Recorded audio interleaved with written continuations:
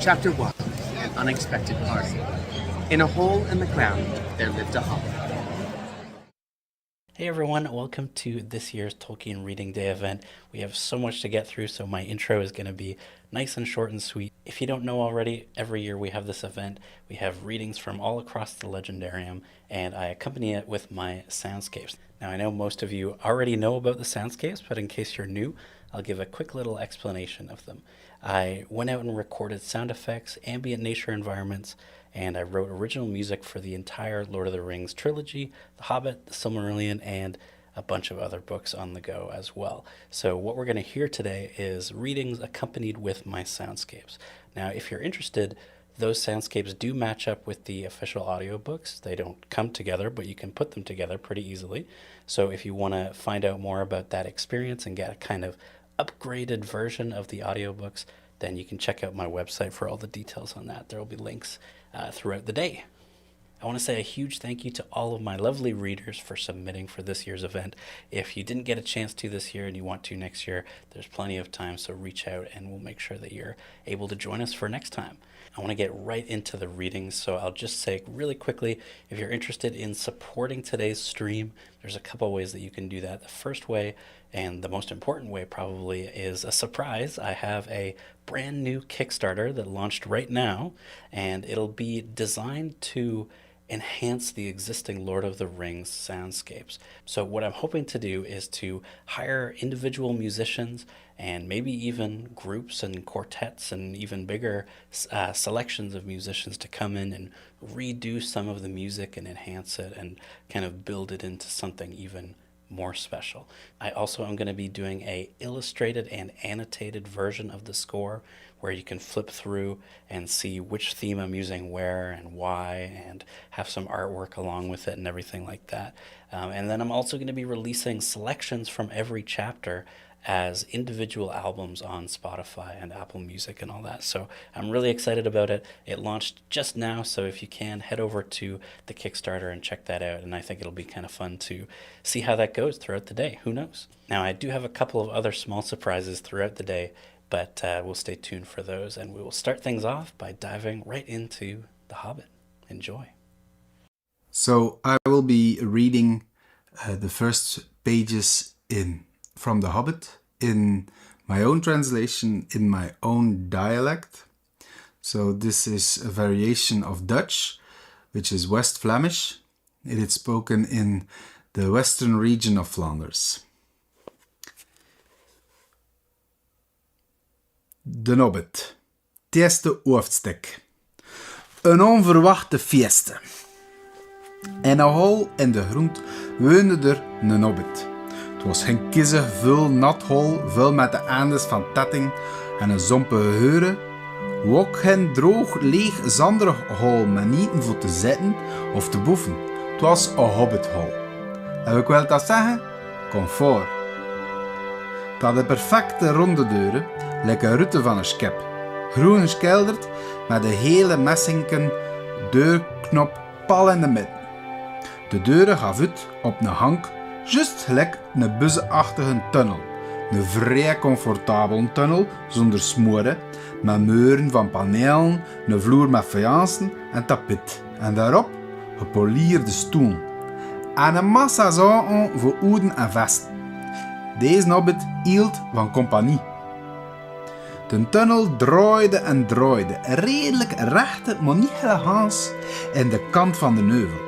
De neuvel, lijkt of dat iedereen in de gebeurten het noemde. Vele kleine ronde deurtjes gingen er uit open. Eerst van de ene kant en toen van de andere kant. De hobbit moest geen trappen doen. Slaapkamers, badkamers, kelders, bergplekken met boef. Vele hè. Kleerkamers, gehele kamers vuil met vele kleers. Keukens, eetkamers, allemaal op je verdiep en in één hang. De beste kamers lagen op de linkerkant, al binnenkomt. Want deze waren de enigste met rutten. Diepe rutten die uitgaven op Nof en de velden een bekken verder. Glooiend naar beneden tot aan de rivieren. Deze hobbit had centen en zijn naam was Beuzelink. De Beuzelinken hadden in deze gebeurten van de neuvel gewoond sinds wel, zolang of dat we weten, De meesten vonden er respectabel. En niet alleen omdat er rijke mensen waren, maar ook omdat ze geen avontuurtjes hadden of niks onverwachts deden. Gekost te weten wat een beuzeling zou antwoorden op een vragen zonder hem te staan. Dit vertellement gaat over hoe dat een beuzeling een avontuur had. En allerlei onverwachte dingen deed en zei. Het respect van zijn gebeuren was kwijt. Maar wat heeft hem gewoon op tanden? Wel, je gaat wel horen hoe of wat dat hij hem gewonnen heeft. Op tanden van deze vertelling. Hobbityr oedd hwn, ac ystyr hynny, moethus. Roedd ganddo ddrws berffaith grwn, yn debyg i bwrthwll ar llong, wedi beintio'n wyrdd a chanddo ddwrn pres melyn llachar fe union galw. Y gorau'r drws ar gyntaf oedd yn grwn fel twnnel. Twnnel moethus iawn hefyd, gyda ffynelu clem Chapter 1, The Unexpected Part. In a hole in the ground, there lived a hobbit. Hey everyone, welcome to this year's Tolkien Reading Day event. We have so much to So get through, I so will my be intro is going to reading be nice and the short. first pages from The Hobbit. The Bagginses had lived. So I will be reading the first pages from The Hobbit in my own translation, in my own dialect. So this is a variation of Dutch, which is West Flemish. It is spoken in the western region of Flanders. De Hobbit. Het eerste hoofdstuk. Een onverwachte feest.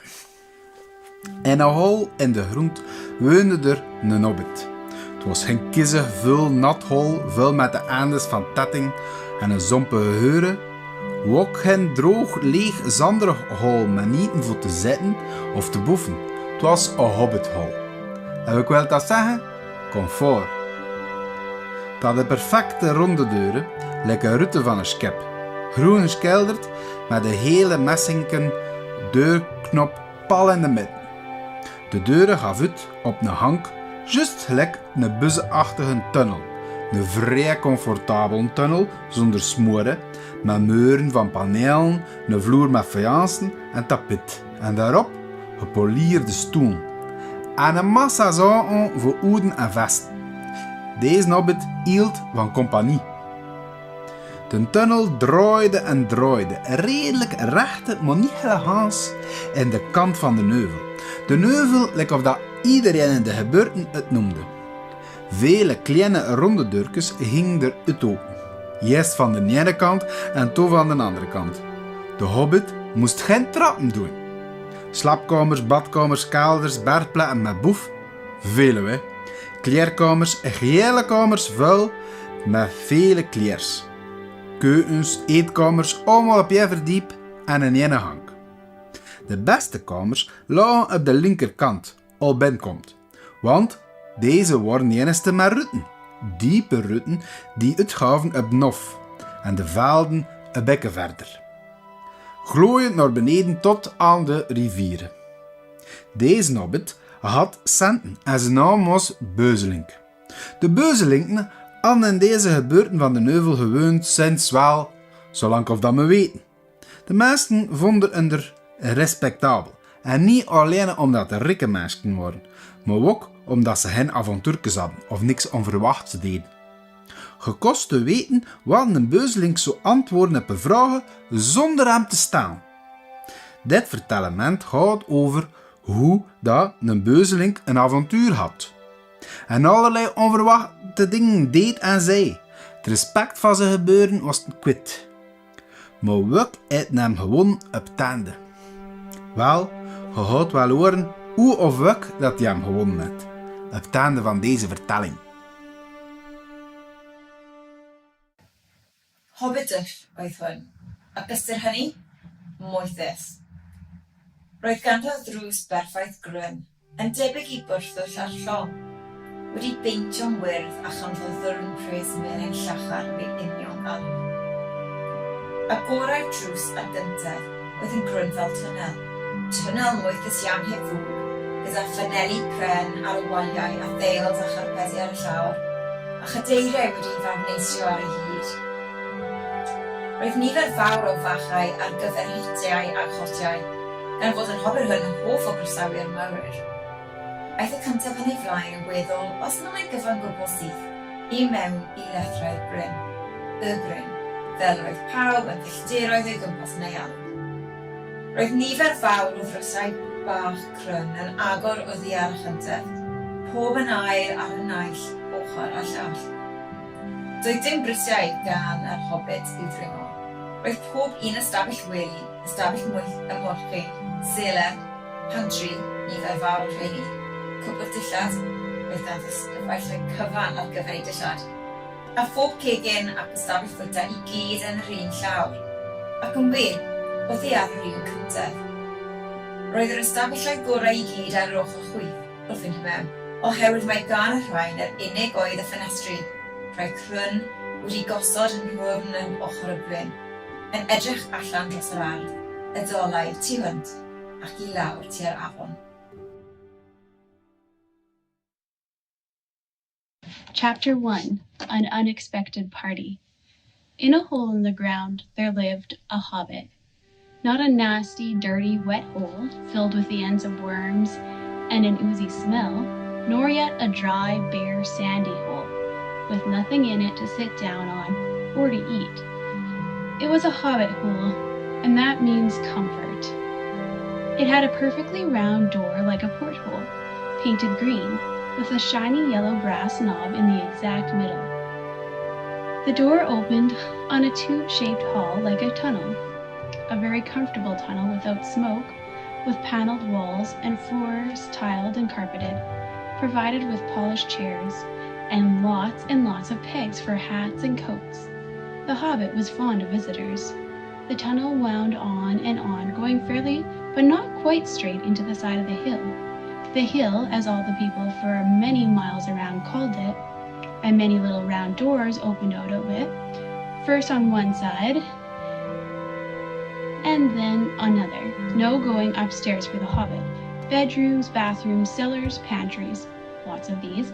Wardrobes, he had a whole room devoted to clothes.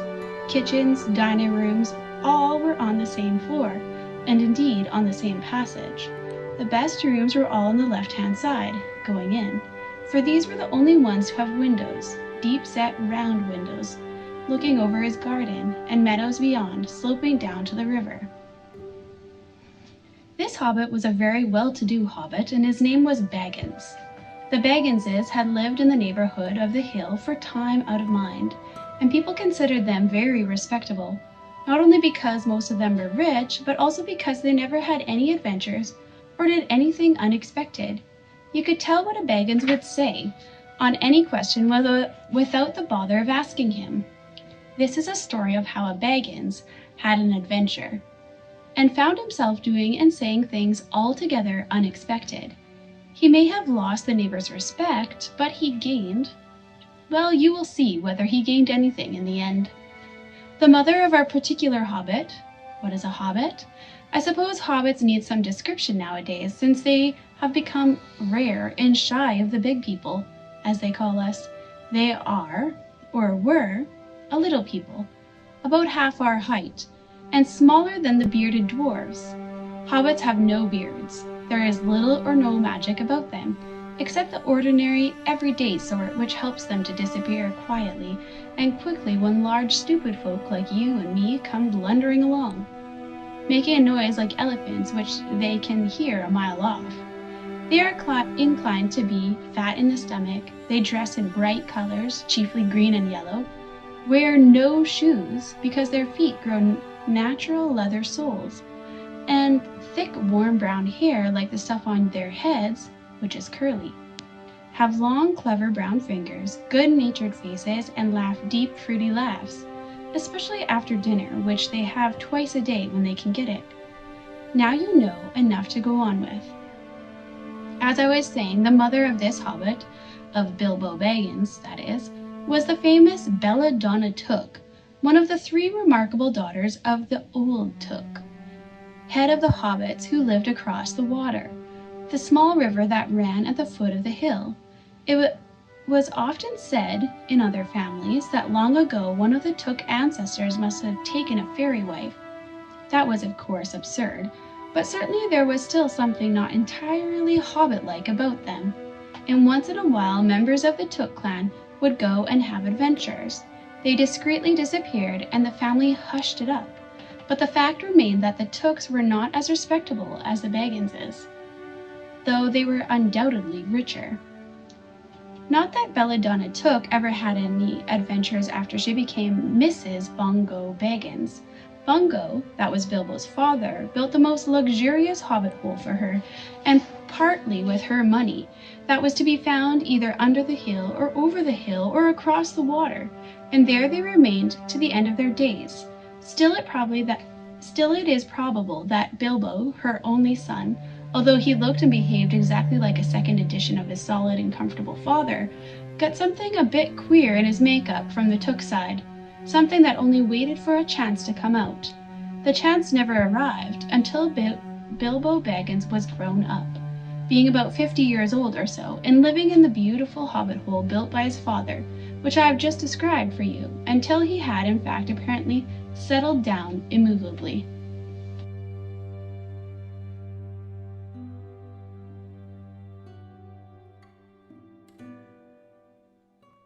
All that the unsuspecting Bilbo saw that morning was an old man with a staff.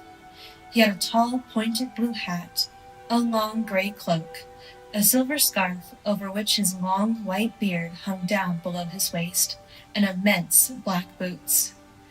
"Good morning," said Bilbo, and he meant it. The sun was shining, and the grass was very green. But Gandalf looked at him from under long bushy eyebrows that stuck out further than the brim of his shady hat. "What do you mean?" he said. "Do you wish me a good morning, or mean that it is a good morning whether I want it or not? Or do you feel good this morning, or that it is a morning to be good on?" "All of them at once," said Bilbo, "and a very fine morning for a pipe of tobacco out of doors, into the bargain. If you have a pipe about you, sit down and have a fill of mine. There's no hurry, we have all the day before us." Then Bilbo sat down on a seat by his door, crossed his legs, and blew out a beautiful gray ring of smoke that sailed up into the air without breaking and floated away over the hill. "Very pretty," said Gandalf, "but I have no time to blow smoke rings this morning. I am looking for someone to share in an adventure that I am arranging, and it is very difficult to find anyone." "I should think so in these parts. We are plain, quiet folk, and I have no use for adventures. Nasty, disturbing, uncomfortable things. Make you late for dinner. I can't think what anybody sees in them," said our Mr. Baggins, and stuck one thumb behind his braces and blew out another, even bigger smoke ring. Then he took out his morning letters and began to read, pretending to take no more notice of the old man. He had decided that he was not quite his sort, and wanted him to go away. But the old man did not move. He stood, leaning on his stick, and gazing at the hobbit without saying anything, until Bilbo got quite uncomfortable and even a little cross. "Good morning," he said at last. "We don't want any adventures here, thank you. You might try over the hill or across the water." And by this he meant that the conversation was at an end. "What a lot of things you use good morning for," said Gandalf. "Now you mean that you want to get rid of me, and it won't be good until I move off." Not at all, my dear sir. Let me see, I don't think I know your name."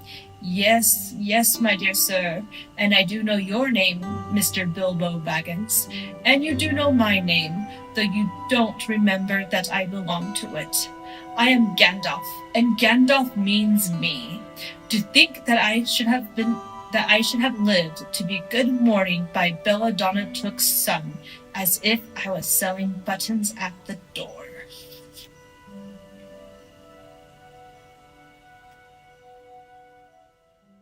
Up jumped Bilbo, and putting on his dressing gown, went into the dining room. There he saw nobody, but all the signs of a large and hurried breakfast. There was a fearful mess in the room, and piles of unwashed crocks in the kitchen. Nearly every pot and pan he possessed seemed to have been used. The washing up was so dismally real that Bilbo was forced to believe the party of the night before had not been part of his bad dreams, as he had rather hoped. Indeed, he was really relieved, after all, to think that they had all gone without him, and without bothering to wake him up. But with never a thank you, he thought. And yet, in a way, he could not help feeling just a trifle disappointed. The feeling surprised him. "Don't be a fool, Bilbo Baggins," he said to himself, "thinking of dragons and all that outlandish nonsense at your age." So he put on an apron, lit fires, boiled water, and washed up. Then he had a nice little breakfast in the kitchen before turning out to the dining room. By that time, the sun was shining, and the front door was open, letting in a warm spring breeze. Bilbo began to whistle loudly and to forget about the night before. In fact, he was just sitting down to a nice little second breakfast in the dining room by the open window when in walked Gandalf. "My dear fellow," said he, "whenever are you going to come? What about an early start? And here you are having breakfast, or whatever you call it, at 10:30. They left you the message because they could not wait." "What message?" said poor Mr. Baggins, all in a fluster. "Great elephant," said Gandalf, "you are not at all yourself this morning. You have never dusted the mantelpiece." "What's that got to do with it? I have had enough to do with washing up for 14. "If you had dusted the mantelpiece, you would have found this just under the clock," said Gandalf, handing Bilbo a note, written, of course, on his own notepaper. This is what he read. "Thorin and Company to Burglar Bilbo, greeting. For your hospitality, our sincerest thanks, and for your offer of professional assistance, our grateful acceptance. Terms, cash on delivery, up to and not exceeding 1/14 of total profits, if any. All traveling expenses guaranteed in any event. Funeral expenses to be defrayed by us or our representatives if occasion arises and the matter is not otherwise arranged for. Thinking it unnecessary to disturb your esteemed repose, we have proceeded in advance to make requisite preparations, and shall await your respected person at the Green Dragon Inn, Bywater, at 11 a.m. sharp, trusting that you will be punctual. We have the honor to remain, yours deeply, Thorin and Company." "That leaves you just 10 minutes. You will have to run," said Gandalf. "But," Bilbo said. "No time for it," said the wizard. "But," said Bilbo again. "No time for that either. Off you go." To the end of his days, Bilbo could never remember how he found himself outside, without a hat, a walking stick, or any money, or anything that he usually took when he went out, leaving his second breakfast half finished and quite unwashed up, pushing his keys into Gandalf's hands and running as fast as his furry feet could carry him down the lane, past the great mill, across the water, and then on for a mile or more. Off Bilbo had to go, before he could explain that he could not hoot even once like any kind of owl, any more than fly like a bat. But at any rate, hobbits can move quietly in woods. Absolutely quietly. They take a pride in it, and Bilbo had sniffed more than once at what he called all this dwarvish racket as they went along, though I don't suppose you or I would have noticed anything at all on a windy night, not if the whole cavalcade had passed 2 feet off. As for Bilbo walking primly towards the red light, I don't suppose even a weasel would have stirred a whisker at it. So, naturally, he got right up to the fire, for fire it was, without disturbing anyone, and this is what he saw. 3 very large persons sitting round a very large fire of beech logs. They were toasting mutton on long spits of wood and licking the gravy off their fingers. There was a fine toothsome smell. Also there was a barrel of good drink at hand, and they were drinking out of jugs. But they were trolls. Obviously trolls. Even Bilbo, in spite of his sheltered life, could see that. From the great heavy faces of them, and their size, and the shape of their legs, not to mention their language, which was not drawing-room fashion at all. At all. "Mutton yesterday, Mutton today, and blimey if it don't look like mutton again tomorrow, said one of the trolls.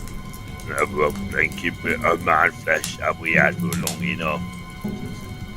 What the hell William was a thinking of bringing us into these parts at all, beats me. And the drink running short, what's more, he said, jogging the elbow of William, taking a big split of jug. William choked. Shut your mouth, he said as soon as he could. You can't expect folk to stop here forever just to be ate by you and Bert. You've ate a village and a half between you since we come down from the mountains. How much more do you want? And time's been up our way when you'd have said, thank you, Bill, for a nice bit of old fat valley mutton like what this is. He took a big bite off a sheep's leg he was roasting and wiped his lips on his sleeve. Yes, I'm afraid trolls do behave like that, even those with only one head each. After hearing all this, Bilbo ought to have done something at once. Either he should have gone back quietly and warned his friends that there were 3 fair-sized trolls at hand in a nasty mood, quite likely to try roasted dwarf, or even pony for a change, or else he should have done a bit of good, quick burgling. A really first-class and legendary burglar would at this point have picked the troll's pockets. It is nearly always worthwhile, if you can manage it. Pinched the very mutton off the spits, purloined the beer, and walked off without their noticing him. Others more practical but with less professional pride would perhaps have stuck a dagger into each of them before they observed it. Then the night could have been spent cheerily. Bilbo knew it. He had read of a good many things he had never seen or done. He was very much alarmed, as well as disgusted. He wished himself 100 miles away, and yet, somehow, he could not go straight back to Thorin and come with empty-handed. So he stood and hesitated in the shadows. Of the various burglarish proceedings he had heard of, picking the troll's pockets seemed the least difficult. So at last he crept behind a tree just behind William. Bert and Tom went off to the barrel. William was having another drink. Then Bilbo plucked up courage and put his little hand in William's enormous pocket. There was a purse in it, as big as a bag to Bilbo. "Ha!" thought he, warming to his new work as he lifted it carefully out. "This is a beginning." It was. Trolls' purses are the mischief, and this was no exception. "Here, give me you!" he squeaked with his left pocket, and William turned round at once and grabbed Bilbo by the neck before he could duck behind the tree. Blimey, Bert, look at what I've copped, said William. What is it? Said the others, coming up. Lummy if I knows. What are you? Bilbo Baggins, a Bert, a hobbit, said poor Bilbo, shaking all over and wondering how to make owl noises before they throttled him. A Bur-hobbit? Said they, a bit startled. Trolls are slow in the uptake and mighty suspicious about anything new to them. What's a Bur-hobbit got to do with my pocket anyways? Said William. And can you cook 'em? Said Tom. You can try, said Bert, picking up a skewer. He wouldn't make above a mouthful, said William, who had already had a fine supper. Not when he was skinned and boned. Perhaps there are more like him round about, and we might make a pie, said Bert. Here you, are there any more of your sort a sneaking in these here woods, you nasty little rabbit? Said he, looking at the hobbit's furry feet, and he picked him up by the toes and shook him. Yes, lots, said Bilbo before he remembered not to give his friends away. No, none at all, not one, he said immediately afterwards. What do you mean? Said Bert, holding my way up by the hedge. What I say, said Bilbo, and please don't cook me, kind sirs. I'm a good cook myself, and cook better than I cook. You see what I mean? I'll cook beautifully for you, perfectly beautiful breakfast for you. If only you won't have me for supper. Poor little blighter, said William. He had already had much supper as he could. Also he had a lot of beer. Poor little blighter, let him go. Not till he says what he means by lots and none at all, said Bert. I don't want to have me throat cut in me sleep. Hold his toes in the fire till he talks. I won't have it, said William. I caught him anyway. You're a fat fool, William, said Bert, as I said afore this evening. You're alone. I won't take that from you, Bill Huggins, said Bert, and put his fist on Bilbo's eye. Then there was a gorgeous round. Bilbo had just enough wits left, and Bert dropped him on the ground to scramble out of the way of their feet, before they were fighting like dogs, calling one another all sorts of perfectly true and applicable names in very loud voices. Soon they were locked in one another's arms, falling nearly into the fire, kicking and thumping, while Tom whacked at them both with a branch to bring them to their death. That, of course, only made them madder than ever. That would have been the time for Bilbo to have left. But his poor little feet had been very squashed in Bert's big paw, and he had no breath in his body, and his head was going round. So there he lay for a while, panting, just outside the circle of firelight. They did not sing or tell stories that day, even though the weather improved. Nor the next day, nor the day after. They had begun to feel that danger was not far away on either side. They camped under the stars, and their horses had more to eat than they had, for there was plenty of grass, but there was not much in their bags, even with what they had got from the trolls. One morning they forded a river at a wide, shallow place, full of the noise of stones and foam. The far bank was steep and slippery. When they got to the top of it, leading their ponies, they saw that the great mountains had marched down very near to them. Already they seemed only a day's easy journey from the feet of the nearest. Dark and drear it looked, though there were patches of sunlight on its brown sides, and behind its shoulders the tips of snow peaks gleamed. "Is that the mountain?" asked Bilbo in a solemn voice, looking at it with round eyes. He had never seen a thing that looked so big before. "Of course not," said Balin. "That is only the beginning of the Misty Mountains, and we have got to get through or over or under those somehow before we can come into Wilderland beyond. And it is a deal of a way even from the other side of them to the lonely mountain in the east, where Smaug lies on our treasure." "Oh," said Bilbo. And just at that moment, he felt more tired than he ever remembered feeling before. He was thinking once again of his comfortable chair before the fire, in his favorite sitting room in his hobbit hole, and of the kettle singing, not for the last time. Now Gandalf led the way. "We must not miss the road, or we shall be done for," he said. "We need food, for one thing, and rest in reasonable safety. Also, it is very necessary to tackle the Misty Mountains by the proper path, or else you will get lost in them, and have to come back and start at the beginning again, if you ever get back at all." They asked him where he was making for, and he answered, "You are come to the very edge of the wild, as some of you may know. Hidden somewhere ahead of us is the fair valley of Rivendell, where Elrond lives in the last homely house. I sent a message by my friends, and we are expected." That sounded nice and comforting, but they had not got there yet, and it was not so easy as it sounds to find the last homely house west of the mountains. There seemed to be no trees and no valleys and no hills to break the ground in front of them. Only one vast slope going slowly up and up to meet the feet of the nearest mountain. A wide land the color of heather and crumbling rock, with patches and slashes of grass green and moss green showing where water might be. Morning passed. Afternoon came, but in all the silent waste there was no sign of any dwelling. They were growing anxious, for they saw now that the house might be hidden almost anywhere between them and the mountains. They came on unexpected valleys, narrow with steep sides that opened suddenly at their feet, and they looked down surprised to see trees below them and running water at the bottom. There were gullies that they could almost leap over, but very deep with waterfalls in them.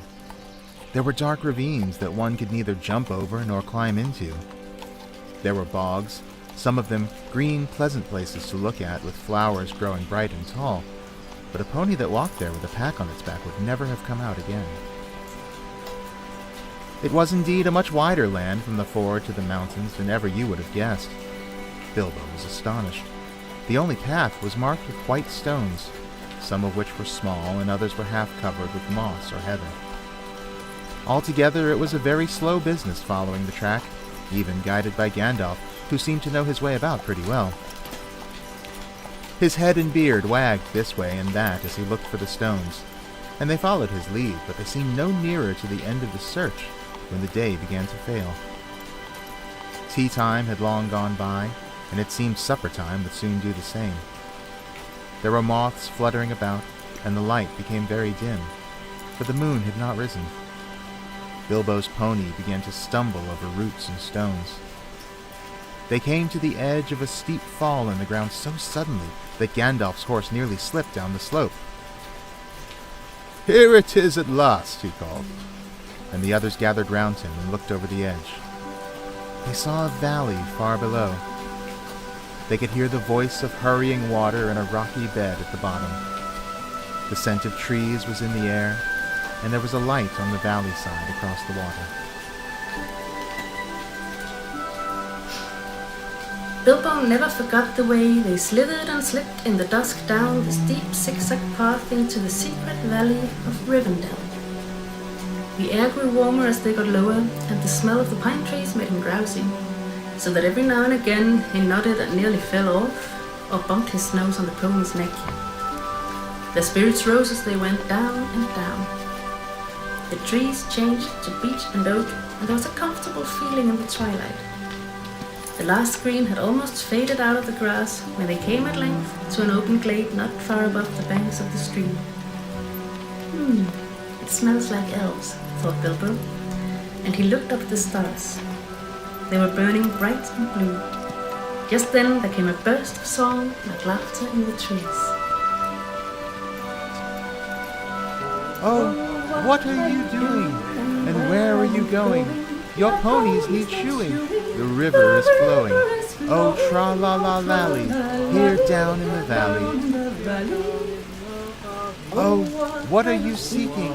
And where are you making? The faggots are reeking, the bannocks are baking. Oh, trill-lil-lolly, the valley is jolly. Ha-ha! Oh, where are you going with beards all a-wagging? No knowing what brings Mr. Baggins and Balin and Dwalin down into the valley in June. Oh, will you be staying? Or will you be flying? Your ponies are straying, the daylight is dying. To fly would be folly, to stay would be jolly, and listen and hark till the end of the dark to our tune. Ha ha! And listen and hark till the end of the dark to our tune. Ha ha! So they laughed and sang in the trees. And pretty fair nonsense, I dare say you think it. Not that they would care. They would only laugh all the more if you told them so. They were elves, of course. Soon Bilbo caught glimpses of them. As the darkness deepened, he loved elves, though he seldom met them. But he was a little frightened of them too. Dwarves do not get on well with them. Even decent enough dwarves like Thorin and his friends think them foolish, which is a very foolish thing to think. Or get annoyed with them. For some elves tease them and laugh at them, and most of all at their beards. Well, well, said a voice. Just look. Bilbo the Hobbit! On a pony, my dear. Isn't it delicious? Then off they went into another song, as ridiculous as the one I have written down in full. At last, one, a tall young fellow, came out from the trees and bowed to Gandalf and to Thorin. "Welcome to the valley," he said. "Thank you," said Thorin a bit gruffly, but Gandalf was already off his horse and among the elves talking merrily with them. "You're a little out of your way," said the elf. "That is, if you are making for the only path across the water, and to the house beyond. We will set you right, but you had best get on foot until you are over the bridge. Are you going to stay a bit and sing with us, or will you go straight on? Supper is preparing over there," he said. "I can smell the wood fires for the cooking." Tired as he was, Bilbo would have liked to stay a while. Elvish singing is not a thing to miss in June under the stars. Not if you care for such things. Also, he would have liked to have a few private words with these people that seemed to know his name and all about him. Although he had never seen them before, he thought their opinion of his adventure might be interesting. Elves know a lot, and are wondrous folk for news, and know what is going on among the peoples of the land, as quick as water flows, or quicker. But the dwarves were all for supper, as soon as possible just then, and would not stay. And they all went, leading their ponies, till they were brought to a good path, and so at last to the very brink of the river. It was flowing fast and noisily, as mountain streams do, of a summer evening when the sun has been all day on the snow far up above. There was only a narrow bridge of stone without a parapet, as narrow as a pony could well walk on, and above that they had to go slow and careful one by one, each leading his pony by the bridle. The elves had brought bright lanterns to the shore, and they sang a merry song as the party went across. Now, it is a strange thing, but things that are good to have, and days that are good to spend, are soon told about, and not much to listen to, while things that are uncomfortable, palpitating, and even gruesome may make a good tale, and take a deal of telling anyway. They stayed long in that good house, 14 days at least, and they found it hard to leave. Bilbo would gladly have stopped there forever and ever, even supposing a wish would have taken him right back to his hobbit hole without trouble. Yet, there is little to tell about their stay. The master of the house was an elf friend, one of those people whose fathers came into the strange stories before the beginning of history, the wars of the evil goblins and the elves and the first men in the north. In those days of our tale, there were still some people who had both elves and heroes of the north for ancestors, and Elrond, the master of the house, was their chief. He was as noble and as fair in face as an elf lord, as strong as a warrior, as wise as a wizard, as venerable as a king of dwarves, and as kind as summer. He comes into many tales, but his part in the story of Bilbo's great adventure is only a small one, though important, as you will see, if we ever get to the end of it. His house was perfect, whether you liked food, or sleep, or work, or storytelling, or singing, or just sitting and thinking best, or a pleasant mixture of them all. Evil things did not come into that valley. I wish I had time to tell you even a few of the tales, or one or two of the songs that they heard in that house. All of them, the ponies as well, grew refreshed and strong in a few days there. Their clothes were mended, as well as their bruises, their tempers, and their hopes. Their bags were filled with food and provisions, light to carry but strong to bring them over the mountain passes. Their plans were improved with the best advice. So the time came to Midsummer Eve, and they were to go on again with the early sun on midsummer morning. Elrond knew all about runes of every kind. That day, he looked at the swords they had brought from the troll's lair, and he said, "These are not trolls. They are old swords, very old swords, of the high elves of the west, my kin.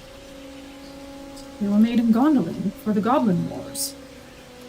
Must have come from a dragon's horde or goblin plunder, for dragons and goblins destroyed that city many ages ago. This, Thorin, the rune's name Orcrist, the goblin cleaver in the ancient tongue of Gondolin. It was a famous blade. This, Gandalf, was Glamdring, Bowhammer, that the king of Gondolin once wore. Keep them well. Whence did the trolls get them, I wonder? Said Thorin, looking at his sword with new interest. I could not say, said Elrond, but one may guess that your trolls had plundered other plunderers, or come on the remnants of old robberies in some hold in the mountains. I have heard that there are still forgotten treasures of old to be found in the deserted caverns of the mines of Moria since the Dwarf and Goblin War. Thorin pondered these words. I will keep this sword in honor, he said. May it soon cleave goblins once again. A wish that is likely to be granted soon enough in the mountains, said Elrond. There were many paths that led up into those mountains, and many passes over them, but most of the paths were cheats and deceptions and led nowhere but to bad ends, and most of the passes were infested by evil things and dreadful dangers. The dwarfs and the hobbit, helped by the wise advice of Elrond and the knowledge and memory of Gandalf, took the right road to the right pass. Long days after they had climbed out of the valley and left the last homely house miles behind, they were still going up and up and up. It was a hard path, and a dangerous path, a crooked way, and a lonely and a long. Now they could look far back over the lands they had left, laid out behind them far below. Far, far away in the west, where things were blue and faint, Bilbo knew there lay his own country of safe and comfortable things, and his little hobbit hole. He shivered. It was getting bitter cold up here, and the wind came shrill among the rocks. Boulders, too, at times came galloping down the mountainsides, let loose by midday sun upon the snow, and passed among them, which was lucky, or over their heads, which was alarming. The nights were comfortless and chill, and they did not dare to sing or talk too loud, for the echoes were uncanny, and the silence seemed to dislike being broken, except by the noise of water and the wail of wind and the crack of stone. The summer is getting on down below, thought Bilbo, and haymaking is going on, and picnics. There will be harvesting and blackberrying before we even begin to go down the other side at this rate. And the others were thinking equally gloomy thoughts, although when they had said goodbye to Elrond in the high hope of midsummer morning, they had spoken gaily of the passage of the mountains and of riding swift across the lands beyond. They had thought of coming to the secret door in the lonely mountain, perhaps that very next last moon of autumn. And perhaps it would be Durin's Day, they had said. Only Gandalf had shaken his head and said nothing. Dwarfs had not passed that way for many years, but Gandalf had, and he knew how evil and danger had grown and thrithered in the wild since the dragons had driven men from the lands and the goblins had spread in secret after the battle of the mines of Moria. Even the good plans of wise wizards like Gandalf and of good friends like Elrond go astray sometimes when you are off on dangerous adventures over the edge of the wild, and Gandalf was a wise enough wizard to know it. When Bilbo opened his eyes, he wondered if he had, for it was just as dark as with them shut. No one was anywhere near him. Just imagine his fright! He could hear nothing, see nothing, and he could feel nothing except the stone of the floor. Very slowly he got up and groped about on all fours till he touched the wall of the tunnel, but neither up nor down it could he find anything, nothing at all. No sign of goblins, no sign of dwarfs. His head was swimming, and he was far from certain even of the direction that they had been going when he had his fall. He guessed as well as he could, and crawled along for a good way, till suddenly his hand met what felt like a tiny ring of cold metal lying on the floor of the tunnel. It was a turning point in his career, but he did not know it. He put the ring in his pocket almost without thinking. Certainly it did not seem of any particular use at the moment. He did not go much further, but sat down on the cold floor and gave himself up to complete miserableness. He thought of himself frying bacon and eggs in his own kitchen at home, for he could feel inside that it was high time for some meal or other, but that only made him miserabler. He could not think of what to do, nor could he think what had happened, or why he had been left behind, or why, if he had been left behind, the goblins had not caught him, or even why his head was so sore. The truth was he had been lying quiet, out of sight, out of mind, in a very dark corner for a long while. After some time, he felt for his pipe. It was not broken, and that was something. He felt for his pouch, and there was some tobacco in it. That was something more. Then he felt for his matches, and he could not find anything at all, and that shattered his hopes completely. You ask first, he said, because he had not had time to think of a riddle. So Gollum hissed, what has roots as nobody sees, is taller than trees. Up, up it goes, and yet never grows. Easy, said Bilbo. Mountain, I suppose. Does it guess easy? It must have a competition with us, my precious. If Precious asks, and it doesn't answer, we eats it, my precious. It asks us, and we doesn't answer, then it does what it wants, eh?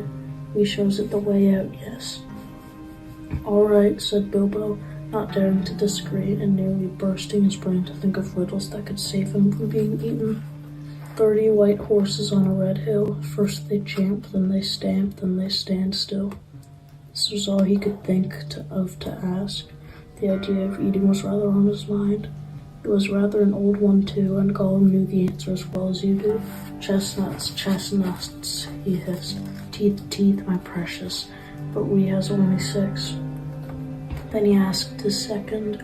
Voiceless it cries, wingless flutters, toothless bites, mouthless murmurs. They soon came to a wooden gate, high and broad, beyond which they could see gardens and a cluster of low wooden buildings, some thatched and made of unshaped logs, barns, stables, sheds, and a long, low wooden house. Inside, on the southward side of the great hedge, were rows and rows of hives with bell-shaped tops made of straw. The noise of the giant bees flying to and fro and crawling in and out filled all the air. The wizard and the hobbit pushed open the heavy creaking gate and went down a wide track towards the house.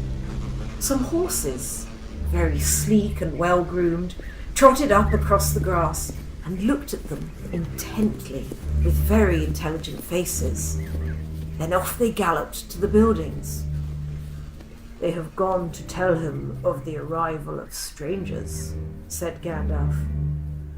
Soon they reached a courtyard, 3 walls of which were formed by the wooden house and its 2 long wings. In the middle there was lying a great oak trunk with many lopped branches beside it. Standing near was a huge man, with a thick black beard and hair, and great bare arms and legs with knotted muscles. He was clothed in a tunic of wool down to his knees, and was leaning on a large axe. The horses were standing by him with their noses at his shoulder. "Ugh, here they are," he said to the horses. "They don't look dangerous. You can be off." He laughed a great rolling laugh, put down his axe, and came forward. "Who are you, and what do you want?" he asked gruffly, standing in front of them and towering tall above Gandalf.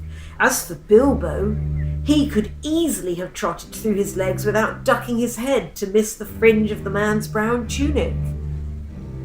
"I am Gandalf," said the wizard. "Never heard of him," growled the man. "And what's this little fellow?"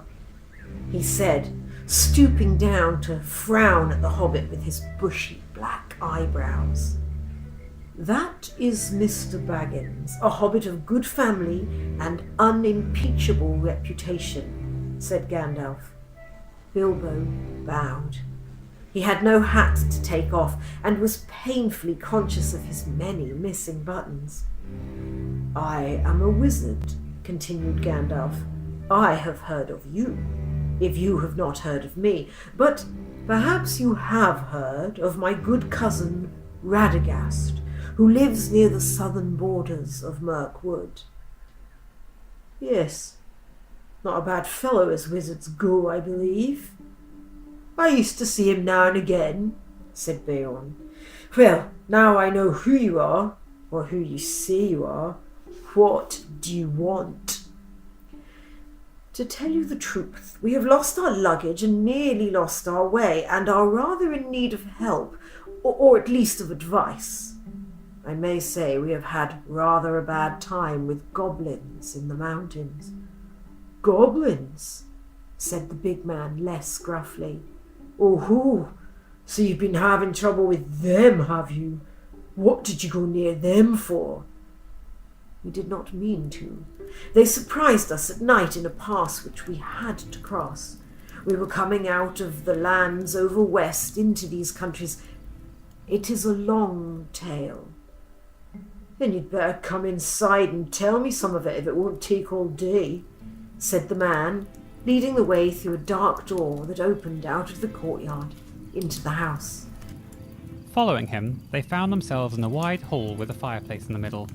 Though it was summer, there was a wood fire burning, and the smoke was rising to the blackened rafters in search of the way out through an opening in the roof.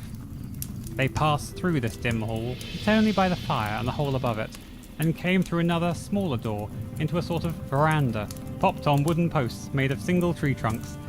It faced south and was still warm and filled with the light of the westering sun, which slanted into it and fell golden on the garden full of flowers that came right up to the steps. Here they sat on wooden benches while Gandalf began his tale, and Bilbo swung his dangling legs and looked at the flowers in the garden, wondering what their names could be, as he had never seen half of them before. "I was coming over the mountain with a friend or two," said the wizard.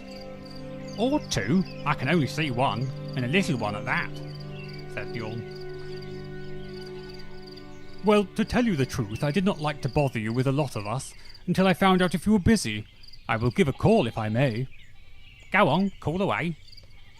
So Gandalf gave a long, shrill whistle, and presently Thorin and Dori came round the house by the garden path and stood bowing low before them. One of the three you meant, I see," said Bjorn. "But these aren't hobbits, they are dwarves."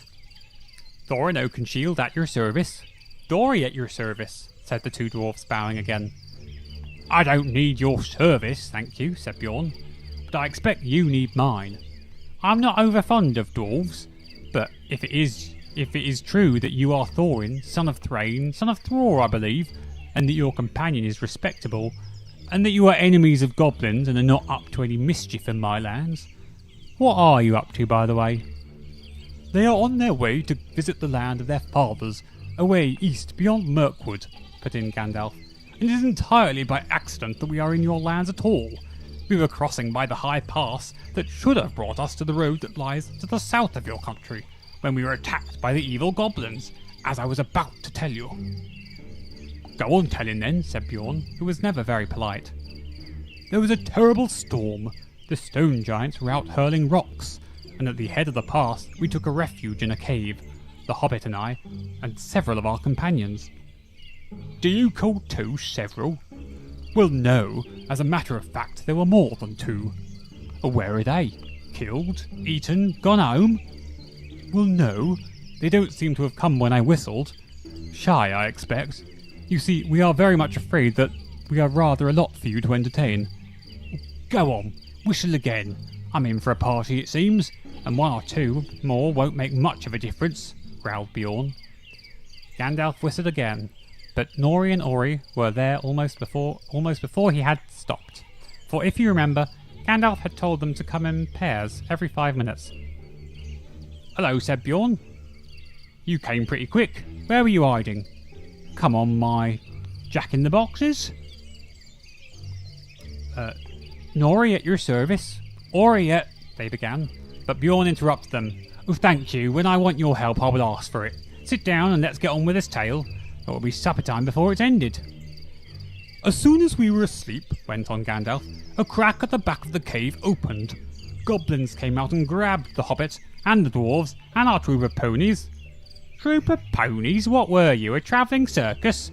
Or were you carrying lots of goods? Or do you always carry 6 a troop? Oh no.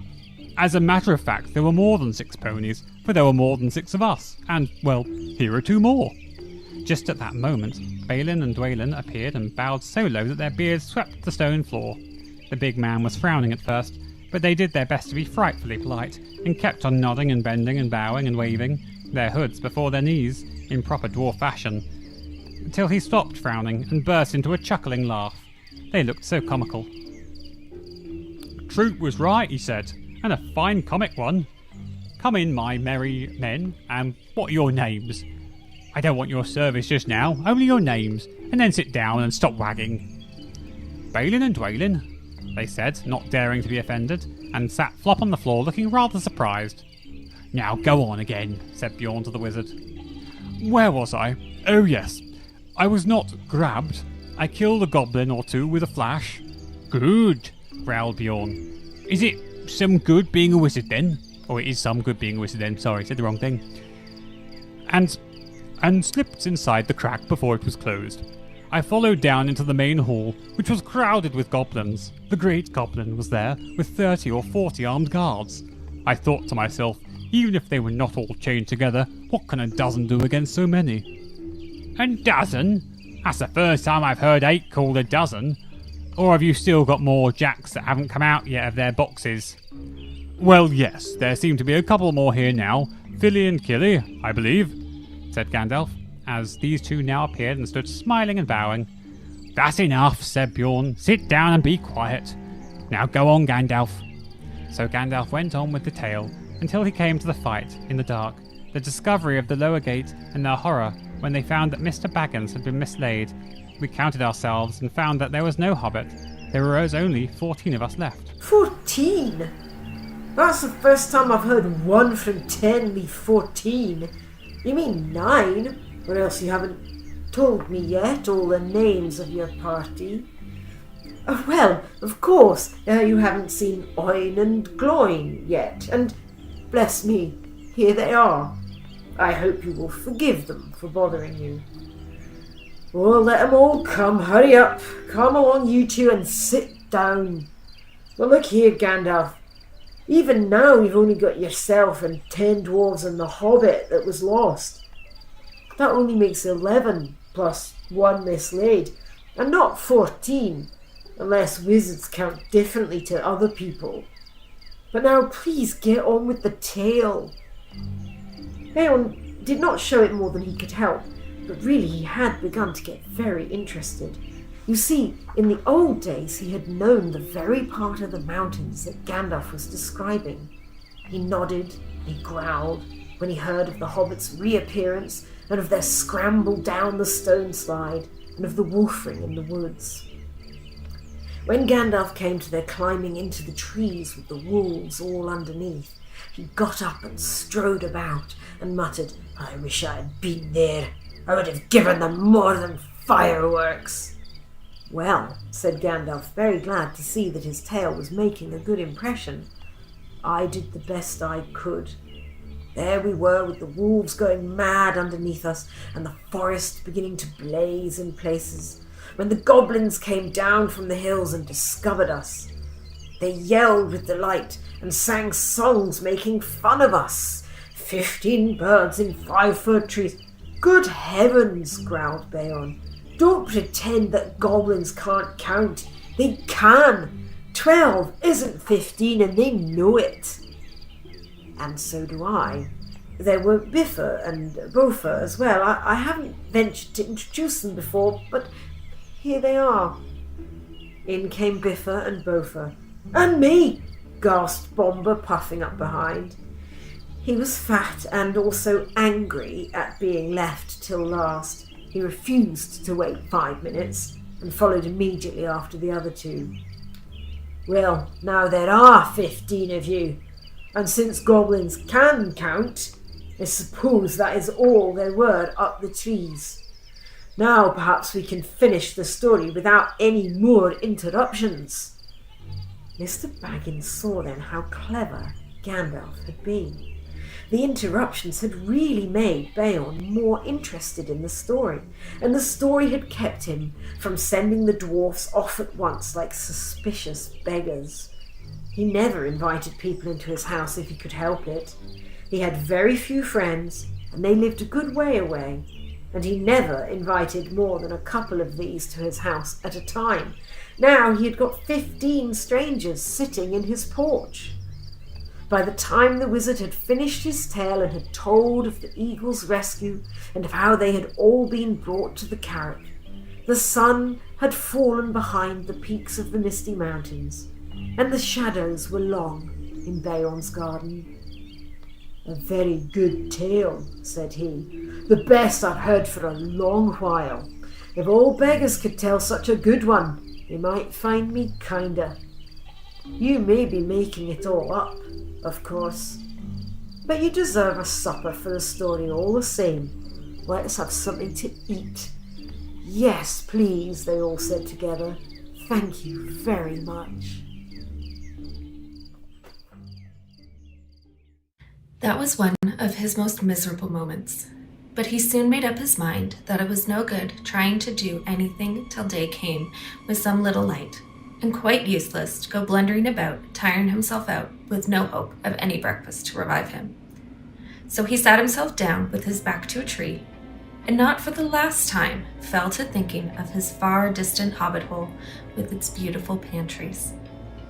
He was deep in thought of bacon and eggs and toast and butter when he felt something touch him.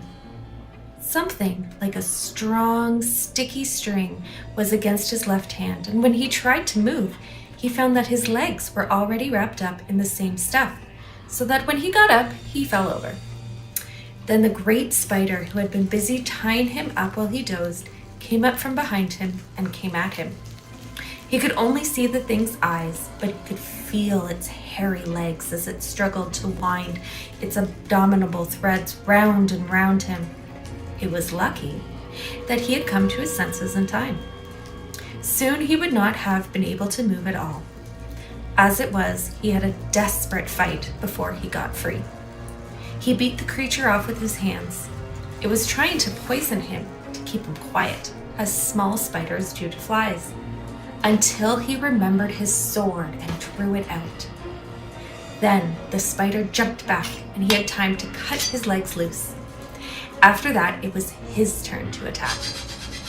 The spider evidently was not used to things that carried such stings at their side, or it would have hurried away quicker. Bilbo came at it right before it could disappear and struck it with his sword right in the eyes. Then it went mad, leaped and danced and flung out its legs in horrible jerks until he killed it with another stroke. And then he fell down and remembered nothing more for a long while. There was the usual dim gray light of the forest day about him when he came to his senses. The spider lay dead beside him, and his sword blade was stained black. Somehow, the killing of the giant spider all alone by himself in the dark, without the help of the wizard or the dwarves or anyone else, made a great difference to Mr. Baggins. He felt a different person, and much fiercer and bolder in spite of an empty stomach, as he wiped the sword on the grass and put it back into its sheath. "I will give you a name," he said to it, "and I shall call you Sting." After that, he set out to explore. The forest was grim and silent, but obviously he had first of all to look for his friends, who were not likely to be very far off, unless they had been made prisoners by the elves, or worse things. Bilbo felt that it was unsafe to shout, and he stood a long while wondering in what direction the path lay, and in what direction he should go first to look for the dwarves. "Oh, why did we not remember Beorn's advice and Gandalf's?" he lamented. "What a mess we are in now. We! I only wish it was we. It is horrible being all alone." In the end, he made as good of a guess as he could at the direction from which the cries for help had come in the night, and by luck, he was born with a good share of it. He guessed more or less right, as you will see. Having made up his mind, he crept along as cleverly as he could. Hobbits are clever at quietness, especially in the woods, as I have already told you. Also, Bilbo had slipped on his ring before he started. That is why the spiders neither saw nor heard him coming. He had picked his way stealthily for some distance when he noticed a place of dense black shadow ahead of him. Black, even for that forest, like a patch of midnight that had never been cleared away. As he drew near, he saw that it was made by spider webs, one behind and over and tangled with one another. Suddenly he saw too that there were spiders, huge and horrible, sitting in the branches above him. And ring or no ring, he trembled with fear lest they should discover him. Standing behind a tree, he watched a group of them for some time, and then, in the silence and stillness of the wood, he realized that these loathsome creatures were speaking one to another. Their voices were a sort of thin, crackling, creaking, and hissing, but he could make out many of the words that they said. They were talking about the dwarves. "It was a sharp struggle, but worth it," one said. "What nasty, thick skins they have, to be sure, but I'll wager there's good juice inside." "Aye, they'll make fine eating when they've hung a bit," said another. "Don't hang 'em too long," said a third. "They're not as fat as they might be. Been feeding none too well of late, I should guess." "Kill 'em, I say," hissed a fourth. "Kill 'em now and hang 'em dead for a while." "They're dead now, I warrant," said the first. "That they're not. I saw one a-struggling just now, just coming round again. I should say, after a beautiful sleep. I'll show you." With that, one of the fat spiders ran along a rope till it came to a dozen bundles hanging in a row from a high branch. Bilbo was horrified, now that he noticed them for the first time dangling in the shadows, to see a dwarvish foot sticking out of the bottoms of some of the bundles, or here and there the tip of a nose or a bit of beard or of a hood. To the fattest of those bundles the spider went. "It's poor old Bomber, I bet," thought Bilbo, and nipped hard at the nose that stuck out. There was a muffled yelp inside, and a toe shot up and kicked the spider straight and hard. There was life in Bomber still. There was a noise like the kicking of a flabby football, and the enraged spider fell off a branch, only catching itself with its own thread just in time. The others laughed. "You were quite right," they said. "The meat's alive and kicking." "I'll soon put an end to that," hissed the angry spider, climbing back onto the branch. "Get on with the work," growled the butler. "There is nothing in the feeling of weight in an idle tosspot's arms. These are the ones to go, and no others. Do as I say." Very well, they answered, rolling the barrels to the opening. "On your head be it, if the king's full butter tubs and his best wine are pushed into the river for the lakemen to enjoy for nothing. Roll, roll, roll, roll it down the hole. Heave ho, splash plump. Down they go, down they bump." So they sang as the first one barrel and then another rumbled to the dark opening, and was pushed over into the cold water some feet below. Some barrels really were empty. Some were tubs neatly packed with a dwarf each. But down they all went, one after another, with many a clash and many a bump, thudding on top of the ones below, smacking into the water, jostling against the walls of the tunnel, knocking into one another and bobbing away down the current. It was just at this moment that Bilbo suddenly discovered the weak point of his plan. Most likely you saw it some time ago and had been laughing at him, but I don't suppose you would have done half as well yourselves in his place. Of course, he was not in a barrel himself, nor was there anyone to pack him in, even if there had been a chance. It looked as if he would certainly lose his friends this time. Nearly all of them had already disappeared through the dark trap door, and get utterly left behind, and have to stay lurking as a permanent burglar in the elf caves forever. For even if he could have escaped through the upper gates at once, he had precious small chance of ever finding the dwarves again. He did not know the way by land to the place where the barrels were collected. He wondered what on earth would happen to them, even without him, for he had not had time to tell the dwarves all that he had learned, or what he meant to do once they were out of the wood. All of these thoughts were passing through his mind, and the elves, being very merry, began to sing a song round the river door. Some had already gone to haul on the ropes, which pulled up the portcullis at the water gate so as to let the barrels as soon as they were all afloat below. Down the swift dark stream you go, back to the lands you once did know. Leave the halls and caverns deep, leave the northern mountains steep, where the forest wide and dim stoops in shadow gray and grim. Float beyond the world of trees, out into the whispering breeze, past the rushes, past the reeds, past the marshes, waving weeds, through the mist that riseth white, up from mere and pool at night. Follow, follow stars that leap up the heavens cold and steep. Turn when dawn comes over land, over rapid, over sand. South away and south away, seek the sunlight and the day. Back to pasture, back to mead, back to pasture, back to mead, where the kine and oxen feed. Back to gardens on the hills, where the berry swells and fills. Under sunlight, under day, south away and south away. Down the swift dark stream you go, back to lands you once did know. Now the very last barrel was being rolled to the doors. In despair and not knowing what else to do, poor little Bilbo caught hold of it and was pushed over the edge with it. Down into the water he fell, splash, into the cold, dark water, with the barrel on top of him. He came up again, spluttering and clinging to the wood like a rat. But for all his efforts, he could not scramble on top. Every time he tried, the barrel rolled around and ducked him under again. It was really empty, and floated, light as a cork. Though his ears were full of water, he could hear the elves still singing in the cellar above. Then suddenly the trapdoors fell with a boom, and their voices faded away. He was in the dark tunnel, floating in icy water, all alone. For you cannot count friends that are all packed up in barrels. Very soon a gray patch came in the darkness ahead. He heard the creak of the water gate being hauled up, and he found that he was in the midst of a bobbing and bumping mass of casks and tubs, all pressing together to pass under the arch and get out into the open stream.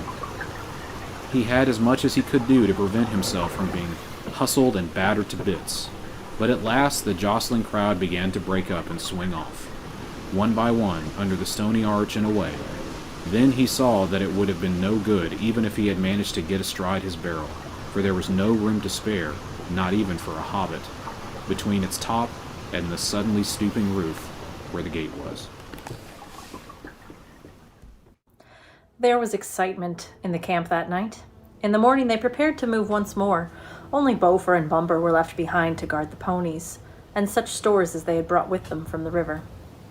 The others went down the valley and up the newly found path, and so to the narrow ledge. Along this they could carry no bundles or packs, so narrow and breathless was it, with a fall of 150 feet beside them on sharp rocks below. But each of them took a good coil of rope wound tight about the waist, and so at last, without mishap, they reached the little grassy bay. There they made their camp, hauling up what they needed from below with their ropes. Down the same way they were able occasionally to lower one of the more active dwarves, such as Killy, to exchange such news as there was, or to take a share in the guard below, while Beaufort was hauled up to the higher camp. Bumber would not come up either the rope or the path. "I am too fat for such fly walks," he said. "I should turn dizzy and tread on my beard. And then you would be 13 again. And the knotted ropes are too slender for my weight." Luckily for him, that was not true, as you will see. In the meanwhile, some of them explored the ledge beyond the opening and found a path that led higher and higher on the mountain. But they did not dare to venture very far that way, nor was there much use in it. Out up there a silence reigned, broken by no bird or no sound except that of the wind in the crannies of stone. They spoke low and never called or sang, for danger brooded in every rock. The others who were busy with their secret of the door had no more success. They were too eager to trouble about the runes or moon letters, but tried without resting to discover where exactly the smooth face of the rock door was hidden. They had brought picks and tools of many sorts from Lake Town, and at first they tried to use these, but when they were struck the stone with the handles, they splintered and jarred in their arms cruelly, and the steel heads broke or bent like lead.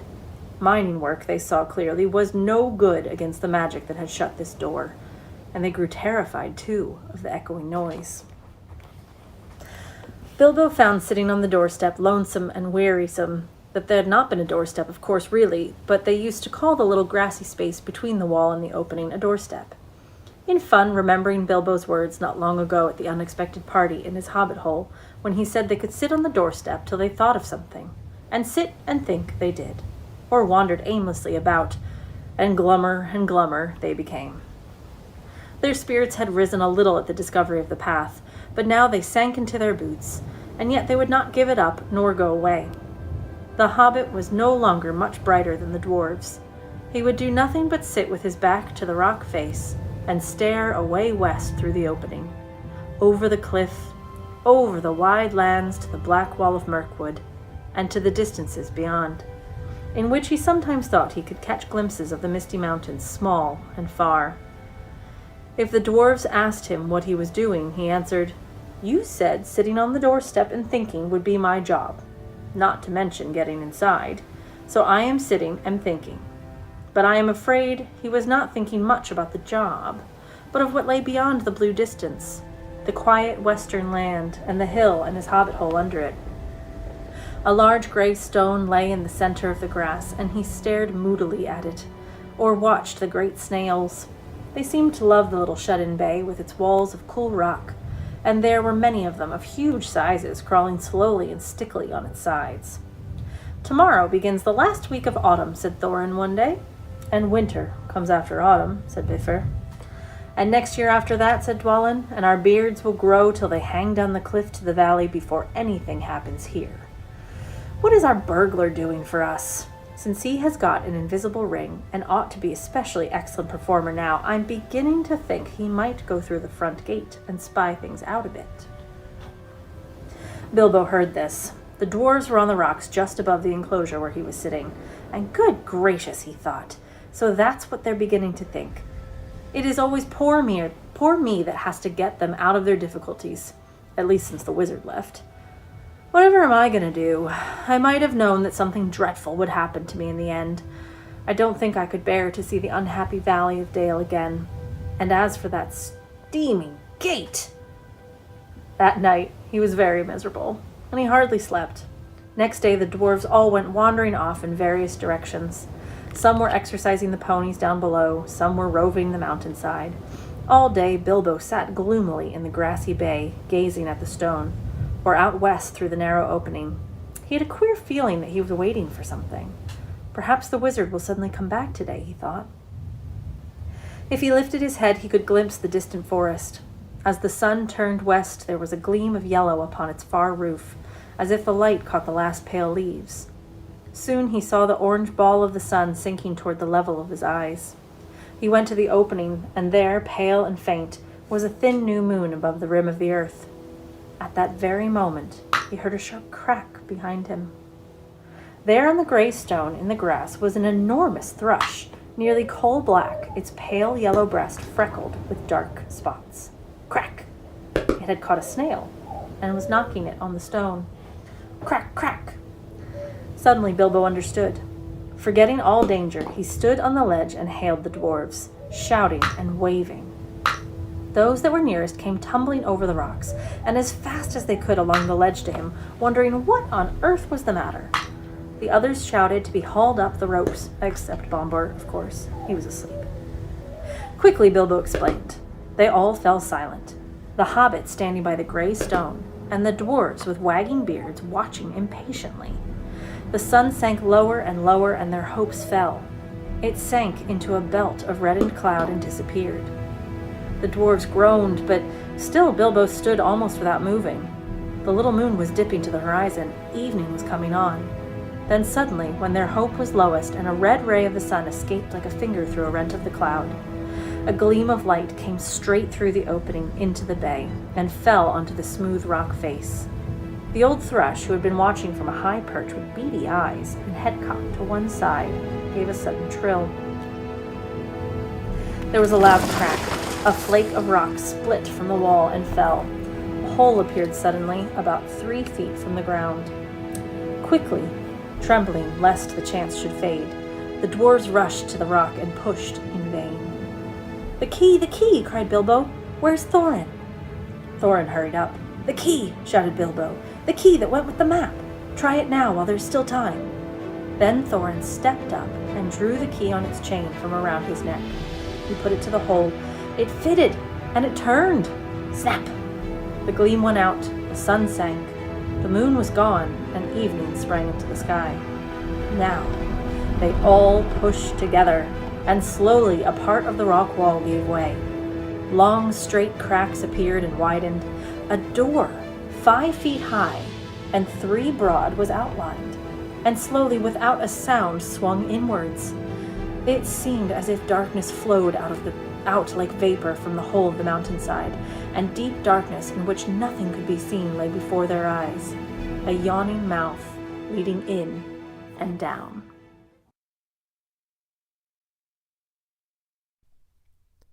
For a long time the dwarf stood in the dark before the door and debated, until at last Thorin spoke.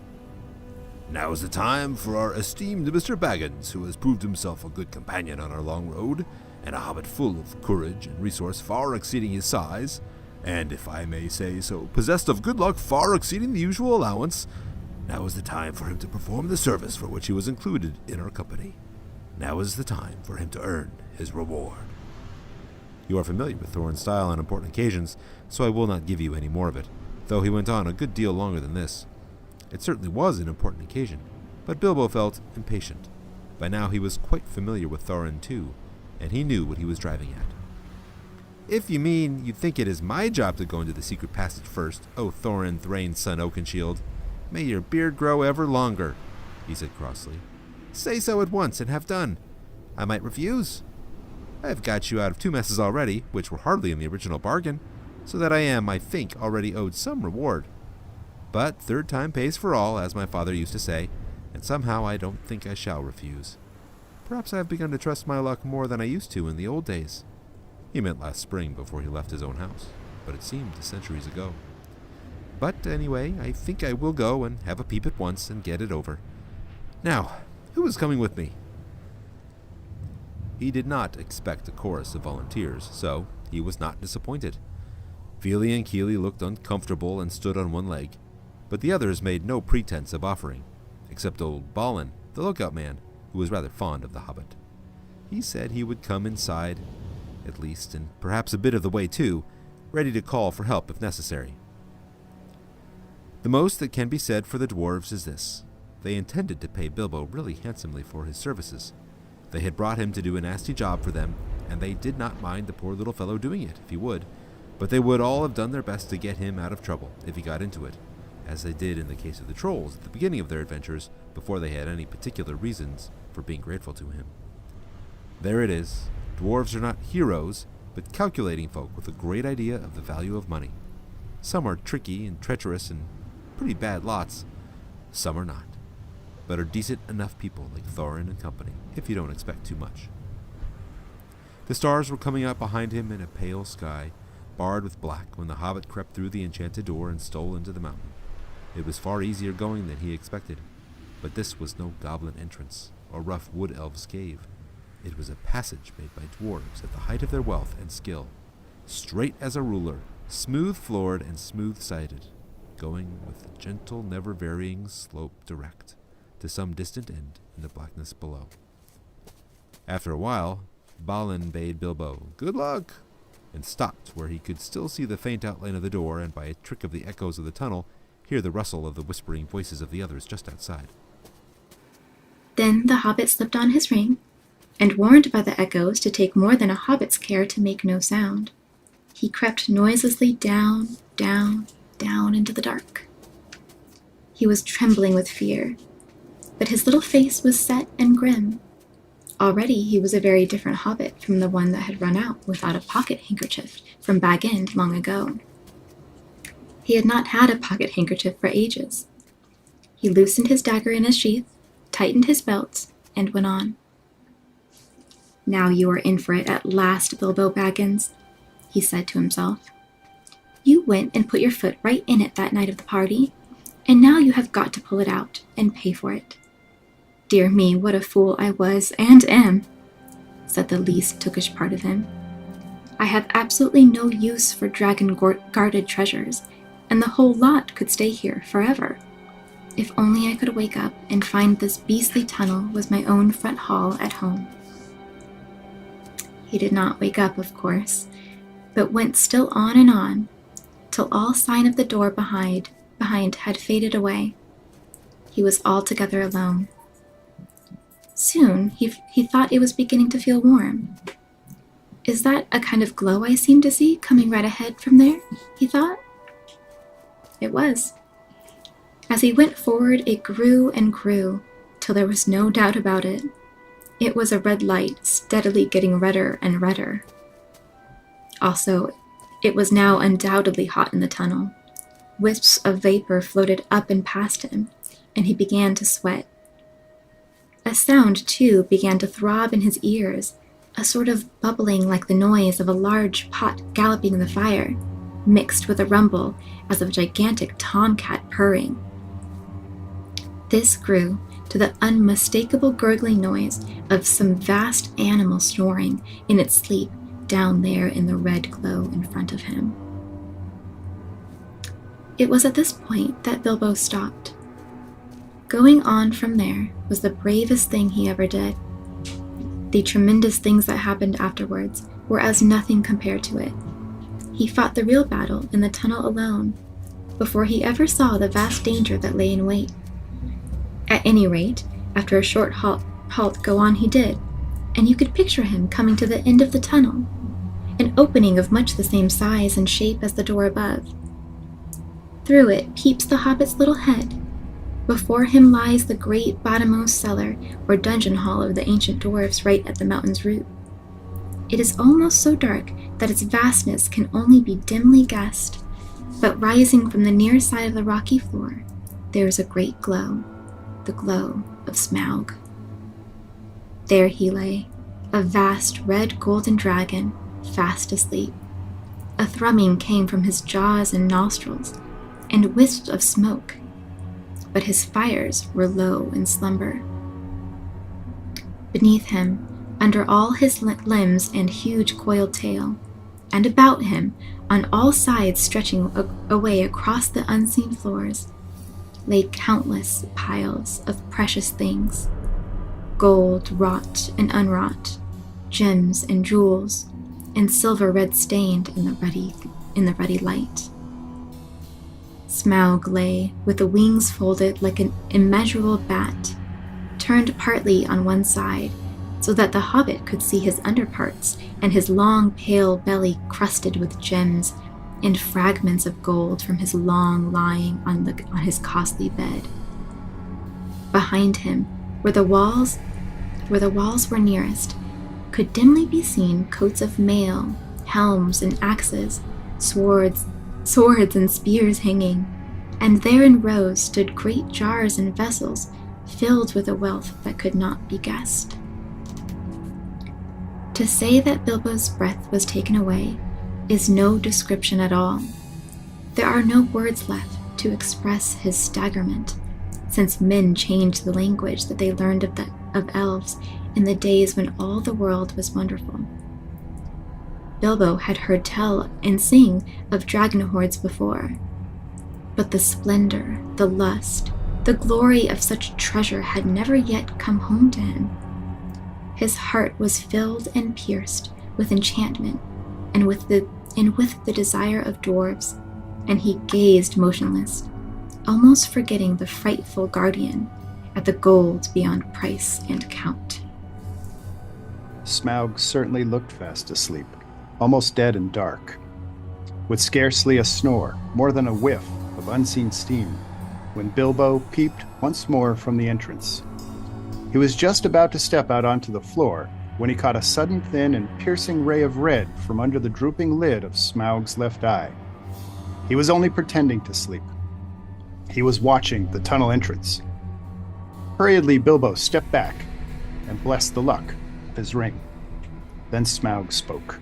"Well, thief, I smell you, and I feel your air. I hear your breath. Come along, help yourself again. There is plenty and to spare." But Bilbo was not quite so unlearned in dragon lore as all that, and if Smaug hoped to get him to come nearer so easily, he was disappointed. No thank you, O Smog the Tremendous, he replied. I did not come for presents. I only wished to have a look at you and see if you were truly as great as the tales say. I did not believe them. Do you now? Said the dragon, somewhat flattered, even though he did not believe a word of it. Truly songs and tales fall utterly short of the reality, O Smog, the chiefest and greatest of calamities, replied Bilbo. You have nice manners for a thief and a liar, said the dragon. You seem familiar with my name, but I don't seem to remember smelling you before. Who are you, and where do you come from, may I ask? Indeed. I come from under the hill, and under the hills and over the hills my paths led, and through the air I am he that walks unseen. So I can well believe, said Smaug, but that is hardly your usual name. I am the clue finder, the web cutter, the stinging fly.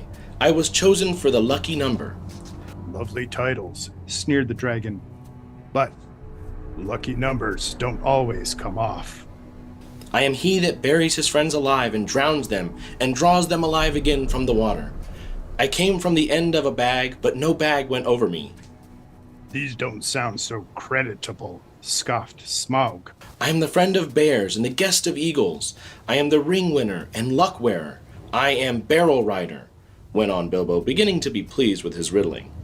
That's better, said Smaug, but don't let your imagination run away with you.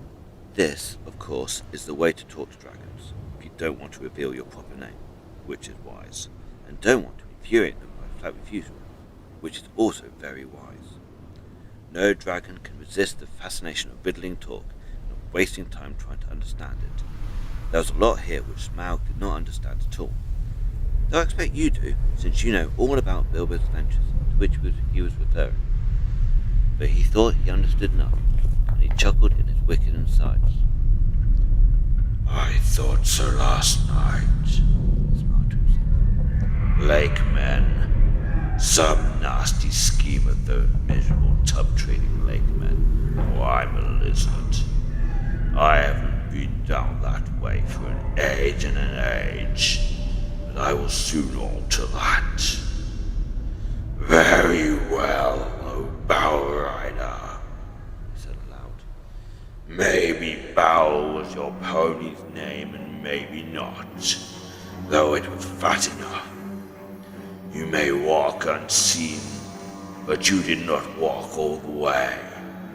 Let me tell you, I ate 6 ponies last night, and I shall catch and eat all the others before long. In return for the excellent meal, I will give you one piece of advice for your good. Don't have more to do with dwarves than you can help. Dwarves, said Bilbo, in pretend surprise. Don't talk to me, said Smaug. I know the smell and taste of dwarf. No one better. Don't tell me that I can eat a dwarf-ridden pony and not know it. You'll come to a bad end if you go with such friends, thief, Barrel Rider. I don't mind if you go back and tell him so from me. But he did not tell Bilbo that there was one smell he could not make out at all. Hobbit smell. It was quite outside his experience and puzzled him mightily. I suppose you got a fair price for that cup last night, he went on. Come now, did you? Nothing at all? Well, that's just like them. And I suppose they are skulking outside and your job is to do all the dangerous work and get what you can when I'm not looking for them? And you will get a fair share? Don't you believe it? If you get off alive, you'll be lucky. Bilbo's now beginning to feel really uncomfortable.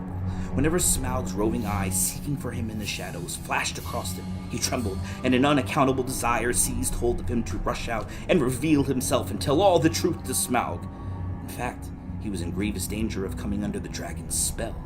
But plucking up courage, he spoke again. "You don't know everything, O Smaug the Mighty," he said. "Not Gold along brought us hither." "Ha! Ha! You admit us," laughed Smaug. "Why not say us 14 and be done with it, Mr. Lucky Number?" I am pleased to hear that you had other business in these parts, besides my gold. In that case, you may perhaps not altogether waste your time. I don't know if it has occurred to you that even if you could steal the gold, bit by bit, a matter of 100 years or so, you could not get it very far. Not much use on the mountainside, not much use in the forest. Bless me, have you ever thought of the catch? A 14th share, I suppose, or something like it. Those were the terms, eh? But what about delivery? What about cartage? What about armed guards and tolls? And Smaug laughed about, and he had a wicked and wily heart, and he knew his guesses were not far out, though he suspected that the lake men were at the back of the plans, and that most of the plunder was meant to stop there in the town by the shore that in his young days had been called Esgaroth.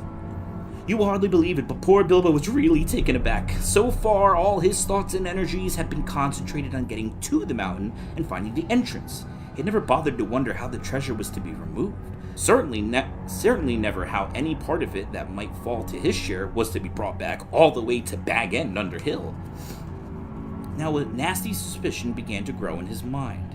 Had the dwarves forgotten this important point too? Or were they laughing in their sleeves at him all the time?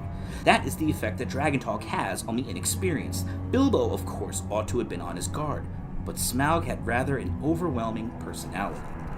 I tell you, he said, in an effort to remain loyal to his friends and to keep his end up, that gold was only an afterthought with us.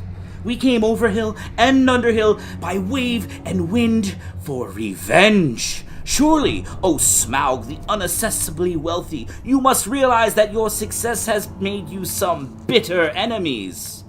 Then Smaug really did laugh. A devastating sound, which shook Bilbo to the floor, while far up in the tunnel the dwarves huddled together and imagined that the hobbit had come to a sudden and nasty end. Revenge. And the light of his eyes lit the hall from the floor to ceiling like scarlet lightning. Revenge! The king under the mountain is dead, and where are his kin that seek revenge? Girion, Lord of Dale, is dead. I have eaten his people like wolf among sheep. And where are his sons that dare approach me? I kill where I wish, and none dare resist. I lay low the warriors of old, and their like is not in this world today. Then I was but young and tender. Now I am old and strong. Thief in the shadows, he gloated. My armor is like tenfold shields.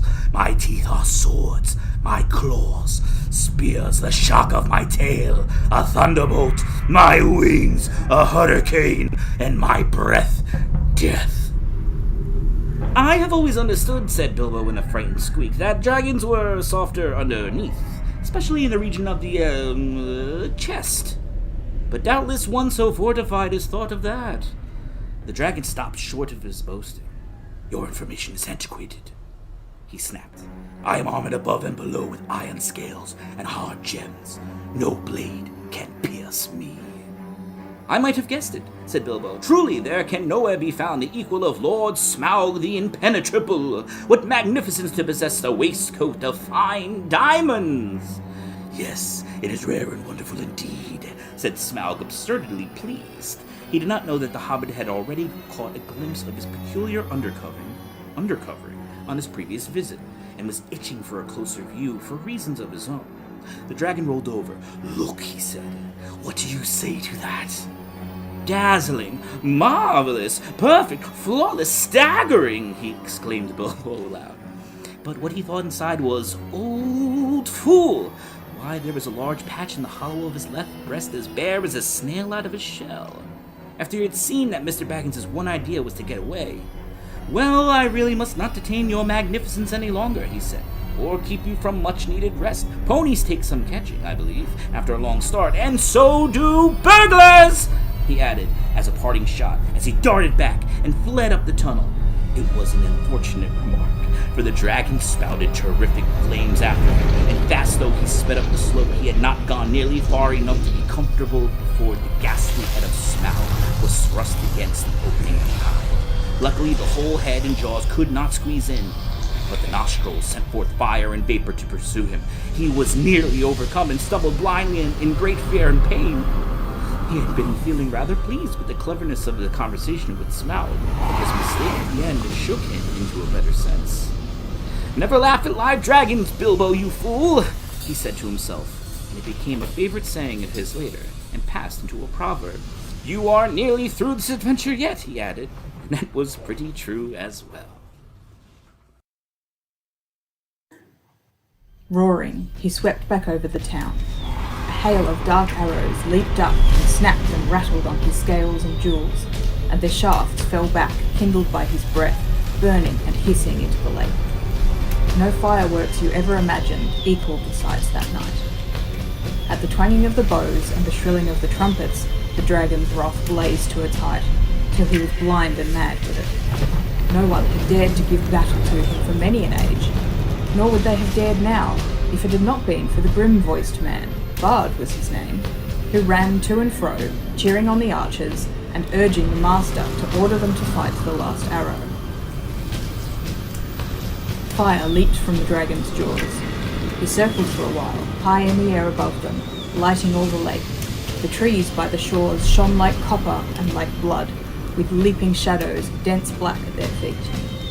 Then down he swooped, straight through the arrow storm, reckless in his rage, taking no heed to turn his scaly sides towards his foes, seeking only to set their town ablaze.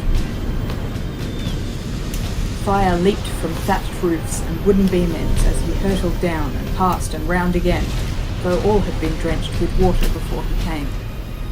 Once more water was flung by 100 hands wherever a spark appeared. Back swelled the dragon. A sweep of his tail and the roof of the great house crumbled and smashed down. Flames unquenchable sprang high into the night. Another swoop and another house and then another sprang afire and fell, and still no arrow hindered Smaug, or hurt him more than a fly from the marshes. Already men were jumping into the water on every side. Women and children were being huddled into laden boats in the market pool. Weapons were flung down.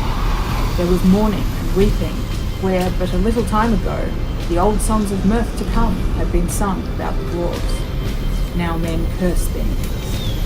The master himself was turning to his great gilded boat, hoping to row away in the confusion and save himself. Soon all the town would be deserted and burned down to the surface of the lake.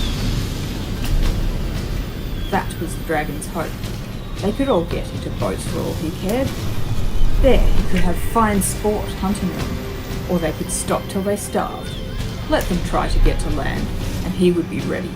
Soon he would set all the shoreland woods ablaze and wither every field and pasture. Just now he was enjoying the sport of town baiting more than he had enjoyed anything for years. But there was still a company of archers that held their ground among the burning houses. Their captain was Bard, grim-voiced and grim-faced, whose friends had accused him of prophesying floods and poisoned fish, though they knew his worth and courage. He was a descendant of a long line of Girion, Lord of Dale, whose wife and child had escaped down the running river from the ruin long ago. Now he shot with a great yew bow till all his arrows but one were spent. The flames were near him, his companions were leaving him. He bent his bow for the last time. Suddenly, out of the dark, something fluttered to his shoulder. He startled, but it was only an old thrush. Unafraid, it perched by his ear, and it brought him news. Marveling, he found he could understand its tongue, for he was of the race of Dale. Wait, it told him. The moon is rising. Look for the hollow of the left breast as he flies and turns above you. And while Bard paused, in wonder it told him of tidings up in the mountain and of all that it had heard. Then Bard drew his bowstring to his ear. The dragon was circling back, flying low, and as he came the moon rose above the eastern shore and silvered his great wings. "Arrow," said the bowman, "Black Arrow, I have saved you to the last. You have never failed me, and always I have recovered you." I had you from my father, and he from old. If ever you came from the forges of the true king under the mountain, go now, and speed well. The dragon swooped once more, lower than ever, and as he turned and dived down, his belly glittered white with sparkling fire of gems in the moon, but not in one place. The great bow twanged. The black arrow sped straight from the string, straight for the hollow by the left breast, where the foreleg was flung wide. In it smote and vanished, barb, shaft, and feather, so fierce was its flight. With a shriek that deafened men, felled trees, and split stone, Smaug shot spouting into the air, turned over, and crashed down from on high in ruin. Full on the town he fell, his last throw splintered into sparks and glades. The lake roared in, a vast steam leapt up, white in the sudden dark under the moon. There was a hiss and a gushing whirl, and then silence. And that was the end of Smaug and Esgaroth, but not of Bard.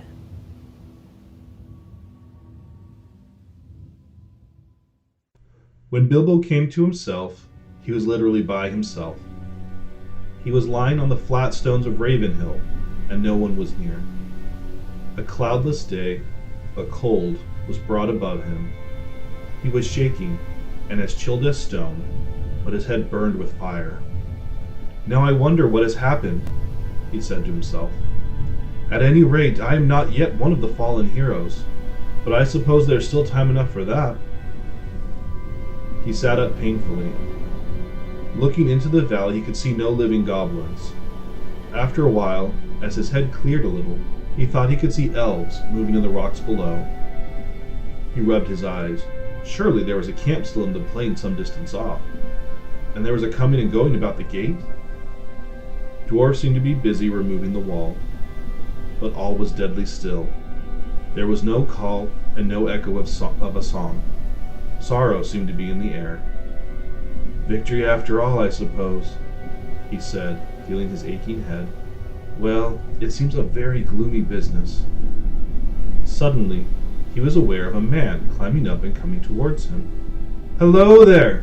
he called with a shaky voice. "Hello there! What news?" "What voice is it that speaks among the stones?" said the man, halting and peering about him, not far from where Bilbo sat. Then Bilbo remembered his ring.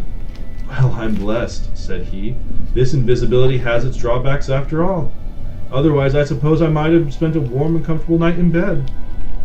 "It's me, Bilbo Baggins, companion of Thorin," he cried, hurriedly taking off the ring. "It is well that I have found you," said the man, striding forward. "You are needed, and we have looked for you long. You would have been numbered among the dead, who are many, if Gandalf the Wizard had not said that your voice was last heard in this place. I have been sent to look here for the last time. Are you much hurt?" "A nasty knock on the head, I think," said Bilbo, "but I have a helm and a hard skull. All the same, I feel sick, and my legs are like straws." "I will carry you down to the camp in the valley," said the man, and picked him lightly up. The man was swift and sure-footed. It was not long before Bilbo was set down before a tent in Dale, and there stood Gandalf with his arm in a sling.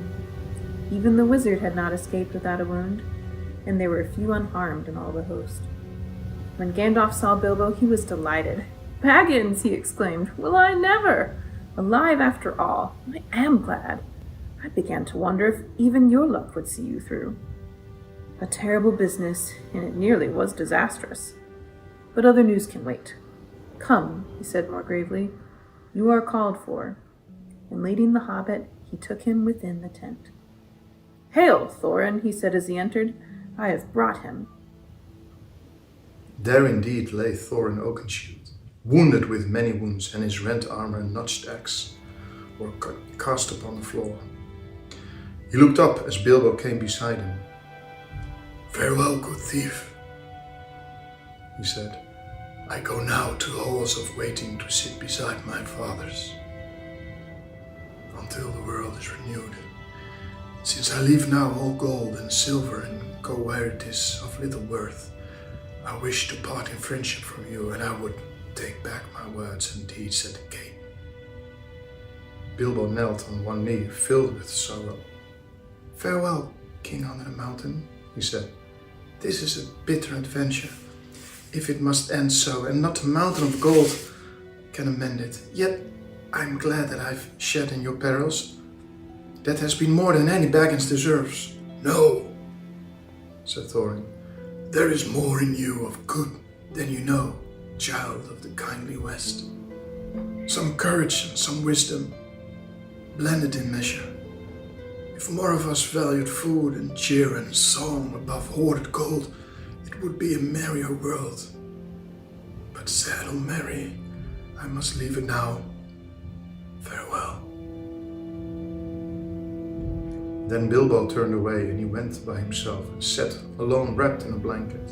And whether you believed or not, he wept until his eyes were red and his voice was hoarse. He was a kindly little soul. Indeed, it was long before he had the heart to make a joke again. A mercy it is, he said at last to himself, that I woke up when I did. I wish Thorin were living, but I'm glad that we parted in kindness. You were a fool, Bilbo Baggins, and you made a great mess of that business with the stone. And there was a battle, in spite of all your efforts to buy peace and quiet. But I suppose you can hardly be blamed for that. It was on May the 1st that the two came back, at last, to the brink of the Valley of Rivendell, where stood the last, or the first, homely house. Again, it was evening, their ponies were tired, especially the one that carried the baggage, and they all felt in need of rest. As they rode down the steep path, Bilbo heard the elves singing in the trees, as if they had not stopped since he left, and as soon as the riders came down into the lower glades of the wood, they burst into a song, much of the same kind as before. This is something like it. The dragon is withered, his bones are now crumbled, his armor is shivered, his splendor is humbled. Though swords shall be rusted, and throne and crown perish, with strength that men trusted, and wealth that they cherish. Here grass is still growing, and leaves are yet swinging, the white water flowing, and elves are yet singing. Come, trallalali, come back to the valley. The stars are far brighter than gems without measure. The moon is far brighter than silver in treasure. The fire is more shining on hearth in the gloaming than gold won by mining, so why go a-roaming? Oh, trallalali, come back to the valley. Oh, where are you going so late in returning? The river is flowing, the stars are all burning. Oh, whither so laden, so sad and so dreary? Here elf and elf maiden now welcome the weary. With trallalali, come back to the valley. Trallalali, falalali, fala. Then the elves of the valley came out and greeted them, and led them across the water to the house of Elrond. There a warm welcome was made them, and there many eager ears that evening to hear the tales of their adventures. Gandalf it was who spoke, for Bilbo was fallen quiet and drowsy. Most of the tale he knew, for he had been in it, and had himself told much of it to the wizard on their homeward way, or in the house of Beorn. But every now and again he would open one eye and listen when a part of the story which he did not yet know came in. It was in this way that he learned where Gandalf had been to, for he overheard the words of the wizard to Elrond. It appeared that Gandalf had been to a great council of the White Wizards, masters of lore and good magic, and that they had at last driven the necromancer from his dark hold in the south of Mirkwood. Ere long now, Gandalf was saying, the forest will grow somewhat more wholesome. The north will be freed from that horror for many long years, I hope, yet I wish he were banished from the world. It would be well indeed, said Elrond, but I fear that will not come about in this age of the world, or many after. Then the tale of their journeyings was told. There were other tales, and yet more tales, tales of long ago, and tales of new things, and tales of no time at all, till Bilbo's head fell forward on his chest, and he snored comfortably in the corner. He woke to find himself in a white bed, and the moon shining through an open window. Below it, many elves were singing loud and clear on the banks of the stream. Sing all ye joyful, now sing all together. The winds in the treetops, the winds in the heather. The stars are in blossom, the moon is in flower, and bright are the windows of night in her tower. Dance all ye joyful, now dance all together, soft in the grass, and let foot be like feather. The river is silver, the shadows are fleeting, merry is Maytime, and merry our meeting. Sing we now softly, in dreams let us weave him, wind him in slumber, and there let us leave him. The wanderer sleepeth, now soft be his pillow, lullaby, lullaby, alder and willow.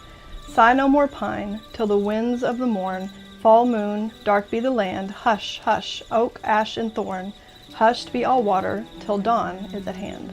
Well, merry people, said Bilbo, looking out, what time by the moon is this? Your lullaby would waken a drunken goblin, yet I thank you. And your snores would waken a stone dragon, yet we thank you, they answered with laughter. It is drawing towards dawn, and you have now slept since the night's beginning. Tomorrow, perhaps, you will be cured of weariness. A little sleep does a great cure in the house of Elrond, said he. But I will take all the cure I can get. A second good night, fair friends. And with that, he went back to bed and slept till late morning. Weariness fell from him soon in that house, and he had many a merry jest and dance, early and late, with the elves of the valley.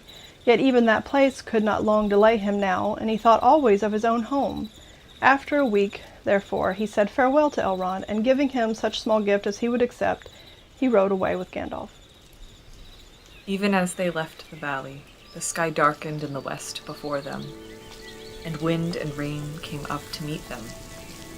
Merry is Maytime, said Bilbo as the rain beat into his face. But our back is to legends, and we are coming home. I suppose this is the first taste of it. There is a long road yet, said Gandalf.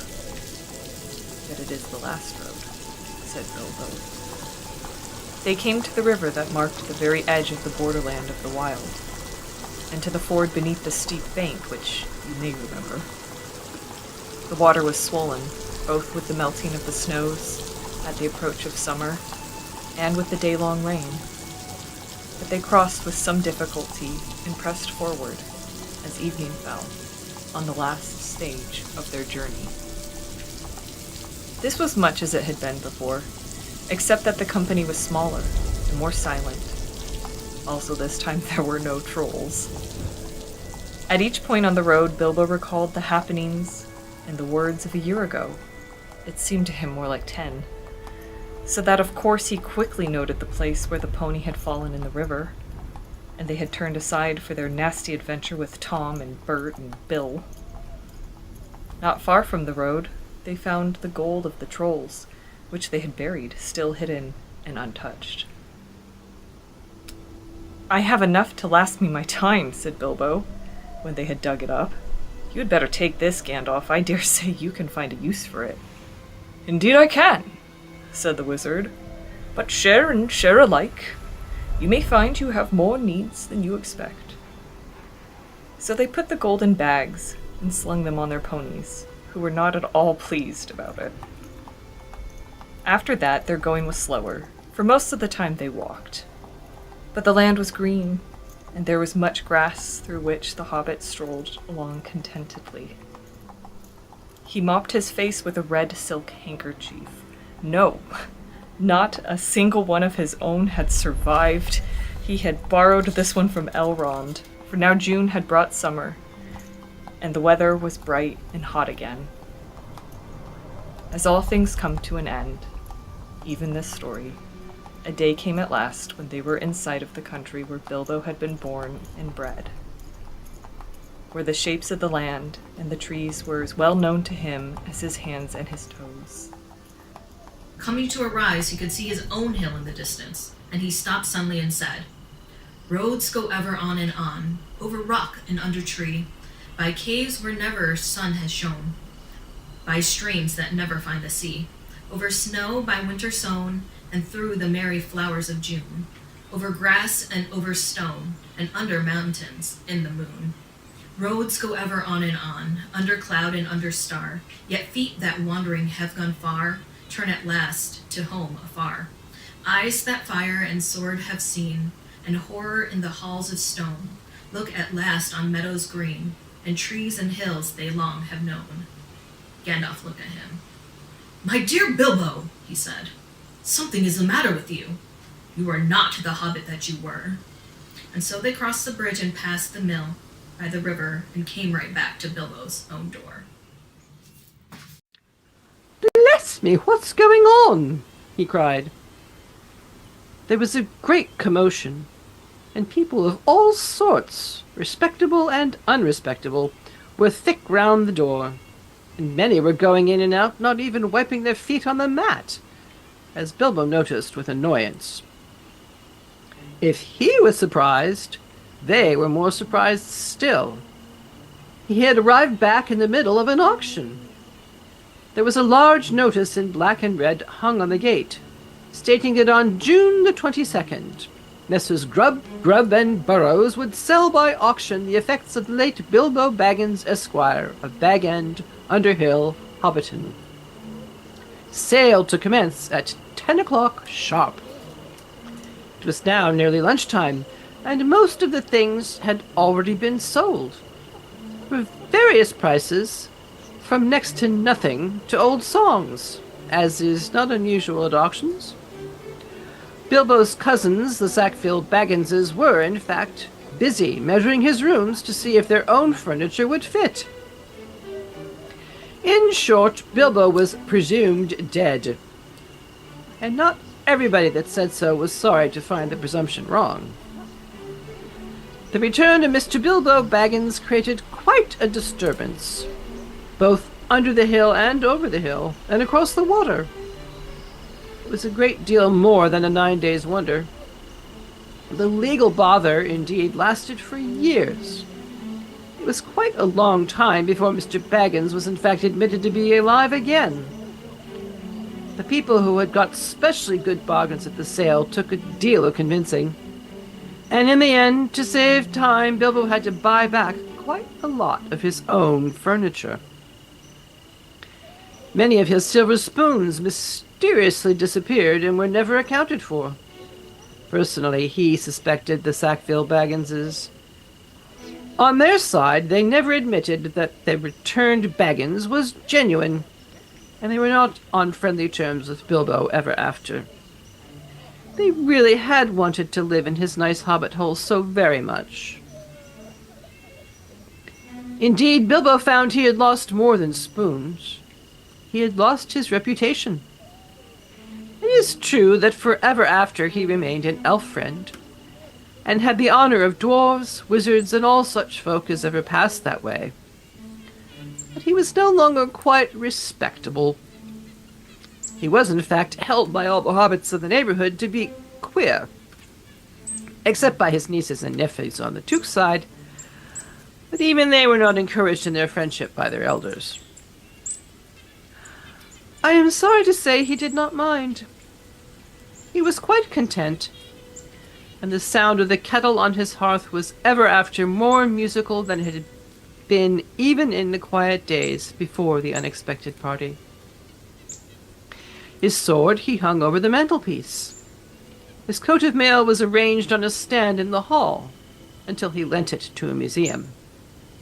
His gold and silver was largely spent in presents, both useful and extravagant, which to a certain extent accounts for the affection of his nephews and his nieces. His magic ring he kept a great secret, for he chiefly used it when unpleasant callers came. He took to writing poetry and visiting the elves, and though many shook their heads and touched their foreheads and said, "Poor old Baggins," and though few believed any of his tales, he remained very happy to the end of his days, and those were extraordinarily long.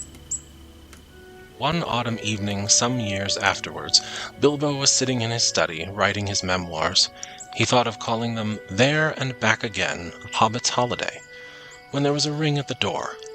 It was Gandalf, and a dwarf, and the dwarf was actually Balin. Come in," said Bilbo, and soon they were settled in chairs by the fire. If Balin noticed that Mr. Baggin's waistcoat was more extensive and had real gold buttons, Bilbo also noticed that Balin's beard was several inches longer, and his jeweled belt was of great magnificence. They fell to talking of their times together, of course, and Bilbo asked how things were going in the lands of the mountain. It seemed they were going very well. Bard had rebuilt the town and dale, and men had gathered to him from the lake and from south and west, and all the valley had become tilled again and rich, and the desolation was now filled with birds and blossoms in spring, and fruit and feasting in autumn. And Lake Town was refounded and was more prosperous than ever, and much wealth went up and down the running river, and there was friendship in those parts between elves and dwarves and men. The old master had come to a bad end. Bard had given him much gold for the help of the lake people, but being of the kind that easily catches such disease, he fell under the dragon sickness, and took most of the gold and fled with it, and died of starvation in the waste, deserted by his companions. The new master is of wiser kind, said Balin, and very popular, for of course he gets most of the credit for the present prosperity. They are making songs which say that in his day the rivers run with gold. Then the prophecies of the old songs have turned out to be true after a fashion, said Bilbo. Of course, said Gandalf, and why should not they prove true? Surely you don't believe the prophecies because you had a hand in bringing them about yourself. You don't really suppose, do you, that all your adventures and escapes were managed by mere luck, just for your sole benefit? You are a very fine person, Mr. Baggins, and I am very fond of you. But you are only quite a little fellow, in a wide world after all. Thank goodness, said Bilbo, laughing, and handed him the tobacco jar.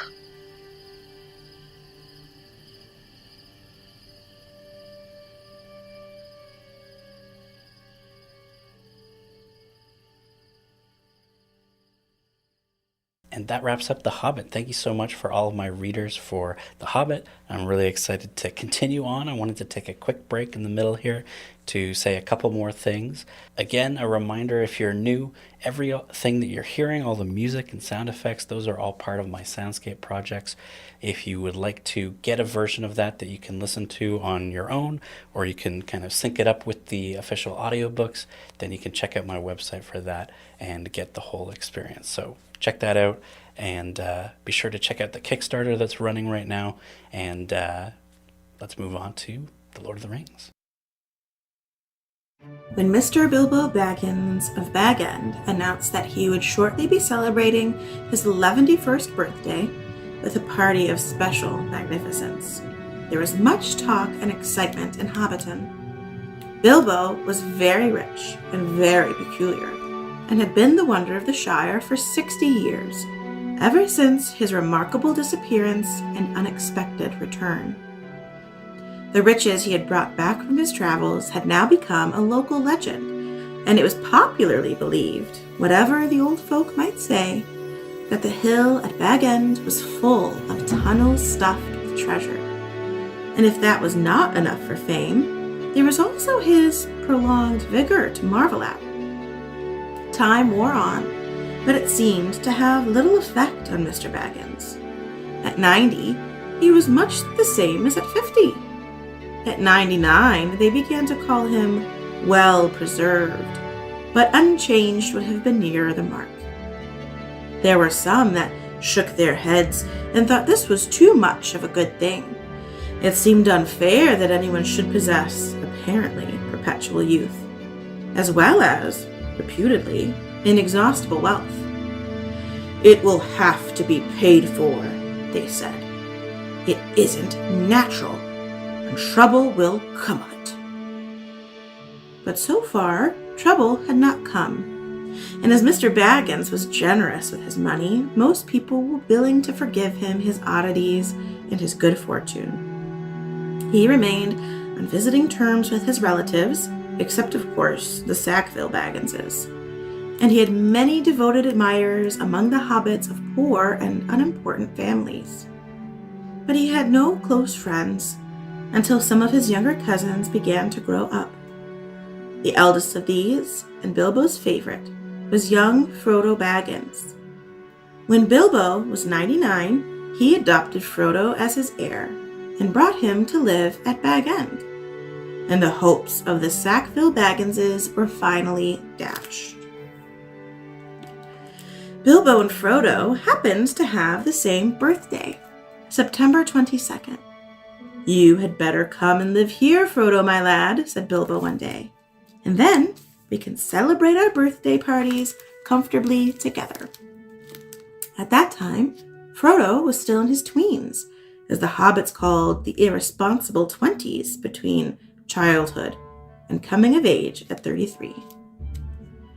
12 more years passed, and each year the Bagginses had given very lively combined birthday parties at Bag End. But now it was understood that something quite exceptional was being planned for autumn. Bilbo was going to be 11, a rather curious number, and a very respectable age for a hobbit. The old Took himself had only reached 130. And Frodo was going to be 33, an important number, the date of his coming of age. Tongues began to wag in Hobbiton and Bywater, and rumor of the coming event traveled all over the Shire. The history and character of Mr. Bilbo Baggins became once again the chief topic of conversation, and the older folks suddenly found their reminiscences in welcome demand. No one had a more attentive audience than old Ham Gamgee, commonly known as the Gaffer. He held forth at the Ivy Bush, a small inn on the Bywater Road, and he spoke with some authority, for he had tended the garden at Bag End for 40 years, and had helped old Holman in the same job before that. Now that he was himself growing old and stiff in the joints, the job was mainly carried on by his youngest son, Sam Gamgee. Both father and son were on very friendly terms with Bilbo and Frodo. They lived on the hill itself in number 3 Bagshot Row, just below Bag End.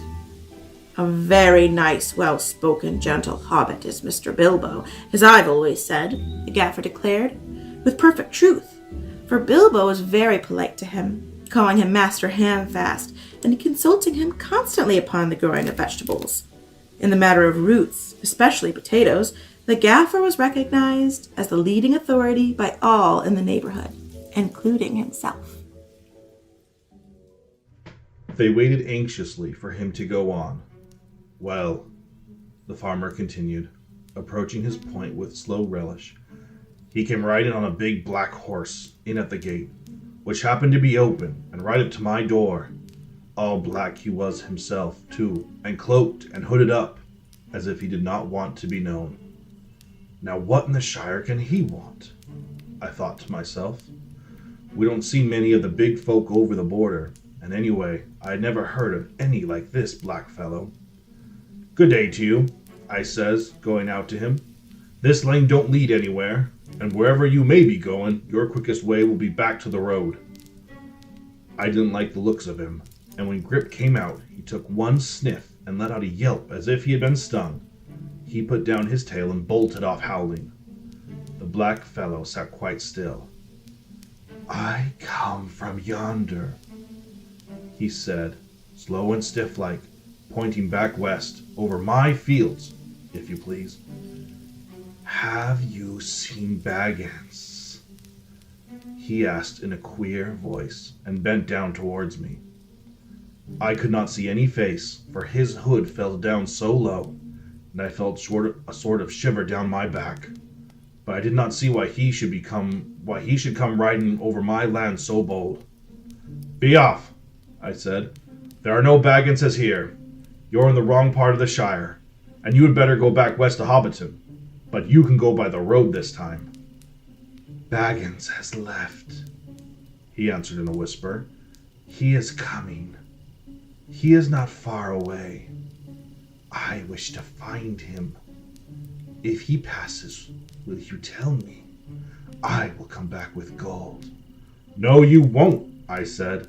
You'll go back where you belong, double quick. I give you 1 minute before I call all my dogs. He gave a sort of hiss. Might have been laughing, and might not. Then he spurred his great horse right at me, and I jumped out of the way only just in time. I called the dogs, but he swung off and rode through the gate and up the lane towards the causeway like a bolt of thunder. What do you think of that? Frodo sat for a moment, looking at the fire, but his only thought was how on earth would they reach the ferry? I don't know what to think, he said at last. Then I'll tell you what to think, said Maggot. You should never have gone mixing yourself up with Hobbiton folk, Mr. Frodo. Folk are queer up there. Sam stirred in his chair and looked at the farmer with an unfriendly eye. But you were always a reckless lad. When I heard you had left the brandy books and gone off to that old Mr. Bilbo, I said that you were going to find trouble. Mark my words, this all comes of those strange doings of Mr. Bilbo's. His money was got in some strange fashion in foreign parts, they say. Maybe there is some that want to know what has become of the gold and jewels that he buried in the hill of Hobbiton, as I hear. Frodo said nothing. The shrewd guesses of the farmer were rather disconcerting. Well, Mr. Frodo, Maggot went on, I'm glad that you've had the sense to come back to Buckland. My advice is, stay there, and don't get mixed up with these outlandish folks. You'll have friends in these parts. If any of those black fellows come after you again, I'll deal with them. I'll say you're dead, or have left the Shire, or anything you like. And that might be true enough, for as like as not, it is old Mr. Bilbo they want news of. Maybe you're right, said Frodo, avoiding the farmer's eye and staring at the fire. Maggot looked at him thoughtfully. Well, I see you have ideas of your own, he said. It is as plain as my nose that no accident brought you and that rider here on the same afternoon. And maybe my news was no great news to you after all. I'm not asking you to tell me anything that you have a mind to keep to yourself, but I see you are in some kind of trouble. Perhaps you are thinking it won't be too easy to get to the ferry without getting caught. I was thinking so, said Frodo, but we have got to try and get there, and it won't be done by sitting and thinking. So I'm afraid we must be going. Thank you very much for your kindness. I've been in terror of you and your dogs for over 30 years, Farmer Maggot, though you may laugh to hear it. It's a pity, for I've missed a good friend. And now I'm sorry to leave so soon. But I'll come back. Perhaps. One day. If I get a chance. You'll be welcome when you come, said Maggot. But now I've a notion. It's near sundown already, and we are going to have our supper, for we mostly go to bed soon after the sun. If you, and Mr. Peregrine, and all, could stay and have a bite with us, we would be pleased. And so should we, said Frodo, but we must be going at once, I'm afraid.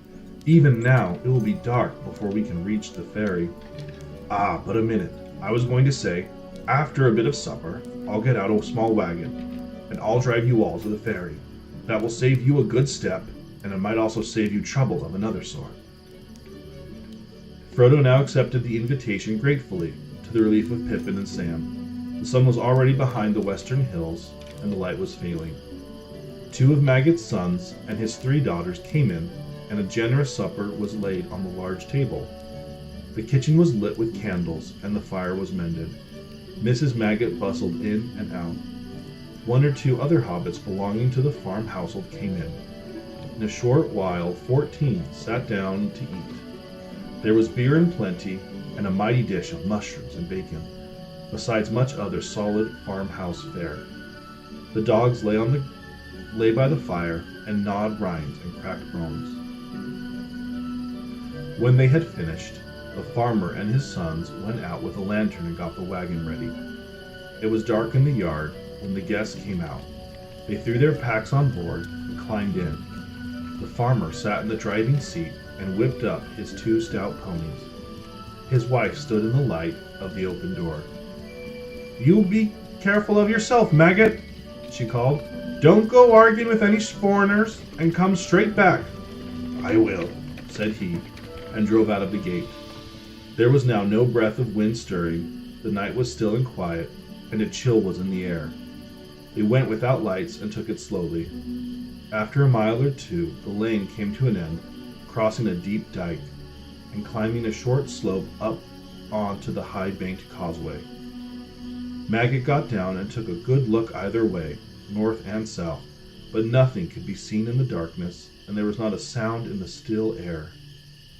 Thin strands of river mist were hanging above the dikes and crawling over the fields.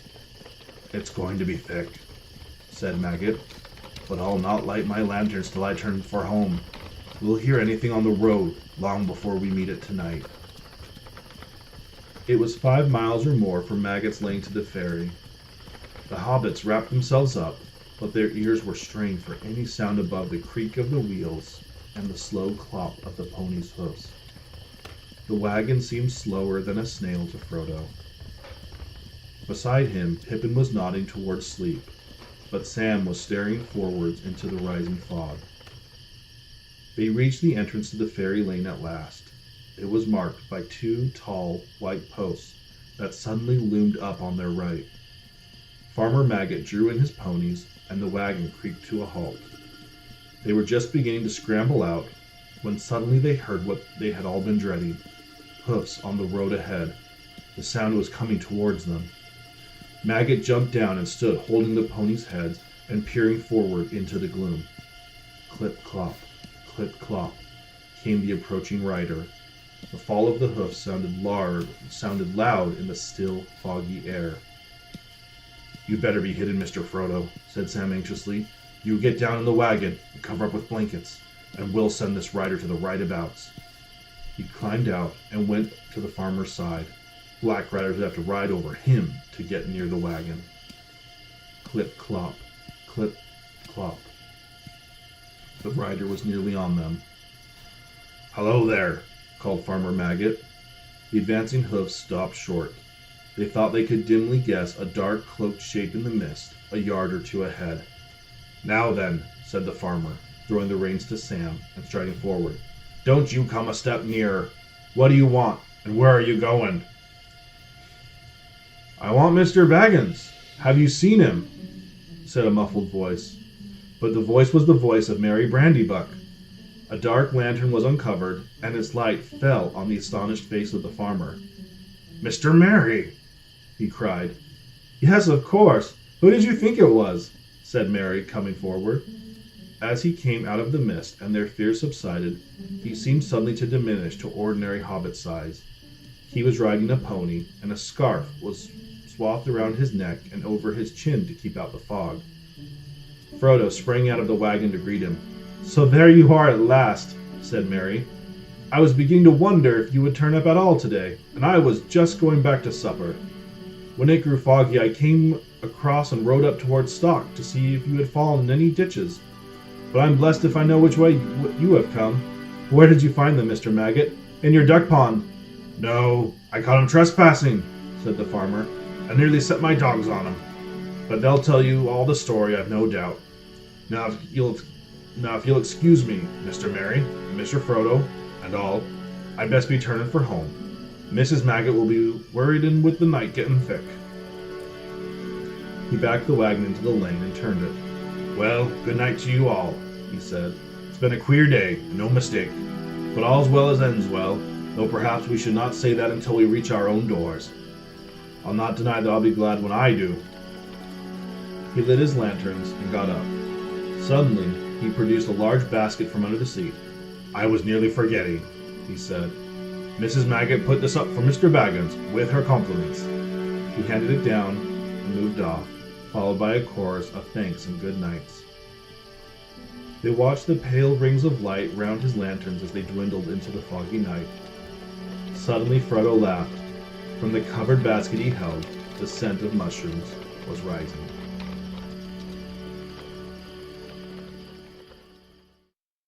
"Is all the Shire discussing my departure, then?" "Oh, no," said Mary. "Don't worry about that. The secret won't keep for long, of course, but at present it is, I think, only known to us conspirators. After all, you must remember that we know you well and are often with you. We can usually guess what you are thinking. I knew Bilbo, too. To tell you the truth, I have been watching you rather closely ever since he left. I thought you would go after him sooner or later. Indeed, I expected you to go sooner. And lately we have been very anxious. We have been terrified that you might give us the slip and go off suddenly, all on your own like he did.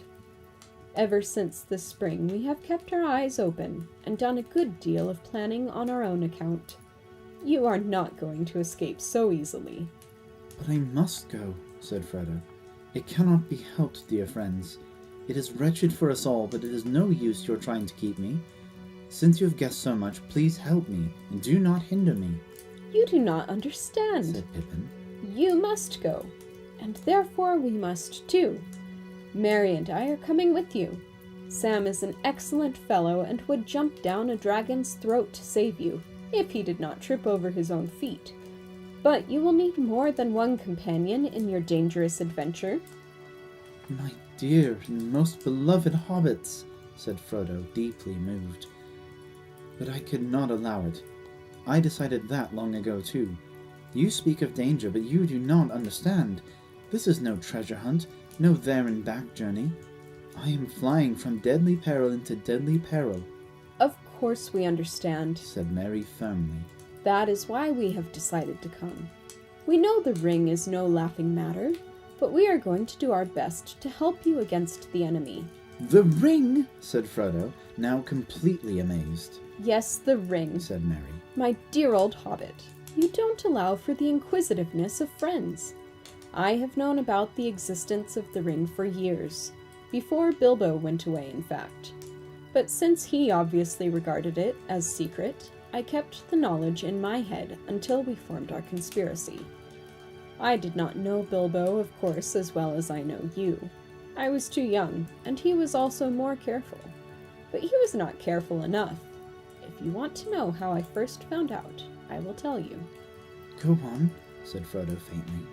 It was the Sackville Bagginses that were his downfall, as you might expect. One day, a year before the party, I happened to be walking along the road when I saw Bilbo ahead.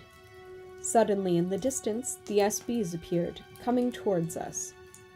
Bilbo slowed down, and then, hey, presto! He vanished! I was so startled that I hardly had the wits to hide myself in a more ordinary fashion. But I got through the hedge and walked along the field inside. I was peeping through into the road after the SBs had passed, and was looking straight at Bilbo when suddenly he reappeared. I caught a glint of gold as he put something back into his trouser pocket. After that, I kept my eyes open. In fact, I confess that I spied. But you must admit that it was very intriguing, and I was only in my teens. I must be the only one in the Shire besides you, Frodo, who has ever seen the old fellow's secret book. You have read his book, cried Frodo. Good heavens above, is nothing safe? Not too safe, I should say, said Mary. But I have only had one rapid glance, and that was difficult to get. He never left the book about. I wonder what became of it. I should like another look. Have you got it, Frodo? No. It was not at Bag End. He must have taken it away. Well, as I was saying, Mary proceeded, I kept my knowledge to myself till this spring, when things got serious. Then we formed our conspiracy, and as we were serious too, and meant business, we have not been too scrupulous. You are not a very easy nut to crack, and Gandalf is worse. But if you want to be introduced to our chief investigator, I can produce him. Where is he? Said Frodo, looking round, as if he expected a masked and sinister figure to come out of a cupboard. Step forward, Sam, said Mary, and Sam stood up with a face scarlet up to the ears. Here's our collector of information, and he collected a lot, I can tell you, before he was finally caught.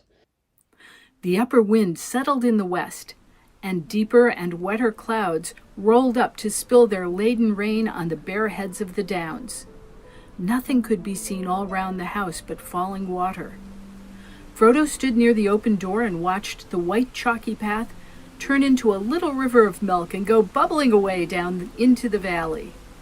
Tom Bombadil came trotting round the corner of the house, waving his arms as if he was warding off the rain, and indeed, when he sprang over the threshold, he seemed quite dry, except for his boots. These he took off and put in the chimney corner. Then he sat in the largest chair and called the hobbits to gather round him. "This is Goldberry's washing day," he said, "and her autumn cleaning. Too wet for hobbit folk. Let them rest while they are able.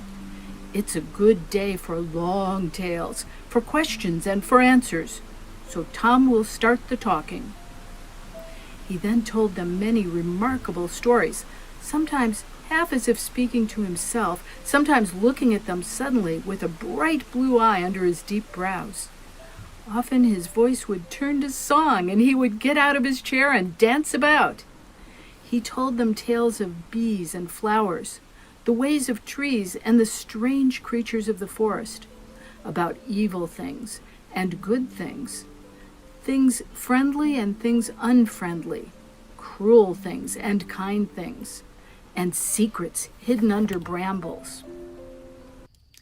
A shadow seemed to pass by the window, and the hobbits glanced hastily through the panes.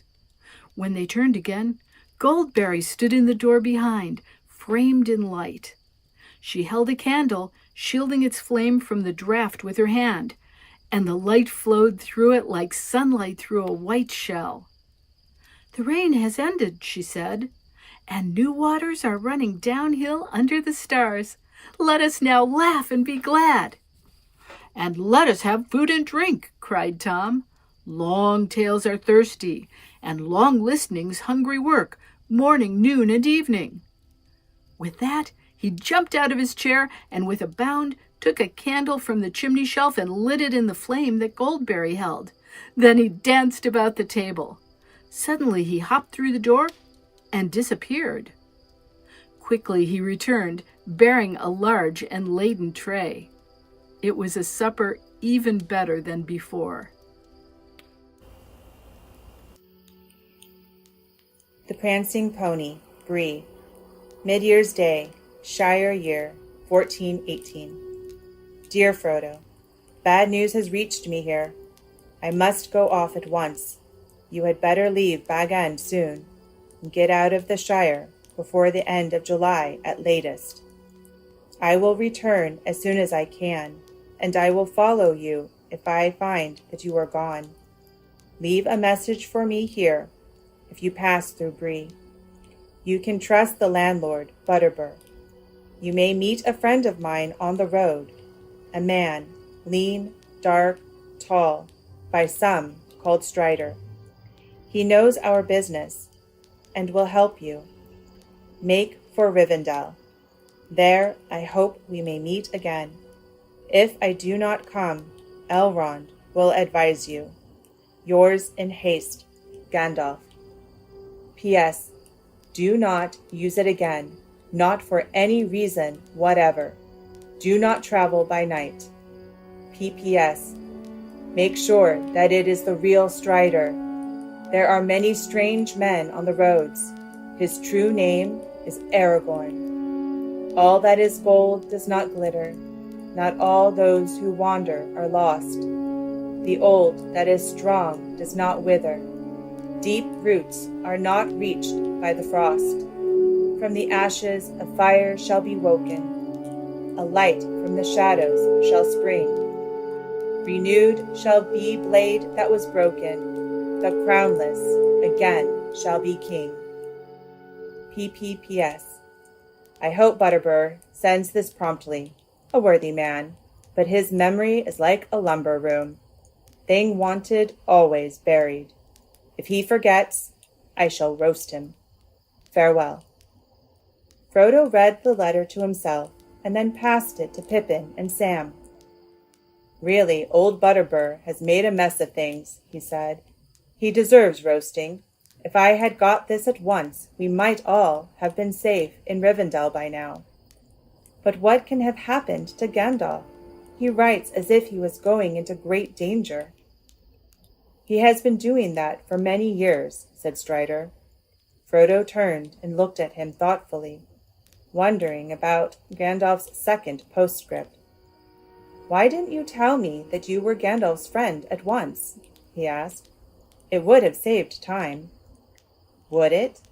Would any of you have believed me till now? Said Strider. I knew nothing of this letter. For all I knew, I had to persuade you to trust me without proofs, if I was to help you. In any case, I did not intend to tell you all about myself at once. I had to study you first, and make sure of you. The enemy has set traps for me before now.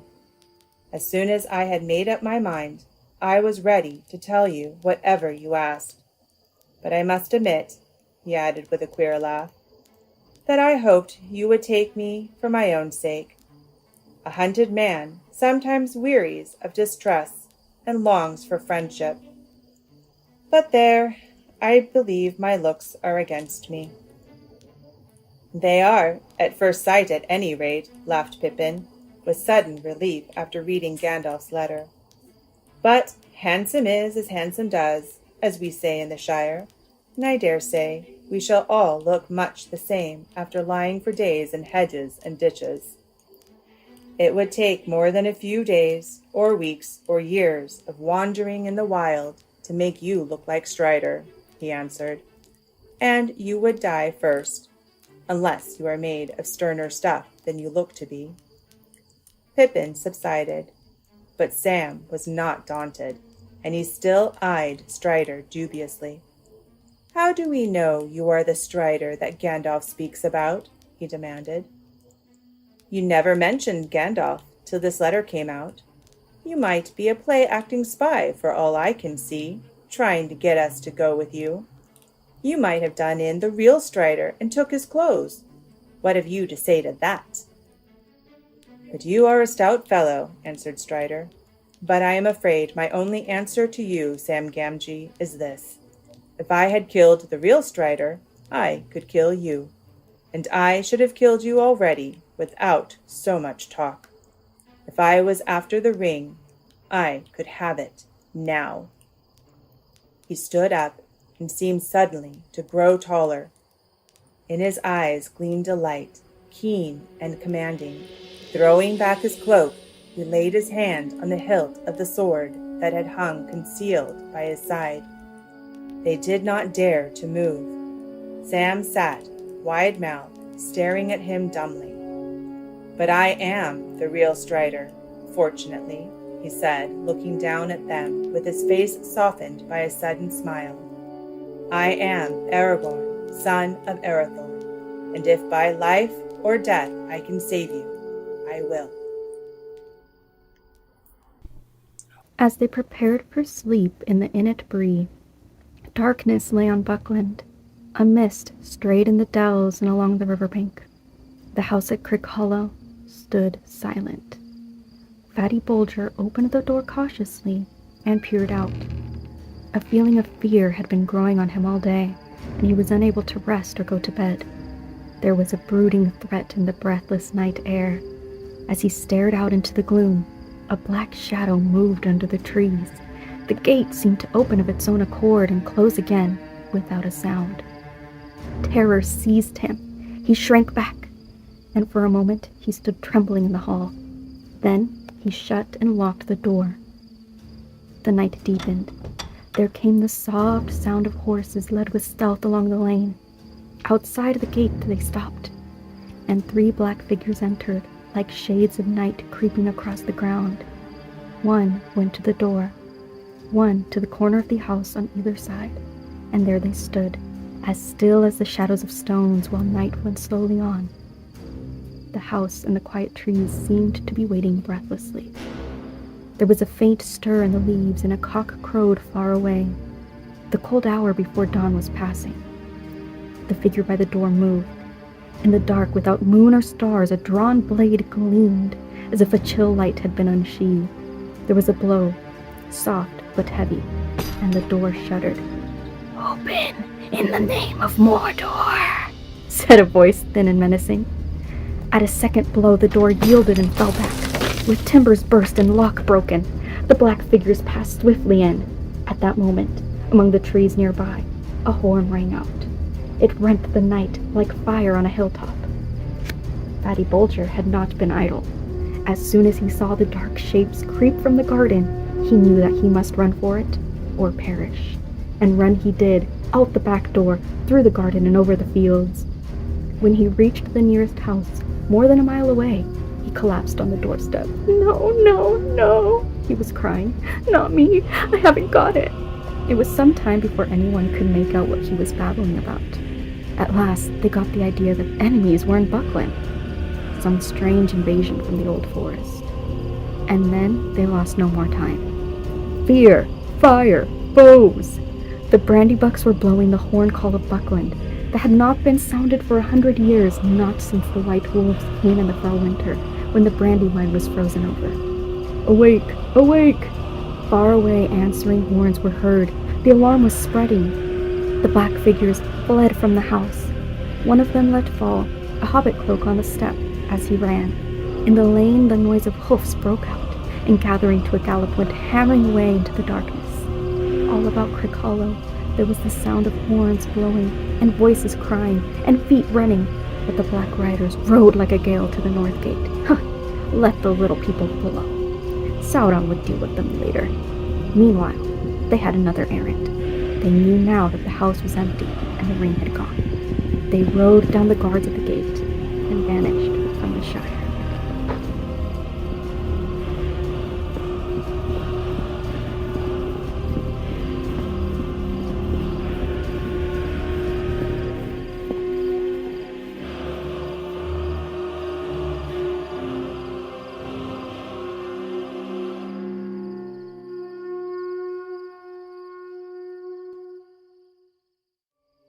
I will tell you the tale of Tenuviel. In brief, for it is a long tale of which the end is not known, and there are none now except Elrond that remember it aright as it was told of old. It is a fair tale, though it is sad, as are all the tales of Middle-earth, and yet it may uplift your hearts.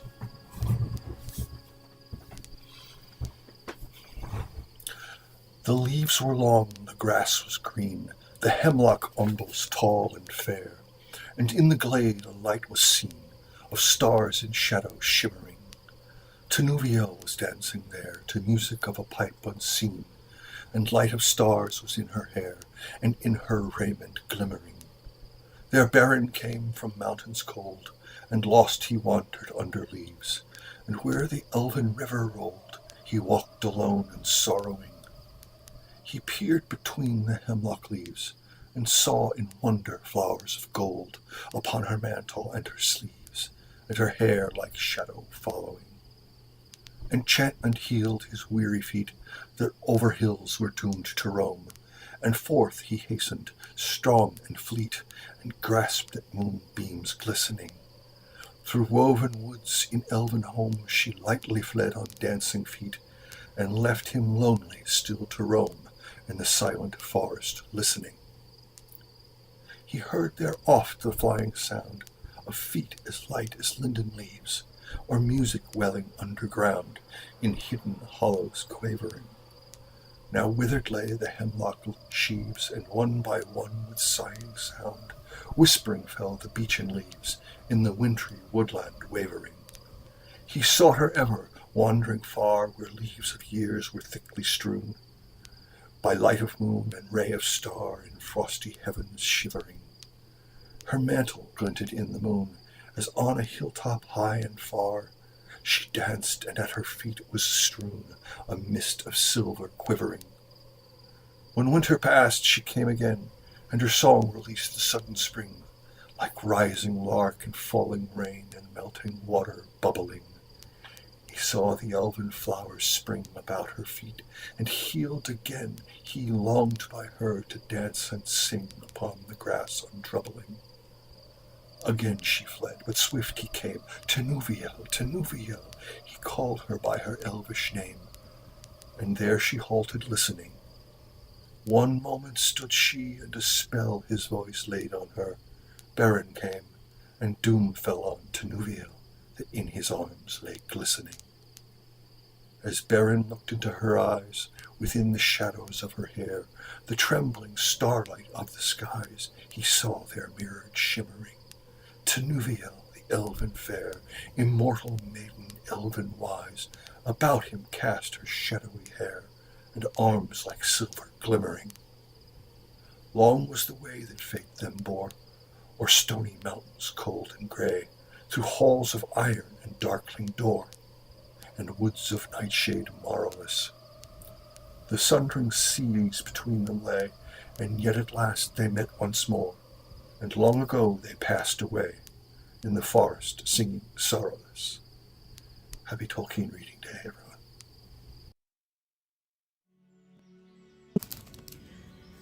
Frodo was now safe in the last homely house east of the sea. That house was, as Bilbo had long ago reported, a perfect house, whether you like food or sleep, or storytelling or singing, or just sitting and thinking best, or a pleasant mixture of them all. Merely to be there was a cure for weariness, fear, and sadness. As the evening drew on, Frodo woke up again, and he found that he no longer felt in need of rest or sleep, but had a mind for food and drink, and probably for singing and storytelling afterwards. He got out of bed and discovered that his arm was already nearly as useful again as it ever had been. He found laid ready clean garments of clean cloth that fitted him excellently. Looking in a mirror, he was startled to see a much thinner reflection of himself than he remembered. It looked remarkably like the young nephew of Bilbo, who used to go tramping with his uncle in the Shire, but the eyes looked out at him thoughtfully. "Yes, you have seen a thing or two since you last peeped out of a looking-glass," he said to his reflection. "But now for a merry meeting." He stretched out his arms and whistled a tune. At that moment there was a knock on the door, and Sam came in. He ran to Frodo and took his left hand awkwardly and shyly. He stroked it gently, and then he blushed and turned hastily away. "Hello, Sam," said Frodo. "It's warm," said Sam, meaning your hand, Mr. Frodo. "It has felt so cold through the long nights. But Lorien trumpets!" he cried, turning round again, his shining eyes and dancing on the floor. "It's fine to see you up and yourself again, sir. Gandalf asked me to come and see if you were ready to come down, and I thought he was joking." "I am ready," said Frodo. "Let's go and look for the rest of the party." "I can take you to them, sir," said Sam. "It's a big house, this, and very peculiar. Who has a bit more to discover, and no knowing what you'll find round a corner? And elves, sir, elves here and elves there, some like kings, terrible and splendid, and some as merry as children. And the music and the singing, not that I've had the time or the heart for much listening since we got here, but I'm getting to know some of the ways of the place." "I know what you have been doing, Sam," said Frodo, taking his arm. "But you shall be merry tonight, and listen to your heart's content. Come on, guide me round the corners." Sam led him along several passages, and down many steps, and out into a high garden above the steep bank of the river. He found his friends sitting in a porch on the side of the house looking east. Shadows had fallen in the valley below, but there was still a light on the faces of the mountains far above. The air was warm. The sound of running and falling water was loud, and the evening was filled with a faint scent of trees and flowers, as if summer still lingered in Elrond's gardens. "Hooray!" cried Pippin, springing up. "Here is our noble cousin. Make way for Frodo, Lord of the Ring!" "Hush!" said Gandalf from the shadows at the back of the porch. "Evil things do not come into this valley, but all the same, we should not name them. The Lord of the Ring is not Frodo, but the master of the Dark Tower of Mordor, whose power is again stretching out over the world. We are sitting in a fortress. Outside it is getting dark." "Gandalf has been saying many cheerful things like that," said Pippin. "He thinks I need keeping in order. But it seems impossible somehow to feel gloomy or depressed in this place. I feel I could sing if I knew the right song for the occasion." "I feel like singing myself," laughed Frodo, "though at the moment I feel more like eating and drinking."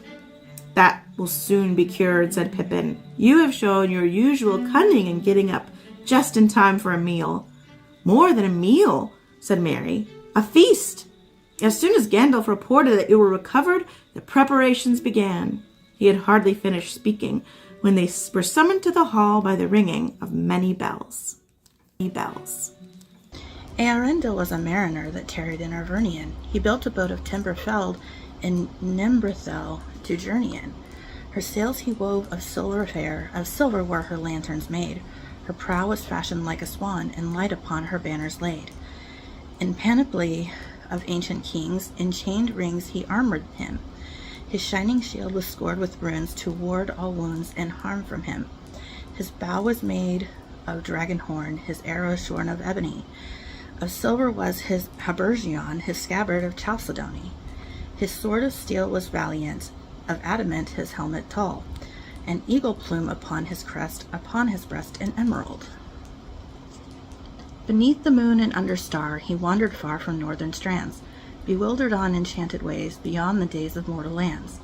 From gnashing of the narrow ice where shadow lies on frozen hills, from nether heats and burning waste, he turned in haste, and roving still, on starless waters far astray, at last he came to night of naught, and passed in never sight he saw of shining shore nor light he sought. The winds of wrath came driving him, and blindly in the foam he fled. From west to east and errandless, unheralded he homeward sped. There flying Elwing came to him, and flame was in the darkness lit, more bright than light of diamond the fire upon her carcanet. The Silmaril she bound on him, and crowned him with living light, and dauntless then with burning brow he turned his prow, and in the night, from other world beyond the sea, there strong and free a storm arose, a wind of power and Tarmanel, by paths that seldom mortal goes. His boat it bore with biting breath, as might of death across the grey, and long forsaken seas distressed, from east to west he passed away. Through ever night he back was borne, on black and roaring waves that ran, o'er leagues unlit and foundered shores that drowned before the days began, until he heard on strands of pearl, where ends the world music long, where ever foaming billows roll, the yellow gold and jewels wan. He saw the mountains silent rise, where twilight lies upon the knees of Valinor and Eldamar, beheld afar beyond the seas. A wanderer escaped from night, to haven white he came at last, to Elvenhome the green and fair, where keen the air were pale as glass. Beneath the hill of Ilmarinen, a glimmer in a valley sheer, the lamplit towers of Tirion are mirrored in the Shadowmere.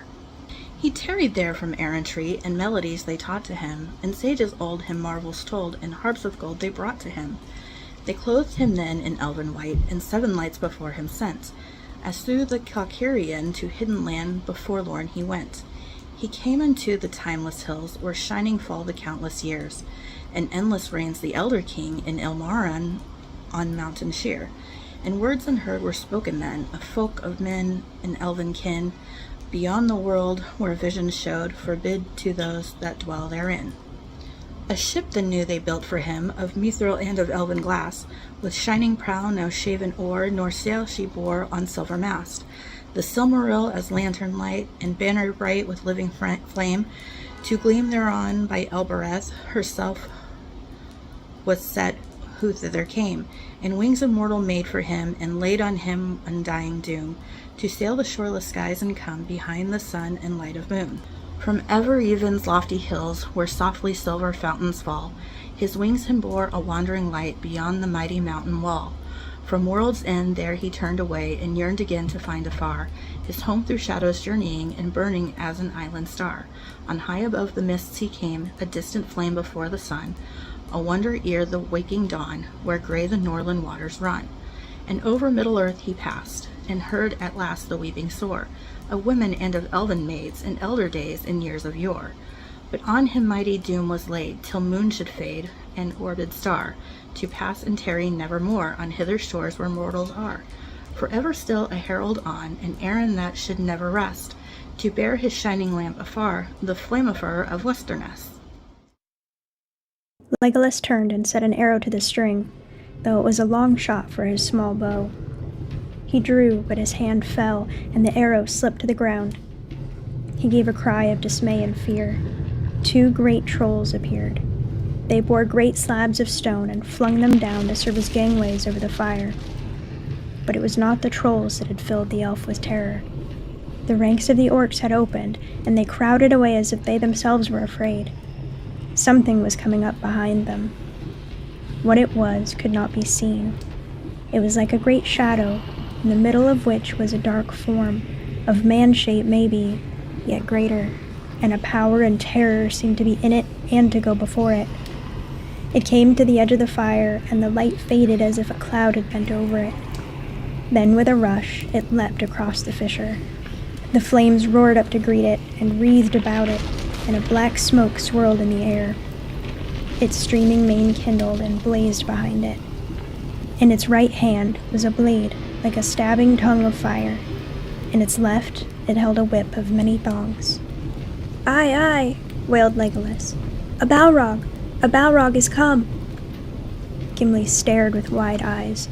"Durin's bane!" he cried, and letting his axe fall, he covered his face. "A Balrog," muttered Gandalf. Now I understand. He faltered and leaned heavily on his staff. What an evil fortune, and I am already weary. The dark figure, streaming with fire, raced towards them. The orcs yelled and poured over the stone gangways. Then Boromir raised his horn and blew. Loud the challenge rang and bellowed like the shout of many throats under the cavernous roof. For a moment the orcs quailed and the fiery shadow halted. Then the echoes died as suddenly as a flame blown out by a dark wind, and the enemy advanced again. "Over the bridge!" cried Gandalf, recalling his strength. "Fly! This is a foe beyond any of you. I must hold the narrow way. Fly!" Aragorn and Boromir did not heed the command, but still held their ground, side by side, behind Gandalf at the far end of the bridge. The others halted just within the doorway at the hall's end, and turned, unable to leave their leader to face the enemy alone. The Balrog reached the bridge. Gandalf stood in the middle of the span, leaning on the staff in his left hand, but in his other hand, Glamdring gleamed, cold and white. His enemy halted again facing him, and the shadow about it reached out like two vast wings. It raised the whip, and the thongs whined and cracked. Fire came from its nostrils. But Gandalf stood firm. "You cannot pass," he said. The orcs stood still, and a dead silence fell. "I am a servant of the secret fire, wielder of the flame of Anor. You cannot pass. The dark fire will not avail you, flame of Udun. Go back to the shadow. You cannot pass." The Balrog made no answer. The fire in it seemed to die, but the darkness grew. It stepped forward slowly onto the bridge, and suddenly it drew itself up to a great height, and its wings were spread from wall to wall. But still Gandalf could be seen glimmering in the gloom.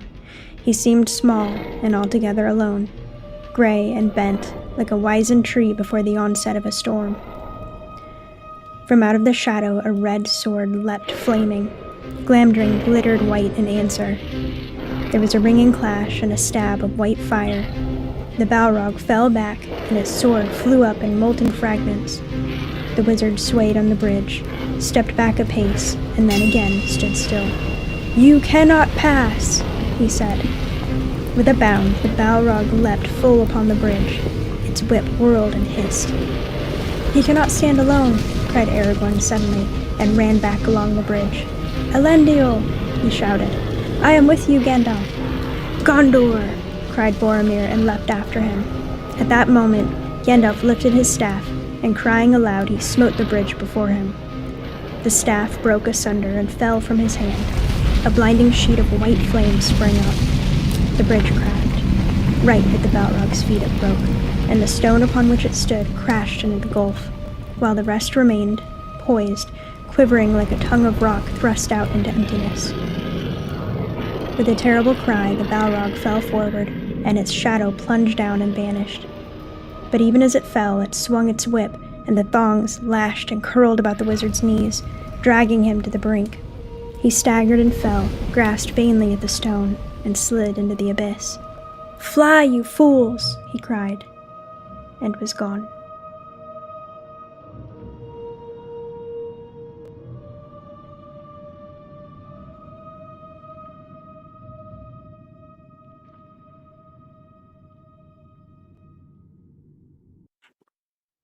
As was agreed, I shall here blindfold the eyes of Gimli the dwarf. The others may walk free for a while until we come nearer to our dwellings down in Egladil, in the angle between the waters. This was not at all to the liking of Gimli. "The agreement was made without my consent," he said. "I will not walk blindfold like a beggar or a prisoner. And I am no spy. My folk have never had dealings with any of the servants of the enemy, neither have we done harm to the elves. I am no more likely to betray you than Legolas or any of my other companions." "I do not doubt you," said Haldir. "Yet this is our law. I am not the master of the law and cannot set it aside. I have done much in letting you set foot over Celebrant." Gimli was obstinate. He planted his feet firmly apart and laid his hand upon the haft of his axe. "I will go forward free," he said, "or I will go back and seek my own land, where I am known to be true of word, though I perish alone in the wilderness." "You cannot go back," said Haldir sternly. Now you have come thus far, you must be brought before the Lord and the Lady. They shall judge you, to hold you or to give you leave as they will. You cannot cross the rivers again, and behind you there are now secret sentinels that you cannot pass. You would be slain before you saw them. Gimli drew his axe from his belt. Haldir and his companions bent their bows. A plague on dwarves and their stiff necks, said Legolas. Come, said Aragorn. If I am still to lead this company, you must do as I bid. It is hard upon the dwarf to be thus singled out. We will all be blindfold, even Legolas. That will be best, though it will make the journey slow and dull. Gimli laughed suddenly. A merry troop of fools we shall look. Will Haldir lead us all on a string like many blind beggars with one dog? But I will be content if only Legolas here shares my blindness. I'm an elf and a kinsman here, said Legolas, becoming angry in his turn. Now let us cry a plague on the stiff necks of elves, said Aragorn, but the company shall all fare alike. Come, bind our eyes, Haldir. I shall claim full amends for every fall and stubbed toe if you do not lead us well, said Gimli as they bound a cloth about his eyes. You will have no claim, said Haldir. I shall lead you well, and the paths are smooth and straight. Alas for the folly of these days, said Legolas.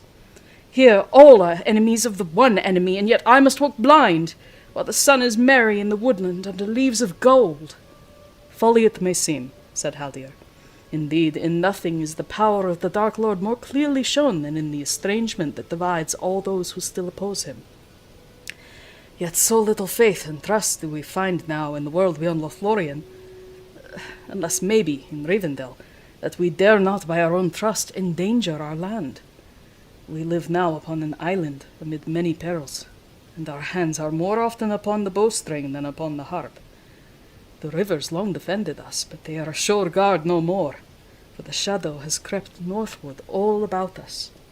Some speak of departing, yet for that it already seems too late.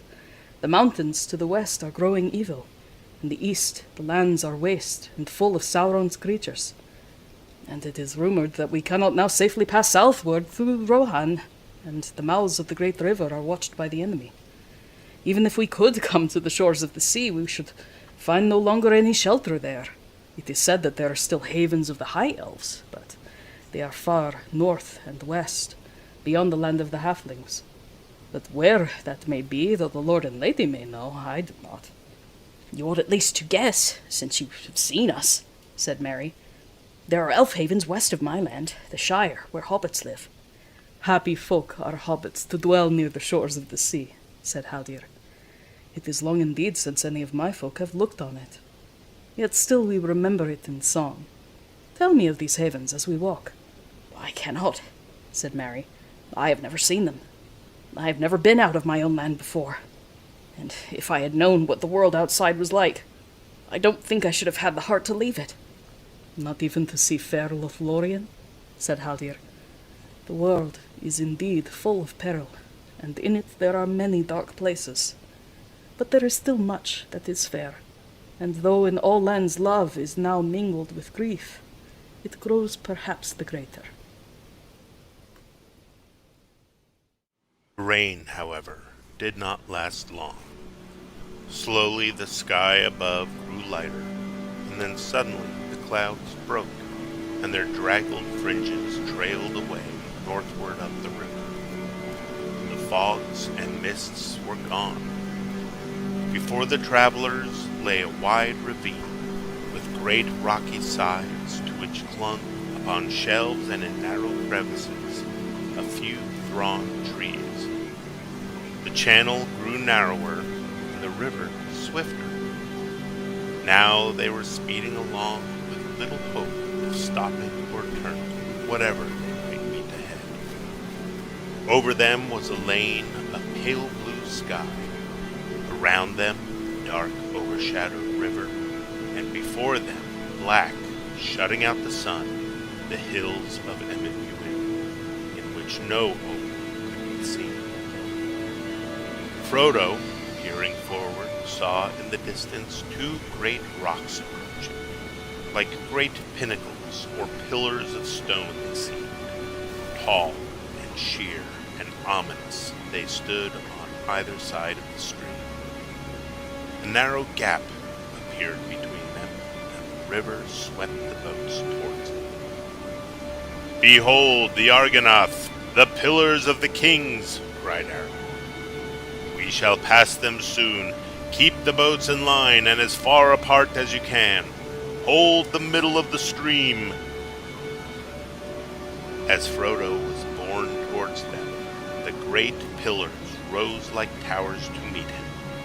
Giants, they seemed to him, vast gray figures, silent but threatening. Then he saw that they were indeed shaped and fashioned. The craft and power of old had wrought upon them, and still they preserved through the suns and rains of forgotten years the mighty likenesses in which they had been hewn. Upon great pedestals founded in the deep waters stood two great kings of stone. Still with blurred eyes and crannied brows, they frowned upon the north. The left hand of each was raised palm outwards in gesture of warning. In each right hand there was an axe. Upon each head there was a crumbling helm and crown. Great power and majesty they still bore, the silent wardens of a long-vanished kingdom. Awe and fear fell upon Frodo, and he cowered down, shutting his eyes and not daring to look up as the boats drew near. Even Boromir bowed his head as the boats whirled by, frail and fleeting as little leaves, under the enduring shadow of the sentinels of noon. So they passed into the dark chasm of the gates. Sheer rose the dreadful cliffs to unguessed heights on either side. Far off was the dim sky. The black waters roared and echoed, and a wind screamed over them. Frodo, crouching over his knees, heard Sam in front muttering and groaning. "What a place!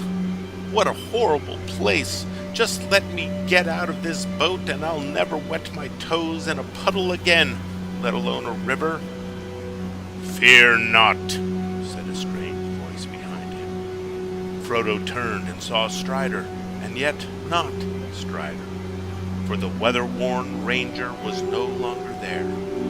In the stern sat Aragorn, son of Arathorn, proud and erect, guiding the boat with skillful strokes. His hood was cast back, and his dark hair was blowing in the wind. A light was in his eyes, a king returning from exile to his own land.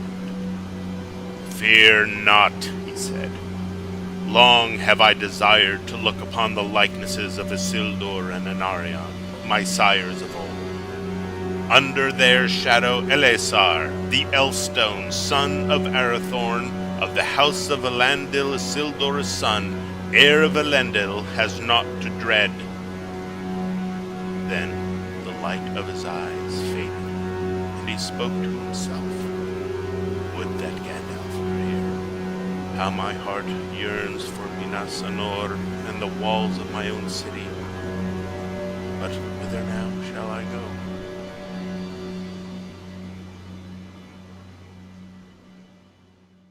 At first he could see little.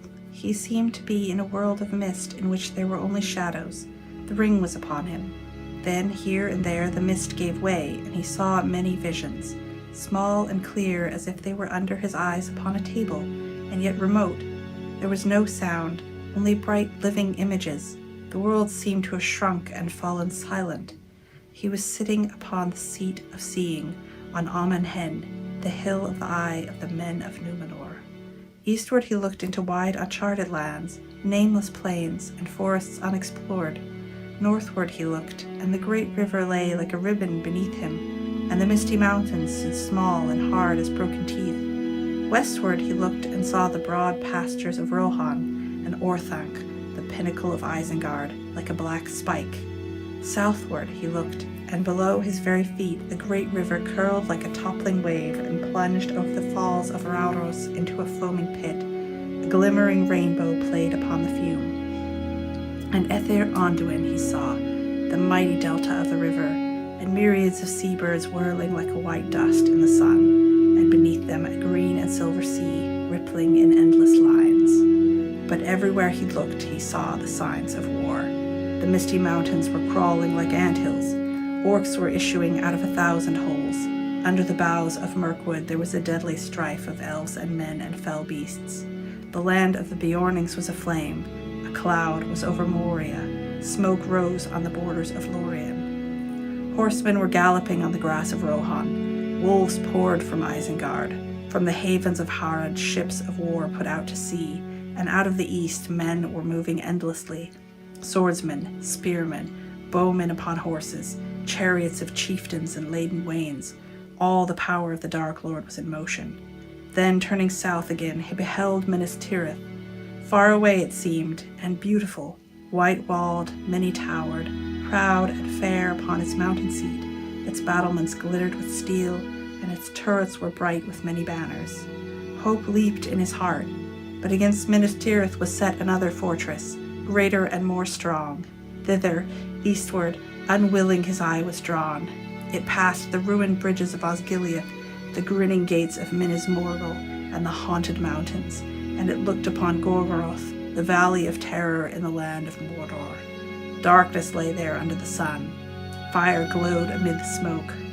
Mount Doom was burning, and a great reek rising. Then at last his gaze was held, wall upon wall, battlement upon battlement, black, immeasurably strong, mountain of iron, gate of steel, tower of adamant. He saw it, Barad-dûr, fortress of Sauron. All hope left him. And suddenly he felt the eye. There was an eye in the dark tower that did not sleep. He knew that it had become aware of his gaze. A fierce, eager will was there. It leaped towards him, almost like a finger he felt it, searching for him. Very soon it would nail him down, know just exactly where he was. Amon Law it touched. It glanced upon Tol Brandir. He threw himself from the seat, crouching, covering his head with his grey hood. He heard himself crying out, "Never, never!" Or was it, "Verily I come to you"? He could not tell. Then, as a flash from some other point of power, there came to his mind another thought. Take it off! Take it off! Fool, take it off! Take off the ring! The two powers strove in him. For a moment, perfectly balanced between their piercing points, he writhed, tormented. Suddenly he was aware of himself again. Frodo, neither the voice nor the eye, free to choose, and with one remaining instant in which to do so. He took the ring off his finger. He was kneeling in clear sunlight before the high seat. A black shadow seemed to pass like an arm above him. It missed Amon Hen and groped out west and faded. Then all the sky was clean and blue, and birds sang in every tree. Frodo rose to his feet. A great weariness was on him, but his will was firm and his heart lighter. He spoke aloud to himself. "I will do now what I must," he said.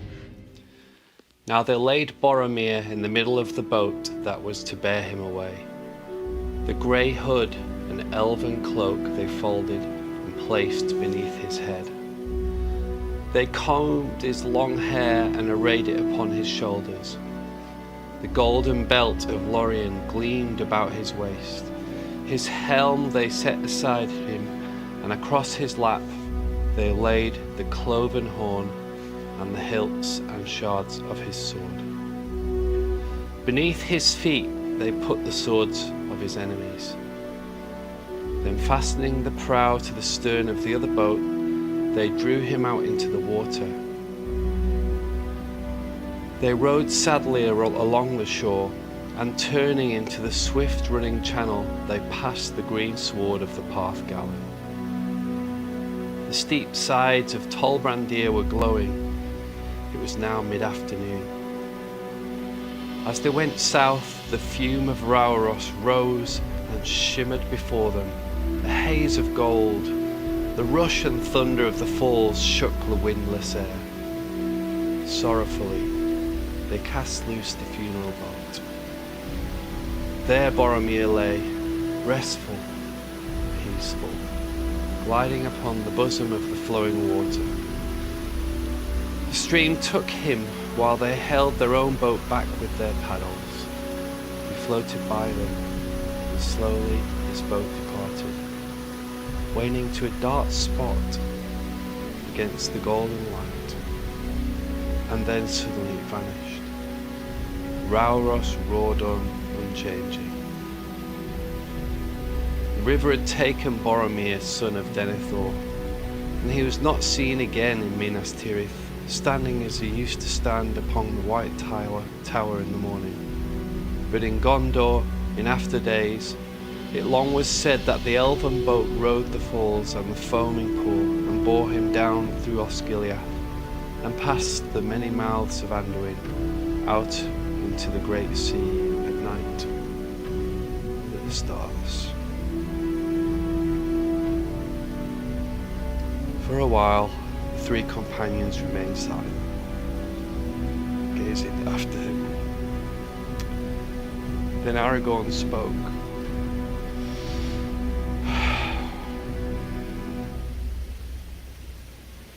They will look for him from the White Tower, he said. But he will not return from mountain or from sea. And then slowly he began to sing.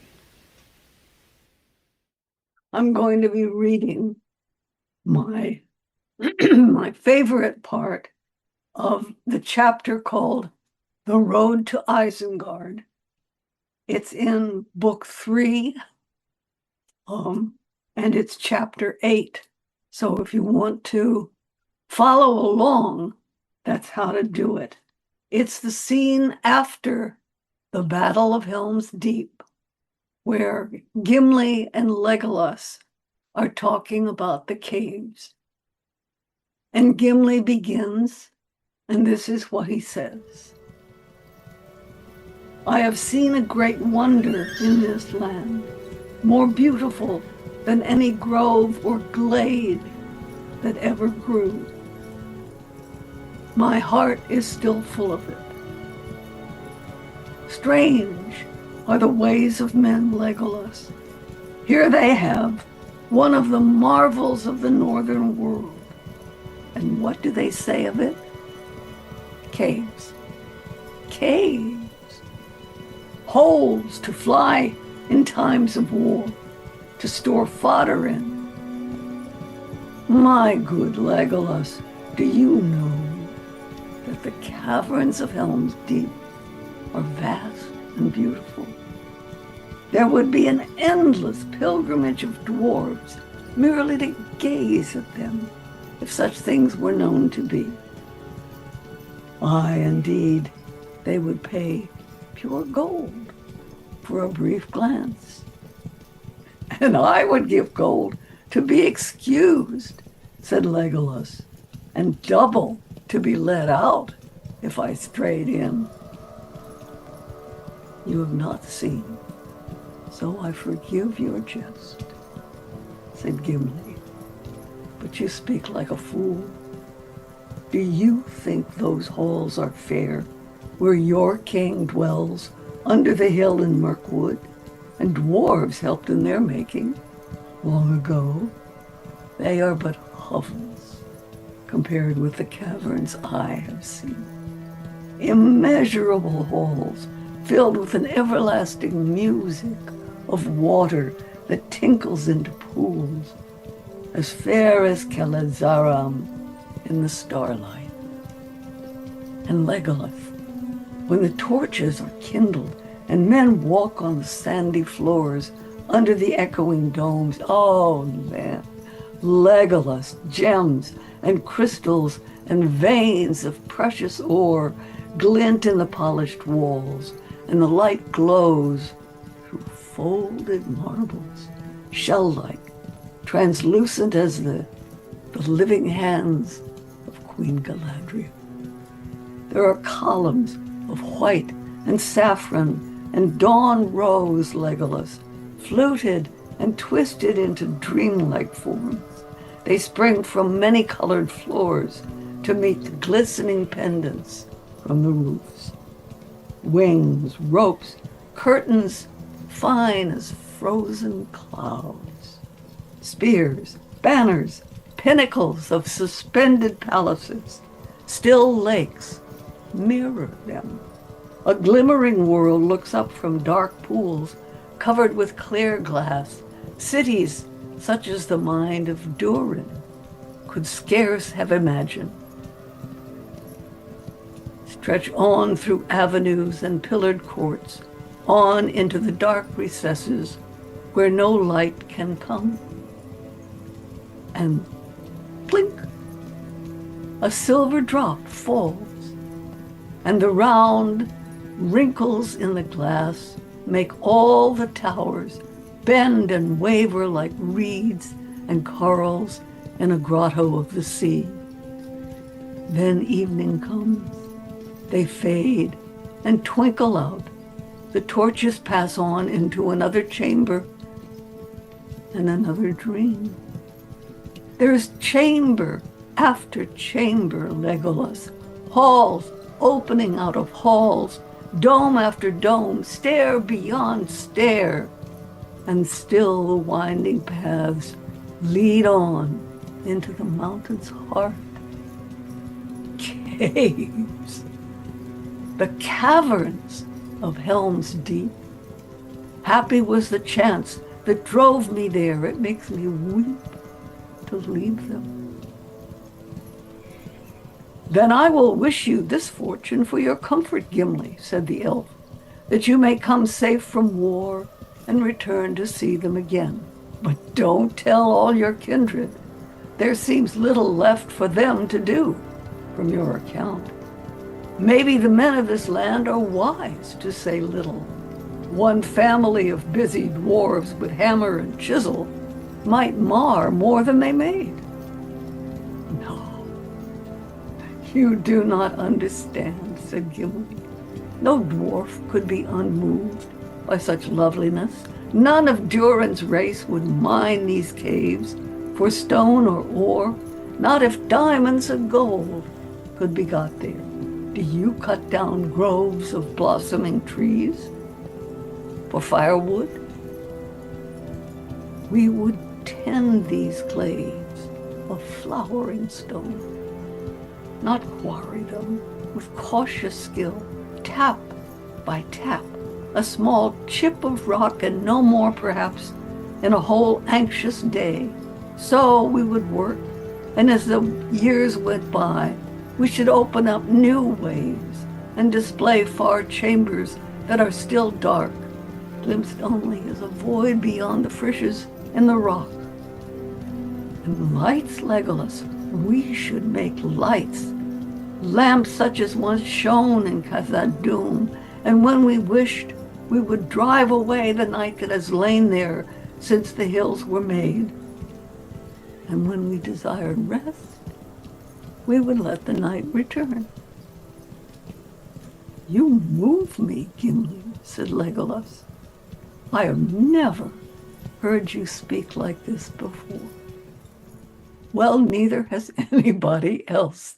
This is Gimli's great moment, and I picked it because it's so untypical. Here's this bearded dwarf with his big axe going around hewing orc necks, and he turns into this lyric poet,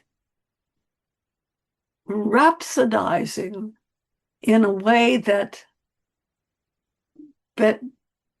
Byron and Shelley and Keats would have envied. So that Legolas says, I never heard you talk like that. But for me, the most important word in that whole passage is plink. Because it's an onomatopoetic word. It sounds like what it's meant to represent, water falling into water. But it's so simple. It's almost childish, and yet it gathers everything that Gimli has said, and you can hear it in that one little word. So that's the one that I like.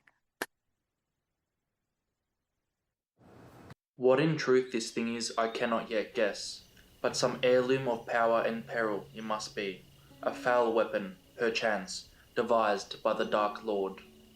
If it were a thing that gave advantage in battle, I can well believe that Boromir, the proud and fearless, often rash, ever anxious for the victory of Minas Tirith, and his own glory therein, might desire such a thing, and be allured by it. Alas, that ever he went on that errand! I should have been chosen by my father and the elders, but he put himself forward as being the older and the hardier, both true, and he would not be stayed. But fear no more, I would not take this thing if it lay by the highway, not where Minas Tirith falling in ruin, and I alone could save her, so using the weapon of the Dark Lord for her good and my glory. No, I do not wish for such triumphs, Frodo, son of Drogo. Neither did the council, said Frodo, nor do I. I would have nothing to do with such matters. For myself, said Faramir, I would see the white tree in flower again in the courts of the kings, and the silver crown return, and Minas Tirith in peace. Minas Arnor again, as of old, full of light, high and fair, beautiful as a queen among other queens, not a mistress of many slaves, nay, not even a kind mistress of willing slaves. War must be, while we defend our lives against a destroyer who would devour all. But I do not love the bright sword for its sharpness, nor the arrow for its swiftness, nor the warrior for his glory. I love only that which they defend. The city of the men of Númenor, and I would have her loved, for her memory, her ancientry, her beauty, and her present wisdom, not feared, save as men may fear the dignity of a man, old and wise. So fear me not, I do not ask you to tell me more. I do not even ask you to tell me whether I now speak nearer the mark. But if you will trust me, it may be that I can advise you in your present quest, whatever that be, yes, and even aid you. I don't like anything here at all, said Frodo. Step or stone, breath or bone. Earth, air, and water all seem accursed, but so our path is laid. Yes, that's so, said Sam, and we shouldn't be here at all if we'd known more about it before we started. But I suppose it's often that way. The brave things in the old tales and songs, Mr. Frodo. Adventures, as I used to call them. I used to think that they were the things the wonderful folk of the stories went out and looked for, because they wanted them, and because they were exciting and life was a bit dull, kind of a sport, as you might say. But that's not the way of it with the tales that really mattered, the ones that stay in the mind. Folks seem to have been just landed in them, usually. Their paths were laid that way, as you put it. But I expect they had lots of chances, like us, of turning back. Only they didn't. And if they had, we shouldn't know, because they'd have been forgotten. We hear about those as just went on. And not all to a good end, mind you. At least not to what folk inside a story and not outside it call a good end. You know, coming home and finding things all right, though not quite the same. Like old Mr. Bilbo. But those aren't always the best tales to hear, though they may be the best tales to get landed in. I wonder what sort of a tale we've fallen into. I wonder, said Frodo, but I don't know, and that's the way of a real tale. Take any one that you're fond of. You may know or guess what kind of a tale it is, happy ending or sad ending, but the people in it don't know, and you don't want them to. No, sir, of course not. Beren now, he never thought he was going to get that Silmaril from the Iron Crown in Thangorodrim, and yet he did, and that was a worse place and a blacker danger than ours. But that's a long tale, of course, and goes on past the happiness and into grief and beyond it. And the Silmaril went on and came to Eärendil. And why, sir, I never thought of that before. You've got some of the light of it in that star glass that the lady gave you. Why, to think of it. We're in the same tale still. It's going on. Don't the great tales never end? No, they never end as tales, said Frodo. But the people in them come and go when their part's ended. Our part will end later. Or sooner. And then we can have some rest and some sleep, said Sam. He laughed grimly. And I mean just that, Mr. Frodo. I mean plain ordinary rest and sleep and waking up to a morning's work in the garden.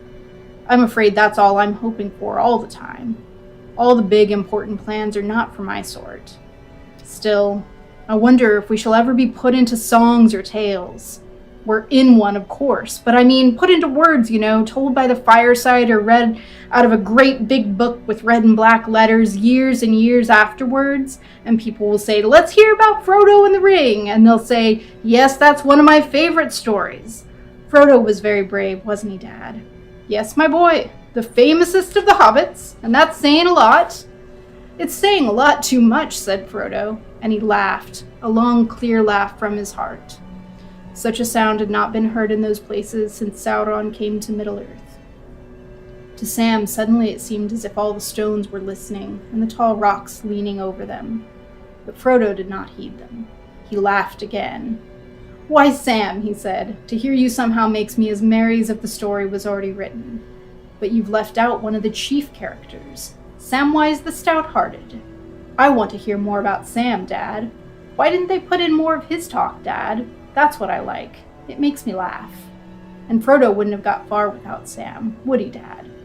Now, Mr. Frodo, said Sam, you shouldn't make fun. I was serious. So was I, said Frodo.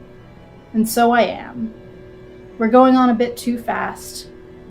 You and I, Sam, are still stuck in the worst places of the story, and it is all too likely that some will say at this point, shut the book now, Dad.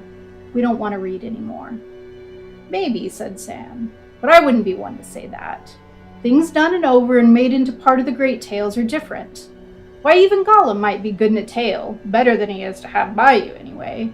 And he used to like tales himself once, by his own account. I wonder if he thinks he's the hero or the villain. People stared much as he passed. To his face men were gravely courteous, saluting him after the manner of Gondor with bowed head and hands upon the breast. But behind him he heard many calls, as those out of doors cried to others within, to come and see the prince of the halflings, the companion of Mithrandir. Many used some other tongue than the common speech, but it was not long before he learned at least what was meant by Ernil I Ferianath, and knew that his title had gone down before him into the city. He came at last by arched streets and many fair alleys and pavements to the lowest and widest circle, and there he was directed to the Lampright Street, a broad way running towards this great gate. In it he found the old guest house, a large building of grey-weathered stone with two wings running back from the street, and between them a narrow greensward, behind which was the many-windowed house, fronted along its whole width by a pillared porch and a flight of steps down onto the grass. Boys were playing among the pillars, the only children that Pippin had seen in Minas Tirith, and he stopped to look at them. Presently, one of them caught sight of him, and with a shout he sprang across the grass and came into the street, followed by several others. There he stood in front of Pippin, looking him up and down. "Greetings," said the lad. "Where do you come from? You are a stranger in the city." "I was," said Pippin. "but they say I have become a man of Gondor." "Oh, come," said the lad. "Then we are all men here. But how old are you, and what is your name? I am 10 years already, and shall soon be 5 feet. I am taller than you, but then my father is a god, one of the tallest. What is your father?"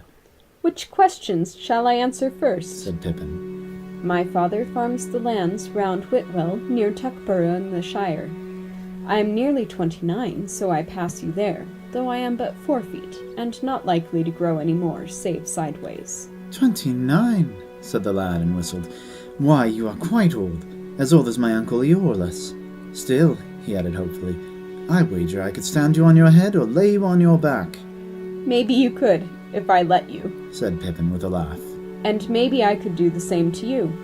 We know some wrestling tricks in my little country, where, let me tell you, I am considered uncommonly large and strong, and I have never allowed anyone to stand me on my head. So if it came to a trial, and nothing else would serve, I might have to kill you. For when you are older, you will learn that folk are not always what they seem, and though you may have taken me for a soft stranger lad and easy prey, let me warn you, I am not. I am a halfling, hard, bold, and wicked. Pippin pulled such a grim face that the boy stepped back a pace, but at once he returned with clenched fists and the light of battle in his eye.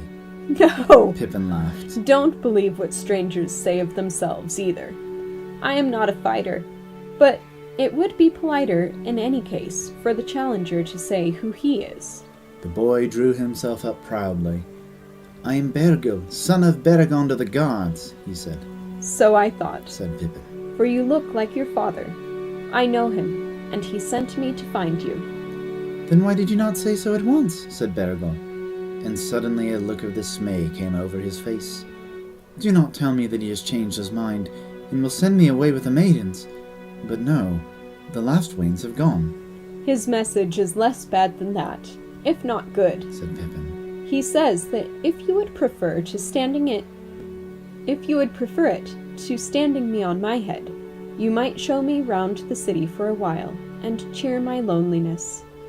I can tell you some tales of far countries in return. Bergo clapped his hands and laughed with relief. All is well, he cried. Come then, we were soon going to the gate to look on. We will go now. What is happening there? The captains of the Outlands are expected up the South Road ere sundown. Come with us and you will see.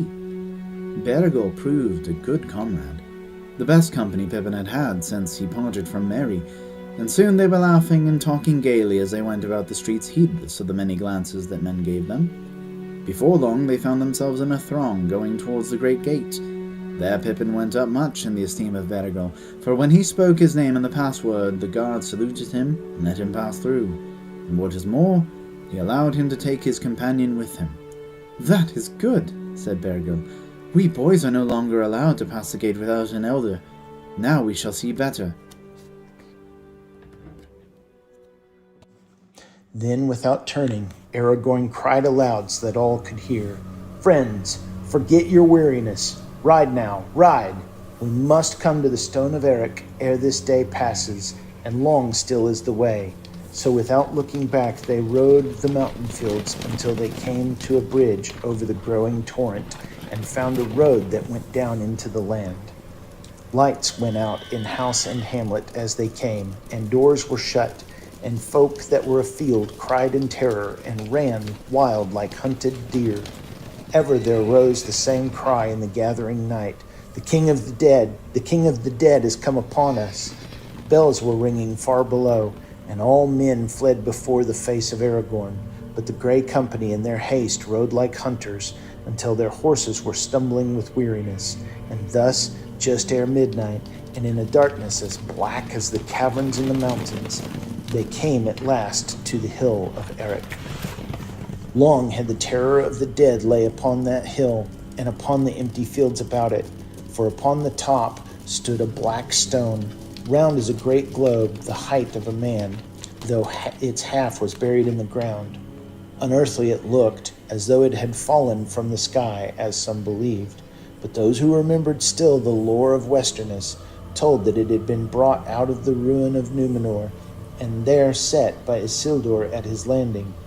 None of the people of the valley dared approach it, nor would they dwell near, for they said that it was the trysting place of the Shadow Men, and there they would gather in times of fear, thronging round the stone and whispering.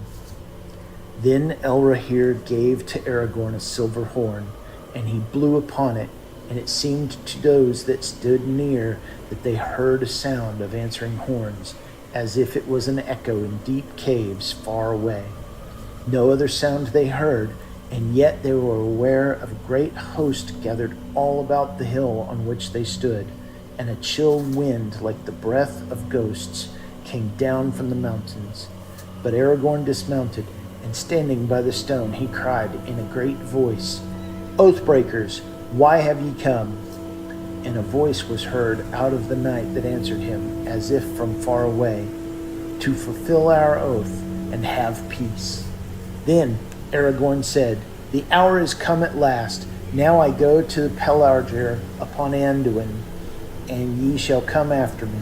And when all this land is clean of the servants of Sauron, I will hold the oath fulfilled, and ye shall have peace and depart forever. for I am Elisar, Isildur's heir of Gondor." And with that he bade Halbarad unfurl the great standard which he had brought, and behold, it was black, and if there was any device upon it, it was hidden in the darkness. Then there was silence, and not a whisper nor a sigh was heard again all the night long.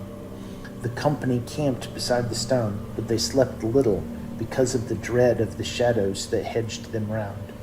But when dawn came, cold and pale, Aragorn rose at once, and he led the company forth upon the journey of the greatest haste and weariness that any among them had known, save he alone, and only his will held them to go on.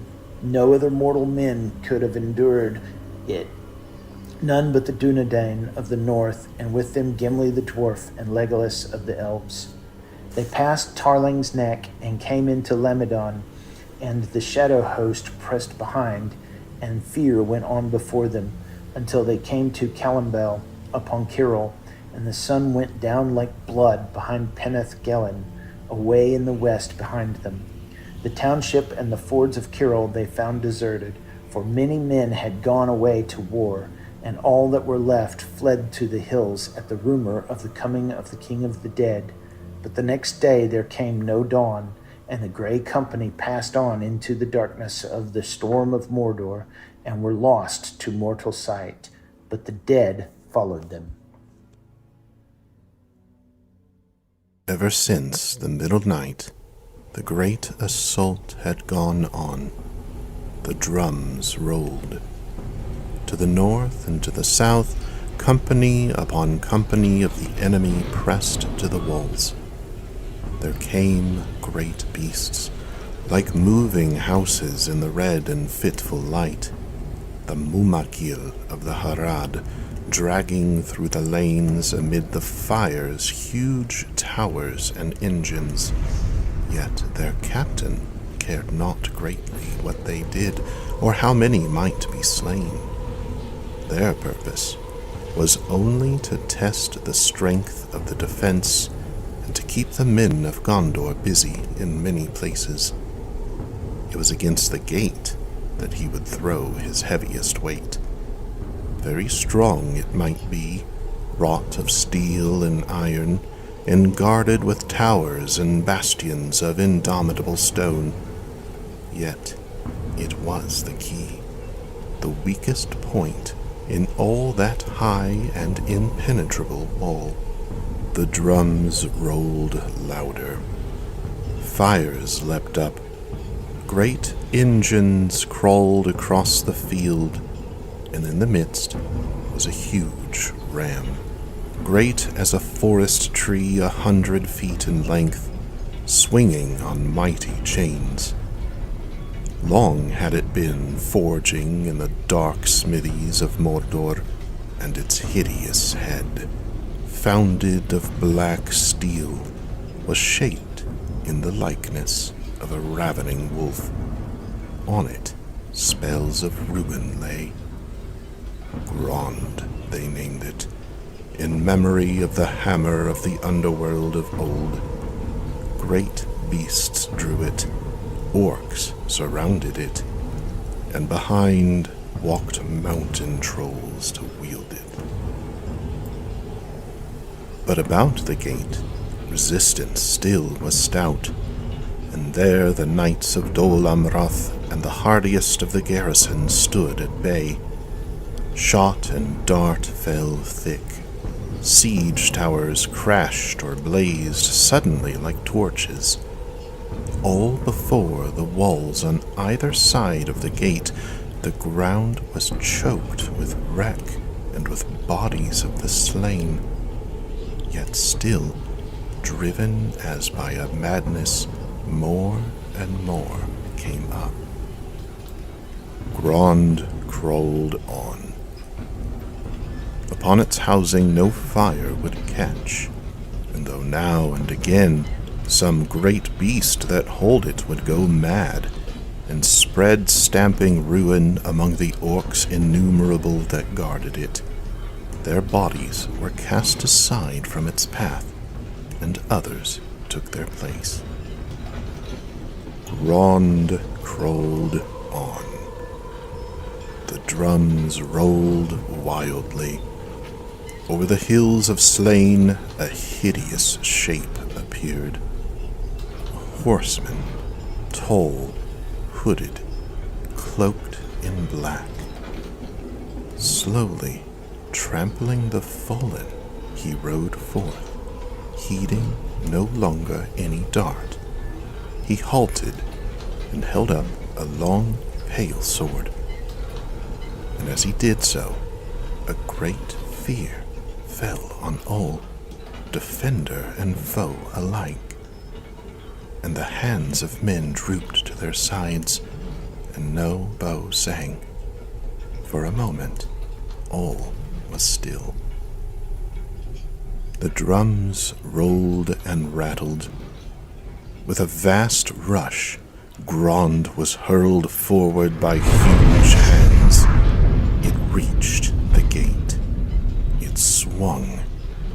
A deep boom rumbled through the city, like thunder running in the clouds. But the doors of iron and the posts of steel withstood the stroke. Then the black captain rose in his stirrups and cried aloud in a dreadful voice, speaking in some forgotten tongue words of power and terror to rend both heart and stone. Thrice he cried, thrice the great ram boomed, and suddenly, upon the last stroke, as if stricken by some lasting spell, it burst asunder. There was a flash of searing lightning, and the doors tumbled in riven fragments to the ground. In rode the Lord of the Nazgul, a great black shape. Against the fires beyond he loomed up, grown to a vast menace of despair. In rode the Lord of the Nazgul, under the archway that no enemy ever yet had passed, and all fled before his face. All save one. There, waiting, silent and still in the space before the gate, sat Gandalf upon Shadowfax. Shadowfax, who alone among the free horses of the earth endured the terror, unmoving, steadfast as a graven image in Rath-Dinen. "You cannot enter here," said Gandalf, and the huge shadow halted. "Go back to the abyss prepared for you. Go back. Fall into the nothingness that awaits you and your master. Go!" The Black Rider flung back his hood, and behold, he had a kingly crown, and yet upon no head visible was it set. The red fires shone between it and the mantled shoulders, vast and dark. From a mouth unseen there came a deadly laughter. "Old fool," he said. "Old fool, this is my hour. Do you not know death when you see it? Die now and curse in vain." And with that, he lifted high his sword, and flames ran down the blade. Gandalf did not move. And in that very moment, away, behind, in some courtyard of the city, a cock crowed. Shrill and clear he crowed, recking nothing of wizardry or war, welcoming only the morning that in the sky far above the shadows of death was coming with the dawn. And, as if in answer, there came from far away another note. Horns, horns, horns. In dark Mindalluin sides they dimly echoed. Great horns of the north, wildly blowing. Rohan had come at last. He entered the service of the Dark Tower when it first rose again. Because of his cunning, he grew ever higher in the Lord's favor, and he learned great sorcery and knew much of the mind of Sauron. And he was more cruel than any orc. He it was that now rode out, and with him came only a small company of black harnessed soldiery, and a single banner, black, but bearing on it in red, the evil eye. Now halting a few paces before the captains of the West, he looked them up and down and laughed. "Is there anyone in this rout with authority to treat with me?" he asked. "Or indeed wit to understand me? Not thou, at least," he mocked, turning to Aragorn with scorn. "It needs more to make a king than a piece of elvish glass, or a rabble such as this. Why, any brigand of the hills can show as good a following." Aragorn said naught in answer, but he took the other's eye and held it. For a moment they strove thus. But soon, though Aragorn did not stir, nor move hand to weapon, the other quailed and gave back as if menaced with a blow. "I am a herald, an ambassador, and may not be assailed," he cried. "Where such laws hold," said Gandalf, "it is also the custom for ambassadors to use less insolence. But no one has threatened you. You have naught to fear from us until your errand is done. But unless your master has come to new wisdom, then with all his servants you will be in great peril."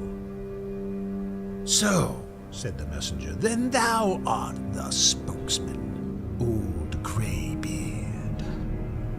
Have we not heard of thee at whiles, and of thy wanderings, ever hatching plots and mischief at a safe distance? But this time thou hast stuck out thy nose too far, Master Gandalf, and thou shalt see what comes to him who sets his foolish webs before the feet of Sauron the Great. I have tokens that I was bidden to show to thee in especial, if thou shouldst dare to come." He signed to one of his guards, and he came forward bearing a bundle swathed in black cloths. The messenger put these aside. There, to the wonder and dismay of all the captains, he held up first a short sword, such as Sam had carried, and next a grey cloak with an elven brooch, and last the coat of mithril mail that Frodo had worn, wrapped in his tattered garments. A blackness came before their eyes, and it seemed to them in a moment of silence that the world stood still. But their hearts were dead, and their last hope was gone. Pippin, who stood behind Prince Imrahil, sprang forward with a cry of grief. "Silence!" said Gandalf sternly, thrusting him back. But the messenger laughed aloud. "So you have yet another of these imps with you," he cried. "What use you find in them I cannot guess. But to send them as spies into Mordor is beyond even your accustomed folly. Still, I thank him, for it is plain that this brat has at least seen these tokens before, and it would be vain for you to deny them now." "I do not wish to deny them," said Gandalf. "Indeed, I know them all and their history, and despite your scorn, foul mouth of Sauron, you cannot say as much.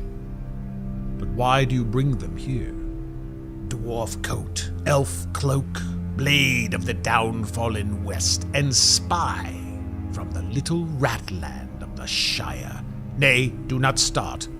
We know it well. Here are the marks of a conspiracy.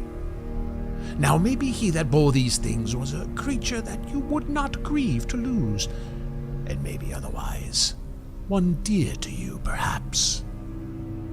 If so, take swift counsel with what little wit is left to you, for Sauron does not love spies, and what his fate shall be depends now on your choice. No one answered him, but he saw their faces gray with fear and horror in their eyes, and he laughed again, for it seemed to him that his sport went well. Good, good, he said. He was dear to you, I see. Or else his errand was one that you did not wish to fail. It has. And now he shall endure the slow torment of years, as long and slow as our arts in the great tower can contrive, and never be released, unless maybe when he is changed and broken, so that he may come to you, and you shall see what you have done. This shall surely be, unless you accept my lord's terms. Name the terms, said Gandalf steadily, but those nearby saw the anguish in his face, and now he seemed an old and wizened man, crushed, defeated at last. They did not doubt that he would accept. These are the terms, said the messenger, and smiled as he eyed them one by one. The rabble of Gondor and its deluded allies shall withdraw at once beyond the Anduin, first taking oaths never again to assail Sauron the Great in arms, open or secret. All lands east of the Anduin shall be Sauron's forever, solely. West of the Anduin, and as far as the Misty Mountains and the Gap of Rohan, shall be tributary to Mordor, and men there shall bear no weapons, but shall have leave to govern their own affairs. But they shall help to rebuild Isengard, which they have wantonly destroyed, and that shall be Sauron's, and there his lieutenant shall dwell. Not Saruman, but one more worthy of trust. Looking in the messenger's eyes, they read his thought. He was to be that lieutenant, and gather all that remained of the West under his sway. He would be their tyrant, and they his slaves. But Gandalf said, "This is much to demand for the delivery of one servant, that your master should receive in exchange what he must else fight many a war to gain. Or has the field of Gondor destroyed his hope in war, so that he falls to haggling? And if indeed we rated this prisoner so high, what surety have we that Sauron, the base master of treachery, will keep his part? Where is the prisoner? Let him be brought forth and yielded to us. Then we will consider these demands." It seemed then to Gandalf, intent, watching him as a man engaged in fencing with a deadly foe, that for the taking of a breath, the messenger was at a loss. Yet swiftly he laughed again. "Do not bandy words in your insolence with the mouth of Sauron," he cried. "Surety you crave. Sauron gives none. If you sue for his clemency, you must first do his bidding. These are his terms. Take them, or leave them." "These we will take," said Gandalf suddenly. He cast aside his cloak, and a white light shone forth like a sword in that black place. Before his upraised hand, the foul messenger recoiled, and Gandalf, coming, seized and took from him the tokens, coat, cloak, and sword. "These we will take in memory of our friend," he cried. "But as for your terms, we reject them utterly. Get you gone, for your embassy is over, and death is near to you.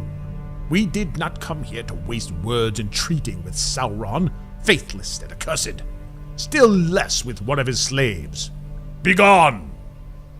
Then the messenger of Mordor laughed no more.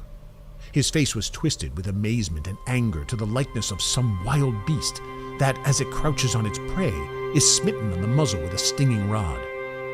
Rage filled him, and his mouth slavered, and shapeless sounds of fury came strangling from his throat. but he looked at the fell faces of the captains and their deadly eyes, and fear overcame his wrath. He gave a great cry and turned and leaped upon his steed, and with his company galloped madly back to Cirith Gorgor. But as they went, his soldiers blew their horns in signal long arranged, and even before they came to the gate, Sauron sprang his trap. Over the city of Gondor, doubt and great dread had hung. Fair weather and clear sun had seemed but a mockery to men whose days held little hope, and who looked each morning for news of doom. Their lord was dead and burned.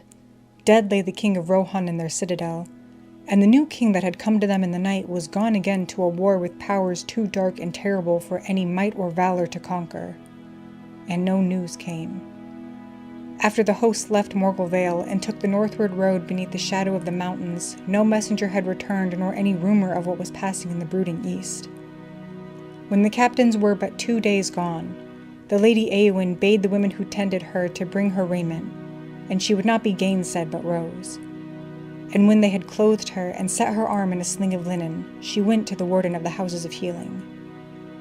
"Sir," she said, "I am in great unrest, and I cannot lie longer in sloth." "Lady," he answered, "you are not yet healed, and I was commanded to tend to you with especial care.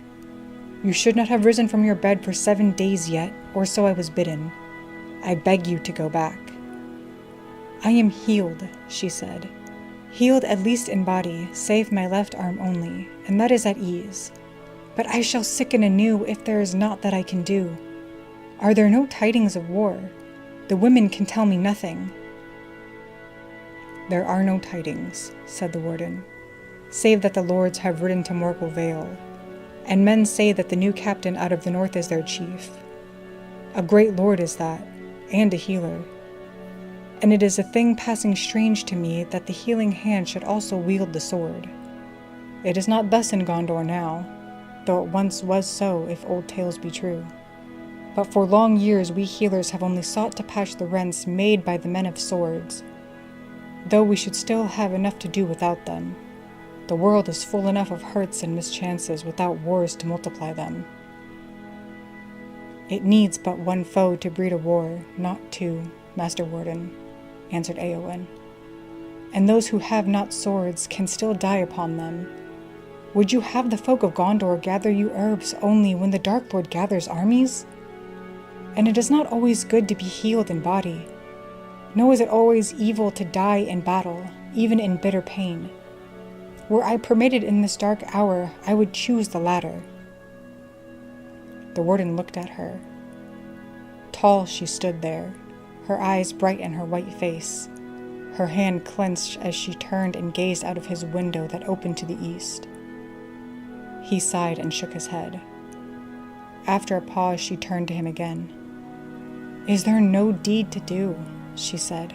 "Who commands in this city?" "I do not rightly know," he answered. "Such things are not my care. There is a marshal over the riders of Rohan, and the Lord Húrin, I am told, commands the men of Gondor. But the Lord Faramir is by right the steward of the city. Where can I find him?" "In this house, lady. He was sorely hurt, but is now set again on the way to health. But I do not know. Will you not bring me to him? Then you will know." And so the 5th day came since the Lady Eowyn went first to Faramir, and they stood now together once more upon the walls of the city and looked out. No tidings had yet come, and all hearts were darkened. The weather, too, was bright no longer. It was cold. A wind that had sprung up in the night was now blowing keenly from the north, and it was rising, but the lands about looked grey and drear. They were clad in warm raiment and heavy cloaks, and all over, the Lady Eowyn wore a great blue mantle, the color of deep summer night, and it was set with silver stars about the hem and throat. Faramir had sent for this robe, and had wrapped it about her, and he thought that she looked fair and queenly indeed as she stood there at his side.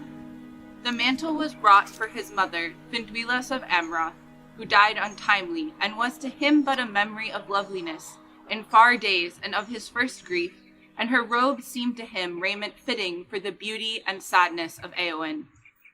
But now she shivered beneath the starry mantle, and looked northward, above the grey hitherlands, into the eye of the cold wind, where far away the sky was hard and clear. "What do you look for, Éowyn?" said Faramir. "Does not the black gate lie yonder?" said she. "And must he not now come thither? It has been 7 days since he rode away." "7 days," said Faramir, "but think not ill of me if I say to you, they have brought me both a joy and a pain that I never thought to know. Joy to see you, but pain because now the fear and doubt of this evil time are grown dark indeed. Éowyn, I would not have this world end now, or lose so soon what I had found." "Lose what you have found, Lord," she answered, but she looked at him gravely, and her eyes were kind. "I know not what in these days you have found that you could lose. But come, my friend, let us not speak of it. Let us not speak at all. I stand upon some dreadful brink, and it is utterly dark in the abyss before my feet. But whether there is any light behind me, I cannot tell, for I cannot turn yet. I wait for some stroke of doom." "Yes, we wait for the stroke of doom," said Faramir, and they said no more, and it seemed to them, as they stood upon the wall, and the wind died, and the light failed, and the sun was bleared, and all sounds in the city or lands about were hushed, neither wind, nor voice, nor bird call, nor rustle of leaf, nor their own breath could be heard. The very beating of their hearts was stilled. Time halted. And as they stood so, their hands met and clasped, though they did not know it. And still they waited, for they knew not what. Then, presently, it seemed to them that above the ridges of the distant mountains, another vast mountain of darkness rose, towering up like a wave that should engulf the world, and about it lightnings flickered, and then a tremor ran through the earth, and they felt the walls of the city quiver. A sound like a sigh went up from all the lands about them, and their hearts suddenly beat again. "It reminds me of Numenor," said Faramir, and wondered to hear himself speak. "Of Numenor," said Éowyn. "Yes," said Faramir, "of the land of Westerness that foundered, and of the great dark wave climbing over the green lands and above the hills, and coming on, darkness inescapable. I often dream of it." "Then do you think that darkness is coming?" said Éowyn. "Darkness inescapable?" And she drew close to him. "No," said Faramir, looking into her face. "It was but a picture in the mind. I do not know what is happening. The reason of my waking mind tells me that great evil has befallen, and that we stand at the end of days. But my heart says nay, and all my limbs are light, and a hope and joy come to me that no reason can deny. Éowyn, Éowyn, White Lady of Rohan, in this hour I do not believe that any darkness will endure." And he stooped and kissed her brow. And so they stood on the walls of the city of Gondor, and a great wind rose and blew, and their hair, raven and golden, streamed out mingling in the air. And the shadow departed, and the sun was unveiled, and light leapt forth, and the waters of Anduin shone like silver. And in all the houses of the city, men sang for the joy that welled up in their hearts, from what source they could not tell. The days that followed were golden, and spring and summer joined and made revel together in the fields of Gondor. And tidings now came by swift riders from Caer Andros of all that was done, and the city made ready for the coming of the king. Mary was summoned and rode away with the wains that took store of goods to Osgiliath, and thence by ship to Caer Andros. But Faramir did not go, for now being healed he took upon him his authority and the stewardship, although it was only for a little while, and his duty was to prepare for the one who should replace him. And Éowyn did not go, though her brother sent word begging her to come to the field of Cormallen. And Faramir wondered at this, but he saw her seldom, being busy with many matters. And she dwelt still in the houses of healing, and walked alone in the garden, and her face grew pale again, and it seemed that in all of the city she only was ailing and sorrowful. And the warden of the houses was troubled, and he spoke to Faramir. Then Faramir came and sought her, and once more they stood on the walls together, and he said to her, "Éowyn, why do you tarry here, and do not go to the rejoicing in Cormallen beyond Caer Andros, where your brother awaits you?" And she said, "Do you not know?" But he answered, "2 reasons there may be, but which is true I do not know." And she said, "I do not wish to play at riddles, speak plainer."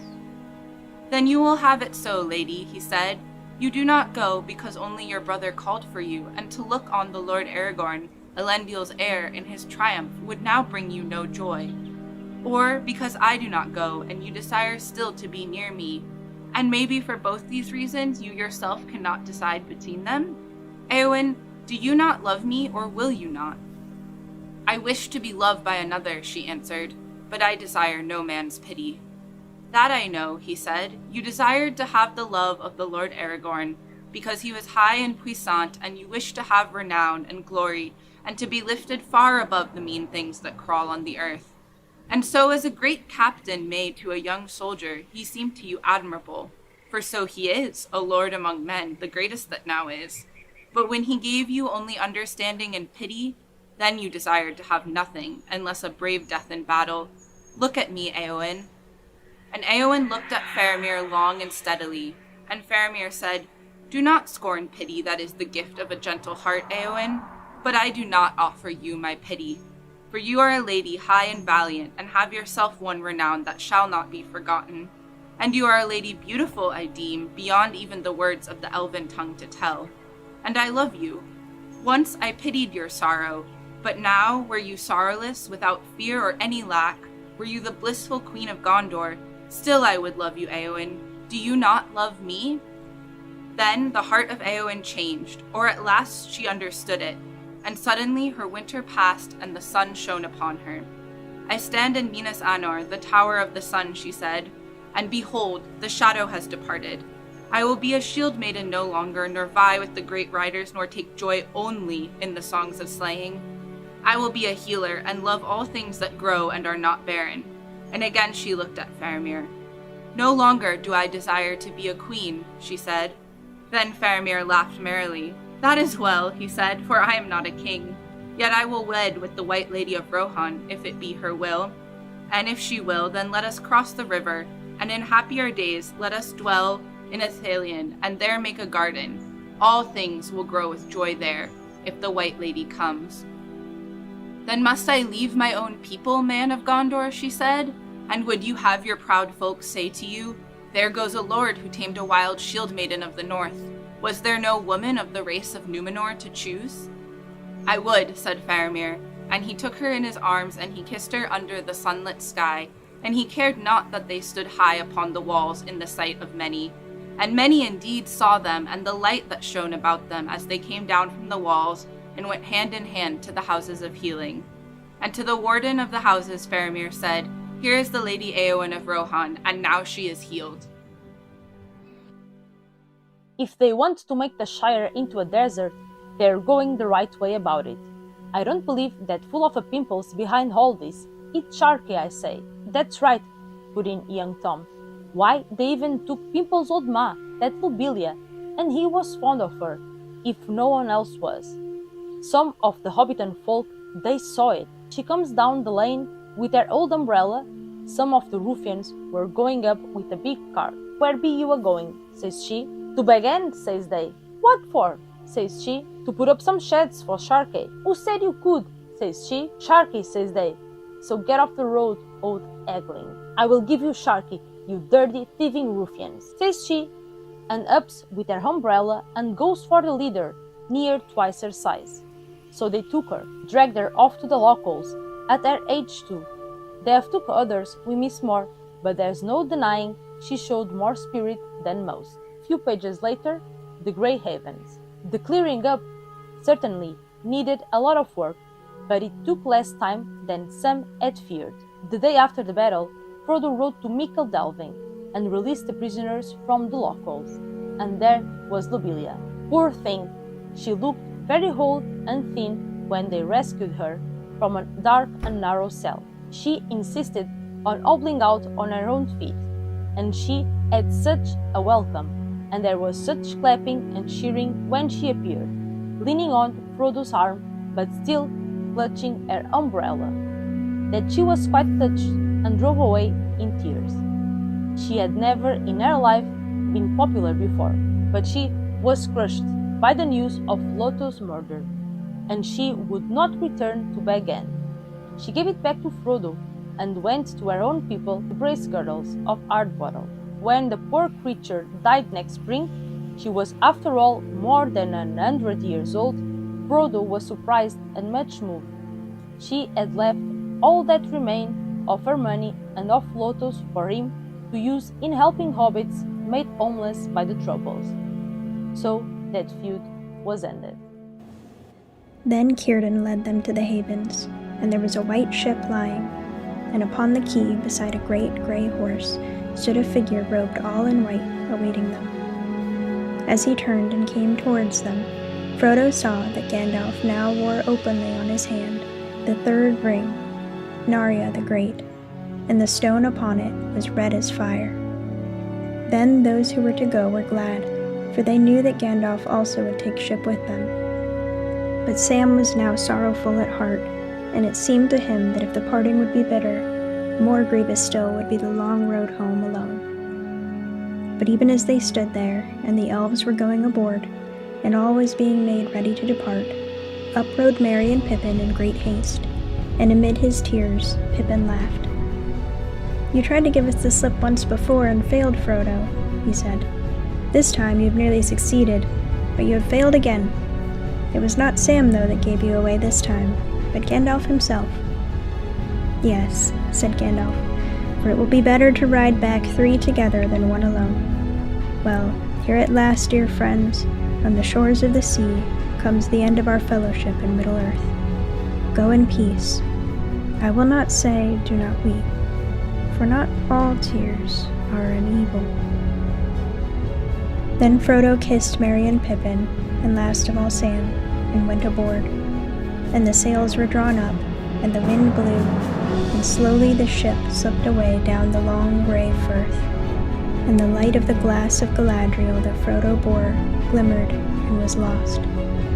And the ship went out into the high sea and passed on into the west, until at last, on a night of rain, Frodo smelled a sweet fragrance on the air, and heard the sound of singing that came over the water.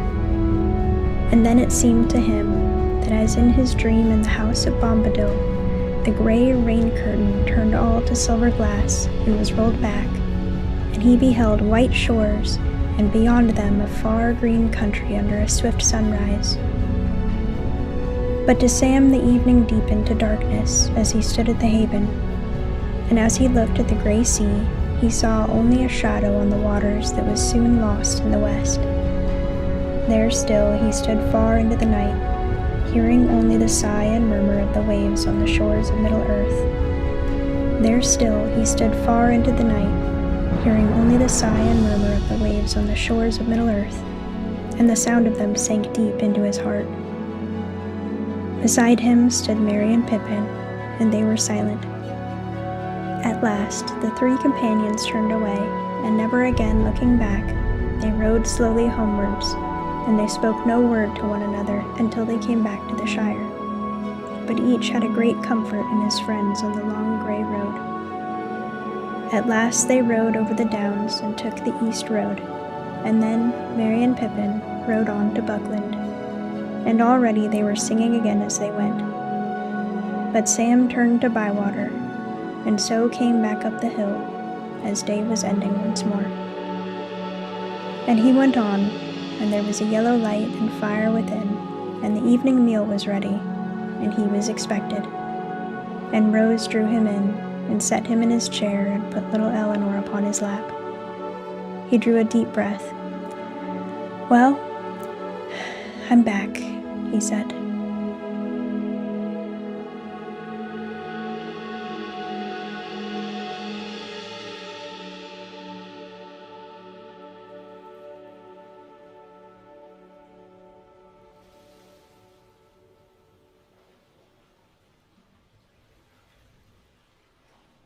All right, everybody. Before we get into the Silmarillion, I have a really special little glimpse of some of the other projects that I've been working on. Some, of course, we'll know are inspired by Tolkien's great work, so I thought it would be nice to have a couple little samples in here. Some of these are projects that are already finished. Some of them are projects that are going to be finished really soon, but I thought it would be fun to have just a few quick little samples of those. So enjoy these, and then we'll get on to the Silmarillion.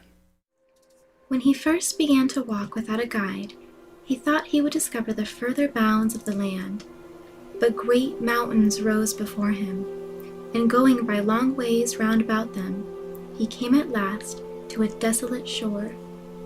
He stood beside the sea of windless storm, where the blue waves like snow-clad hills roll silently out of unlight to the long strand, bearing the white ships that return from battles on the dark marches of which men know nothing. He saw a great ship cast high upon the land, and the waters fell back in foam without a sound. The elven mariners were tall and terrible. Their swords shone and their spears glinted, and a piercing light was in their eyes. Suddenly, they lifted up their voices in a song of triumph, and his heart was shaken with fear, and he fell upon his face. And they passed over him and went away into the echoing hills. Afterwards, he went no more to that strand, believing that he was in an island realm beleaguered by the sea. And he turned his mind towards the mountains, desiring to come to the heart of the kingdom. Once, in these wanderings, he was overtaken by a gray mist and strayed long at a loss, until the mist rolled away, and he found that he was in a wide plain. Far off there was a great hill of shadow, and out of that shadow, which was its root, he saw the king's tree springing up, tower upon tower, into the sky, and its light was like the sun at noon, and it bore at once leaves and flowers and fruits uncounted, and not one was the same as any other that grew on the tree. He never saw that tree again, though he often sought for it. On one such journey, climbing on into the outer mountains, he came to a deep dale among them, and at its bottom lay a lake, calm and unruffled, though a breeze stirred the woods that surrounded it. In that dale the light was like a red sunset, but the light came up from the lake. From a low cliff that overhung it he looked down, and it seemed that he could see into an immeasurable depth, and there he beheld strange shapes of flame, bending and branching and wavering like great weeds into a sea dingle, and fiery creatures went to and fro among them. Filled with wonder, he went down to the water's edge and tried it with his foot. But it was not water. It was harder than stone and sleeker than glass. He stepped on it, and he fell heavily, and a ringing boom ran across the lake and echoed in its shores. At once the breeze rose to a wild wind, roaring like a great beast, and it swept him up and flung him on the shore, and it drove him up the slopes, whirling and falling like a dead leaf. He put his arms about the stem of a young birch and clung to it, and the wind wrestled fiercely with them, trying to tear him away. But the birch was bent down to the ground by the blast and enclosed him in its branches. When at last the wind passed on, he rose and saw that the birch was naked. It was stripped of every leaf, and it wept, and tears fell from its branches like rain. He set his hand upon the white bark, saying, "Blessed be the birch. What can I do to make amends or give thanks?" He felt the answer of the tree pass up from his hand. "Nothing," it said. "Go away. The wind is hunting you. You do not belong here. Go away and never return." As he climbed back out of that dale, he felt the tears of the birch trickle down his face, and they were bitter on his lips.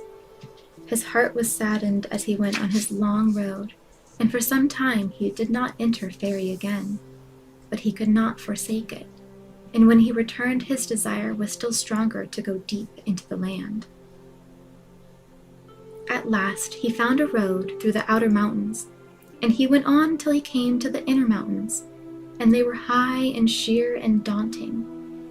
Yet in the end he found a pass that he could scale, and upon a day of days, greatly daring, he came through a narrow cleft and looked down, though he did not know it, into the vale of Evermorn, where the green surpasses the green of our meads of outer fairy, as they surpass ours in springtime.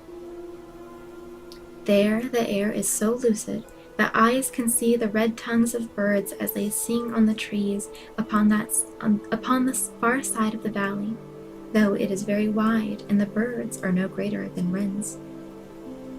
On the inner side, the mountains went down in long slopes filled with the sound of bubbling waterfalls, and in great delight he hastened on. As he set foot upon the grass of the vale, he heard elven voices singing, and on a lawn beside a river, bright with lilies, he came upon many maidens dancing. The speed and the grace and the ever-changing modes of their movements enchanted him, and he stepped forward towards their ring. Then suddenly they stood still, and a young maiden with flowing hair and kilted skirt came out to meet him. She laughed as she spoke to him, saying, "You are becoming bold, Starbrow, are you not? Have you no fear what the queen might say if she knew of this, unless you have her leave?" He was abashed, for he had become aware of his own thought and knew that she read it, that the star on his forehead was a passport to go wherever he wished, and now he knew that it was not. But she smiled as she spoke again.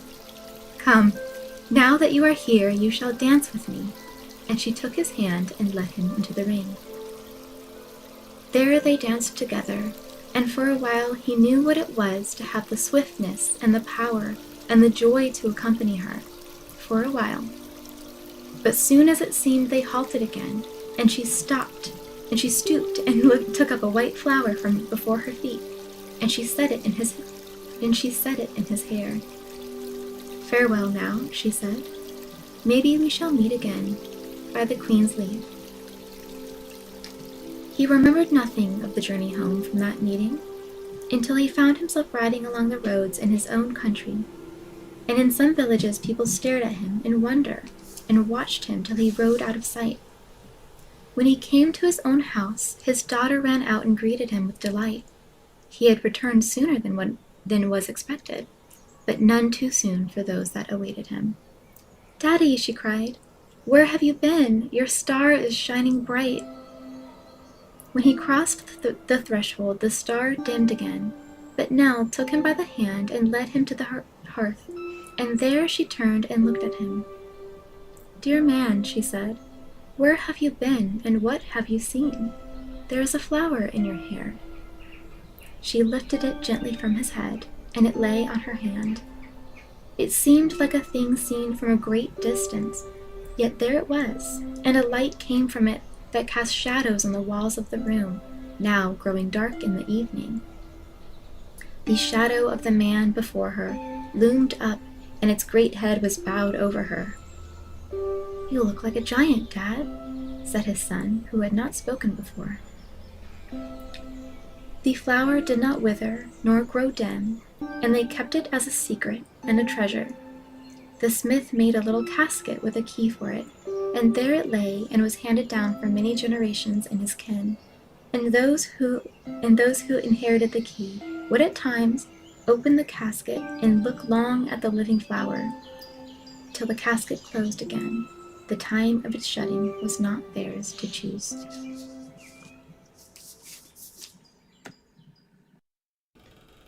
Lucy immediately stepped into the wardrobe and got in among the coats and rubbed her face against them, leaving the door open, of course, because she knew that it was very foolish to shut oneself inside a wardrobe. Soon she went further in and found that there was a second row of coats hanging up behind the first one.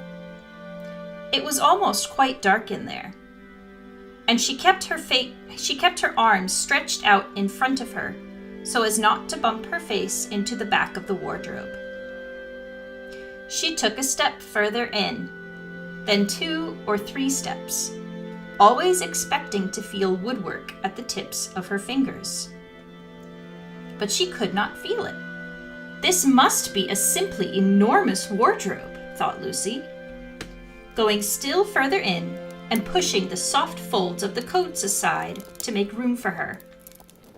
Then she noticed that there was something crunching under her feet. I wonder, is that more mothballs? She thought, stooping down to feel it with her hand. But instead of feeling the hard, smooth wood of the floor of the wardrobe, she felt something soft and powdery and extremely cold. "This is very queer," she said, and went on a step or two further. The next moment, she found that what was rubbing against her face and hands was no longer soft fur, but something hard and rough and even prickly. "Why, it is just like branches of trees!" exclaimed Lucy. And then she saw that there was a light ahead of her, not a few inches away where the back of the wardrobe ought to have been, but a long way off. Something cold and soft was falling on her. A moment later, she found that she was standing in the middle of a wood at nighttime, with snow under her feet and snowflakes falling through the air. Lucy felt a little frightened, but she felt very inquisitive and excited as well. She looked back over her shoulder, and there, between the dark tree trunks, she could still see the open doorway of the wardrobe, and even catch a glimpse of the empty room from which she had set out. She had, of course, left the door open, for she knew that it is a very silly thing to shut oneself into a wardrobe. It seemed to still be daylight there. "I can always get back if anything goes wrong," thought Lucy. She began to walk forward, crunch, crunch over the snow and through the wood towards the other light. In about 10 minutes, she reached it and found it was a lamppost. As she stood looking at it, wondering why there was a lamppost in the middle of a wood and wondering what to do next, she heard a pitter-patter of feet coming towards her. And soon after that, a very strange person stepped out from among the trees into the light of the lamppost. He was only a little taller than Lucy herself, and he carried over his head an umbrella white with snow. From the waist upwards, he was like a man, but his legs were shaped like a goat's. The hair on them was glossy black, and instead of feet, he had goat's hooves. He also had a tail, but Lucy did not notice this at first because it was neatly caught up over the arm that held the umbrella so as to keep it from trailing in the snow. He had a red woolen muffler around his neck, and his skin was rather reddish too. He had a strange but pleasant little face, with a short pointed beard and curly hair, and out of the hair there stuck 2 horns, one on each side of his forehead. One of his hands, as I said, held the umbrella. In the other arm, he carried several brown paper parcels. What with the parcels and the snow, it looked as if he had just been doing his Christmas shopping. He was a faun. And when he saw Lucy, he gave such a start of surprise that he dropped all his parcels. "Goodness gracious me!" exclaimed the faun. And the shadow fell upon the land, and the world was riven stone from stone. The oceans fled, and the mountains were swallowed up, and the nations were scattered to the 8 corners of the world. The moon was as blood, and the sun was as ashes. The seas boiled, and the living envied the dead. All was shattered, and all but memory lost, and one memory above all others of him who brought the shadow and the breaking of the world, and him they named Dragon. From Alethnin Tahin Alta Camora, The Breaking of the World, author unknown, the 4th Age. And it came to pass in those days, as it had come before and would come again, that the dark lay heavy on the land and weighed down the hearts of men, and the green things failed, and hope died. And men cried out to the Creator, saying, "O light of the heavens, light of the world, let the promised one be born of the mountains, according to the prophecies, as he was in ages past and will in ages to come." Let the Prince of the Morning sing to the land that green things will grow and the valleys give forth lambs. Let the arm of the Lord and dawn shelter us from the dark, and the great sword of justice defend us. Let the dragon ride again on the winds of time. From Chahral Trinante Kalaman, The Cycle of the Dragon, author unknown, the Fourth Age.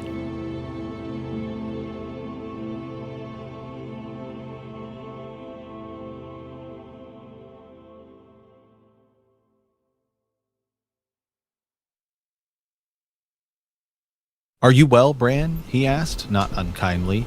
"Yes, father," Bran told him. He looked up, wrapped in his furs and leathers, mounted on his great warhorse. His lord father loomed over him like a giant. Robb said the man died bravely, but Jon says he was afraid. "What do you think?" his father asked. Bran thought about it. Can a man still be brave if he's afraid? That is the only time a man can be brave, his father told him. Do you understand why I did it? He's a wildling, Bran said. They carry off women and sell them to the others. His lord father smiled. Old Nan has been telling you stories again. In truth, the man was an oath breaker, a deserter from the Night's Watch. No man is more dangerous. The deserter knows his life is forfeit if he's taken, so he will not flinch from any crime, no matter how vile. But if you mistake me, the question was not why the man had to die, but why I must do it.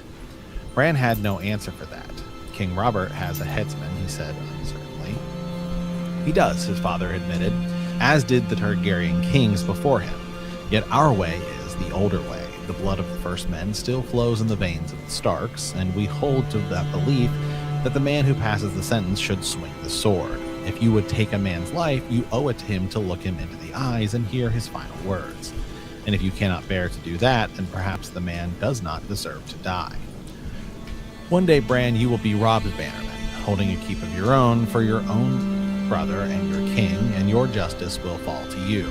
When that day comes, you must take no pleasure in the task, but neither must you look away. A ruler who hides behind paid executioners should forget what death is.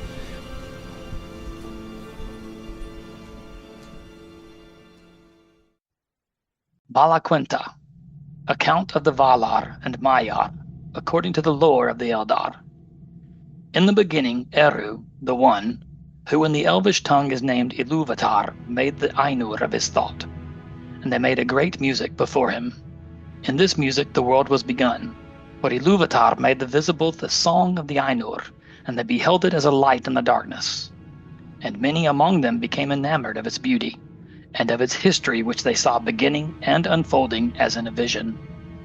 Therefore Ilúvatar gave to their vision being, and set it amid the void. And the secret fire was sent to burn at the heart of the world, and it was called Ea. Then those of the Ainur who desired it arose and entered into the world at the beginning of time, and it was their task to achieve it, and by their labors to fulfill the vision which they had seen. Long they labored in the regions of Ea, which are vast beyond the thought of elves and men, until in the time appointed was made Arda, the kingdom of earth. Then they put on the raiment of earth and descended into it and dwelt therein. Of the Valar. The great among these spirits the elves named the Valar, the powers of Arda, and men have often called them gods. The lords of the Valar are 7, and the Valier, the queens of the Valar, are 7 also. These were their names in the Elvish tongue, as it was spoken in Valinor, though they have other names in the speech of the elves in Middle-earth, and their names among men are manifold. The names of the lords in due order are Manwe, Ulmo, Aule, Orme, Mandos, Lorien, and Tulkas, and the names of the queens are Barda, Yavanna, Nienna, Este, Vaire, Vana, and Nessa. Melkor is counted no longer among the Valar, and his name is not spoken upon earth. Manwe and Melkor were brethren in the thought of Ilúvatar. The mightiest of those Ainur who came into the world was in his beginning Melkor. But Manwe is dearest to Ilúvatar, and understands most clearly his purposes. He was appointed to be, in the fullness of time, the first of all kings, lord of the realm of Arda, and ruler of all that dwell therein. In Arda, his delight is in the winds and the clouds, and in all the regions of the air, from the heights to the depths, from the utmost borders of the vale of Arda to the breezes that blow in the grass. Sulimo he is surnamed, Lord of the breath of Arda. All swift birds, strong of wing, he loves, and they come and go at his bidding. With Manwe dwells Varda, Lady of the Stars, who knows all the regions of Ea. Too great is her beauty to be declared in the words of men or of elves, for the light of Ilúvatar lives still in her face. In light is her power and her joy. Out of the deeps of Ea she came to the aid of Manwe. For Melkor she knew from before the making of the music and rejected him, and he hated her, and feared her more than all others whom Eru made. Manwe and Varda are seldom parted, and they remain in Valinor. Their halls are above the everlasting snow, upon Oyolosse, the uttermost tower of Taniquetil, tallest of all the mountains upon earth. When Manwe there ascends his throne and looks forth, if Varda is beside him, he sees further than all other eyes, through mist and through darkness, and over the leagues of the sea. And if Manwe is with her, Varda hears more clearly than all other ears the sound of voices that cry from east to west, from the hills and the valleys, and from the dark places that Melkor has made upon earth. Of all the great ones who dwell in this world, the elves hold Varda most in reverence and love. Elbereth they name her, and they call upon her name out of the shadows of Middle-earth, and uplift it in song at the rising of the stars. Ulmo is the Lord of Waters. He is alone. He dwells nowhere long, but moves as he will in all the deep waters about the earth or under the earth. He is next in might to Manwe, and before Valinor was made, he was closest to him in friendship. But thereafter he went seldom to the councils of the Valar, unless great matters were in debate. For he kept all Arda in thought, and he has no need of any resting place. Moreover, he does not love to walk upon land, and will seldom clothe himself in a body after the manner of his peers.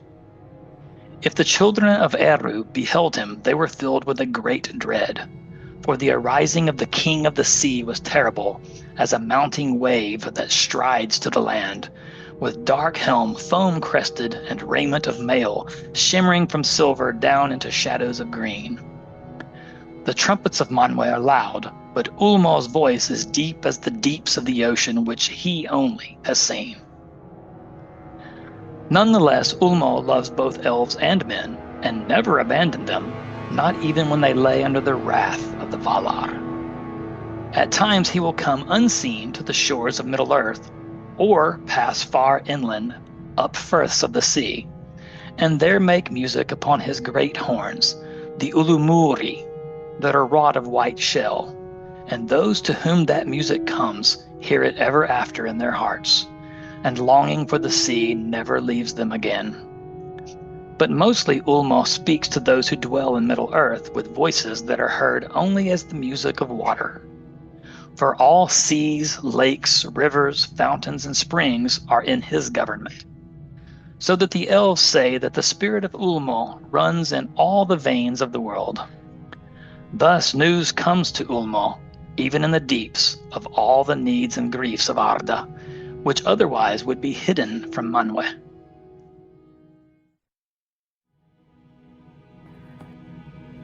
Melian was the name of a Maya who served both Vana and Este. She dwelt long in Lorien, tending the trees that flower in the gardens of Irmo, ere she came to Middle-earth. Nightingales sang about her wherever she went. Wisest of the Maiar was Olorin. He too dwelt in Lorien, but his ways took him often to the house of Nienna, and of her he learned pity and patience. Of Melian much is told in the Quenta Silmarillion, but of Olorin that tale does not speak, for though he loved the elves, he he walked among them unseen, or in form as one of them, and they did not know whence came the fair visions or the promptings of wisdom that he put into their hearts. In later days, he was the friend of all the children of Iluvatar, and took pity on their sorrows, and those who listened to him awoke from despair and put away the imaginations of darkness.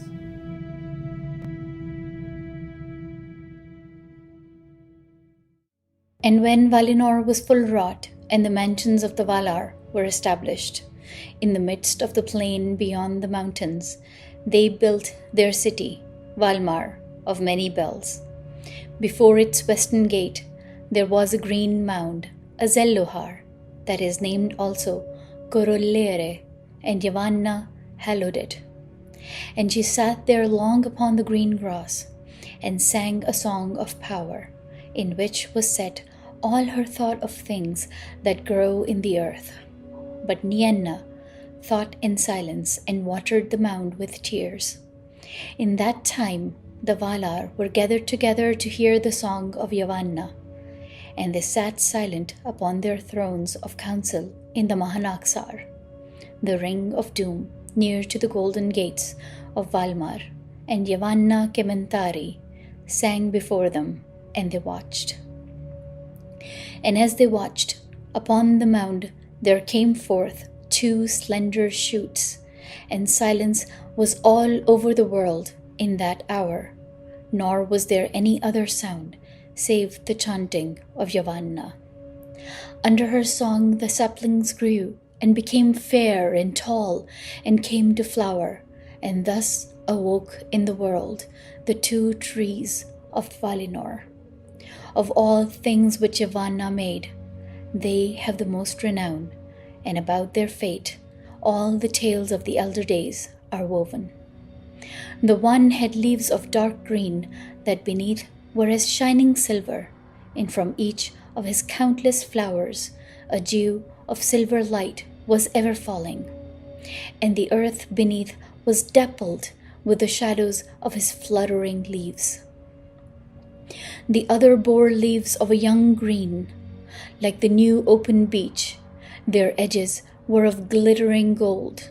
Flowers swung upon her branches in clusters of yellow flame, formed each to a glowing horn that spilled a golden rain upon the ground. And from the blossom of that tree there came forth warmth and a great light, till Parion, the one was called in Valinor, and Silpion, and Ninquilote, and many names. But Laurelin the other was, and Malinalda, and Kulurian, and many names in song beside. Of Aule and Yavanna. It is told that in their beginning, the dwarves were made by Aule in the darkness of Middle-earth.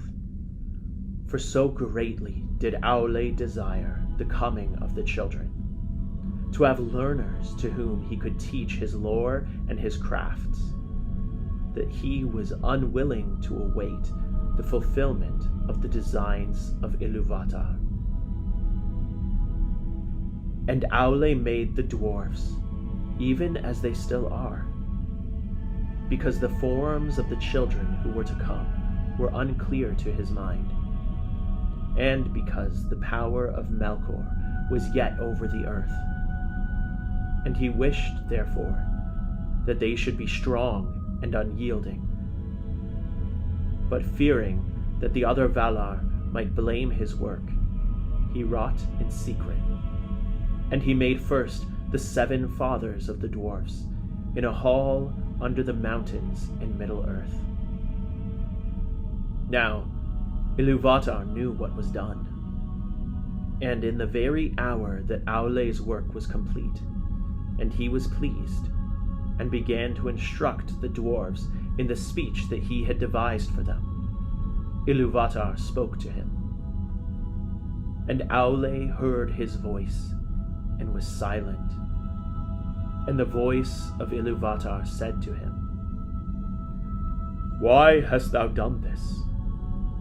Why dost thou attempt a thing which thou knowest is beyond thy power? and thy authority. For thou hast from me as a gift thy own being only, and no more. And therefore the creatures of thy hand and mind can live only by that being, moving when thou thinkest to move them. And if thy thought be elsewhere, standing idle, is that thy desire? Then Aule answered, I did not desire such lordship. I desired things other than I am, to love and to teach them, so that they too might perceive the beauty of Ea, which thou hast caused to be.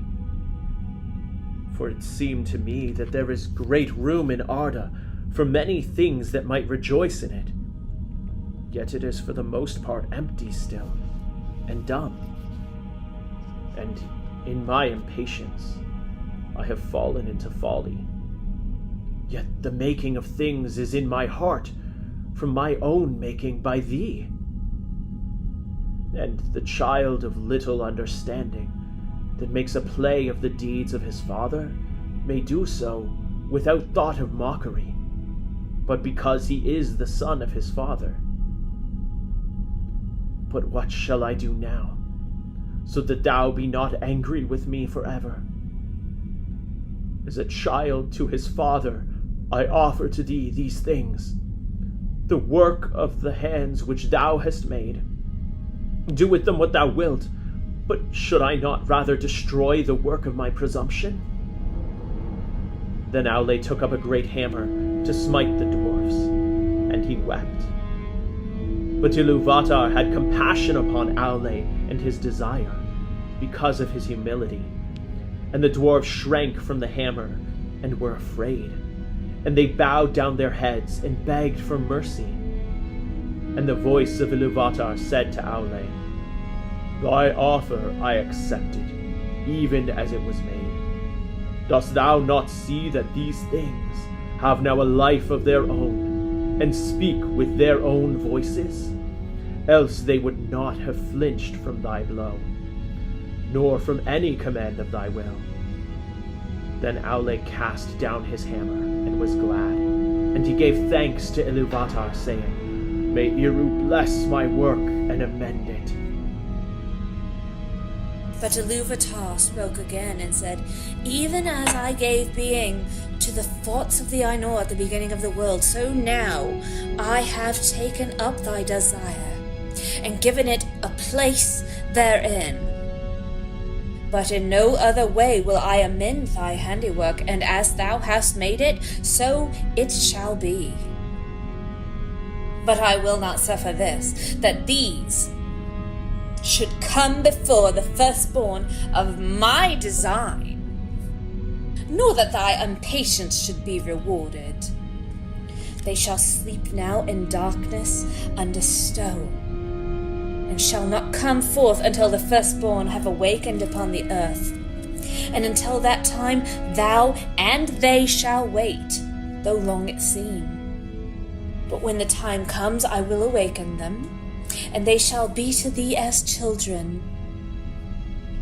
And often strife shall arise between thine and mine, the children of my adoption and the children of my choice.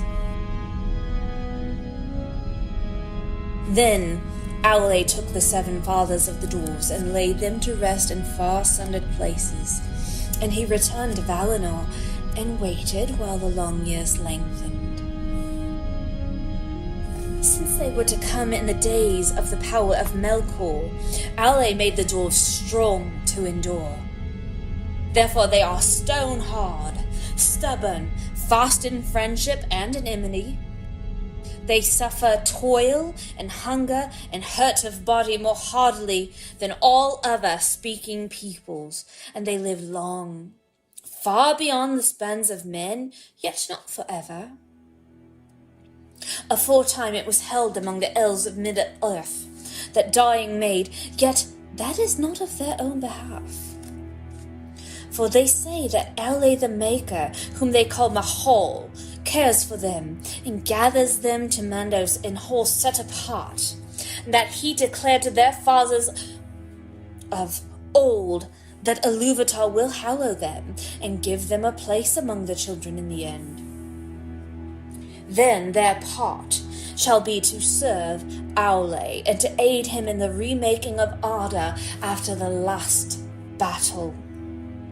They say also that the 7 fathers of the dwarves return to live again in their own kin, and to bear once more their ancient names, of whom Durin was the most renowned in after ages. Father of that kindred most friendly to the elves, whose mansions were at Khazad-dûm. Now, Aule labored in the making of the dwarves. He kept this work hidden from the other Valar. But at the last he opened his mind to Yavanna, and told her of all that had come to pass. Then Yavanna said to him, Eru is merciful. Now I see that thy heart rejoiceth, as indeed it may. For thou hast received not only forgiveness, but bounty. Yet because thou hidest this thought from me until its achievement, thy children will have little love for the things of my love. They will love first the things made by their own hands, as does their father. They will delve into the earth, and the things that grow and live upon the earth they will not heed. Many a tree shall feel the bite of their iron without pity. But Aule answered, That shall also be true of the children of Iluvatar, for they will eat and they will build. And though the things of thy realm have worth in themselves, and would have worth if no children were to come, yet Eru will give them dominion. And they shall use all that they find in Arda, though not by the purpose of Eru, without respect or without gratitude. Not unless Melkor darkened their hearts, said Yavanna, and she was not appeased but grieved in heart, fearing what might be done upon Middle-earth in days to come.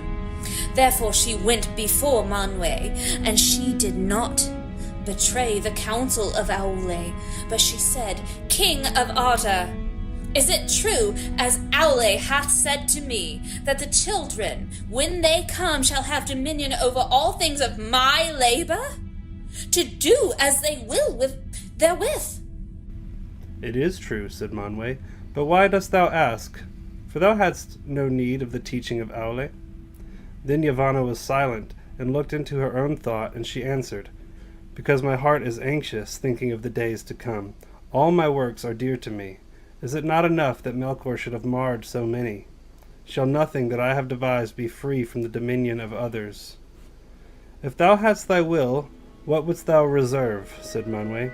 Of all thy realm, what dost thou hold dearest? All have their worth, said Yavanna, and each contributes to the worth of the others. But the Kelvar can flee or defend themselves, whereas the Olvar that grow cannot. And among these I hold trees dear. Long in the growing, swift shall they be in the felling, and unless they pay toll with fruit upon bough, little mourned in their passing. So I see in my thought. Would that the trees might speak on behalf of all things that have roots, and punish those that have wronged them. This is a strange thought, said Manwë. Yet it was in the song, said Yavanna. For while thou wert in the heavens with Ulmo, and built the clouds and poured out the rains, I lifted up branches of great trees to receive them, and some sang to Iluvatar amid the wind and the rain. Then Manwë sat silent, and the thought of Yavanna that she had put into his heart grew and unfolded, and it was beheld by Iluvatar. Then it seemed to Manwë that the song rose once more about him, and he heeded now many things therein that though he had heard them, he had not heeded before. And at last the vision was renewed. But it was not now remote, for he was himself within it, and yet he saw that all was upheld by the hand of Iluvatar, and the hand entered in, and from it came forth many wonders that had until then been hidden from him in the hearts of the Ainur. Then Manwë awoke, and he went down to Yavanna upon Azelohar, and he sat beside her beneath the 2 trees.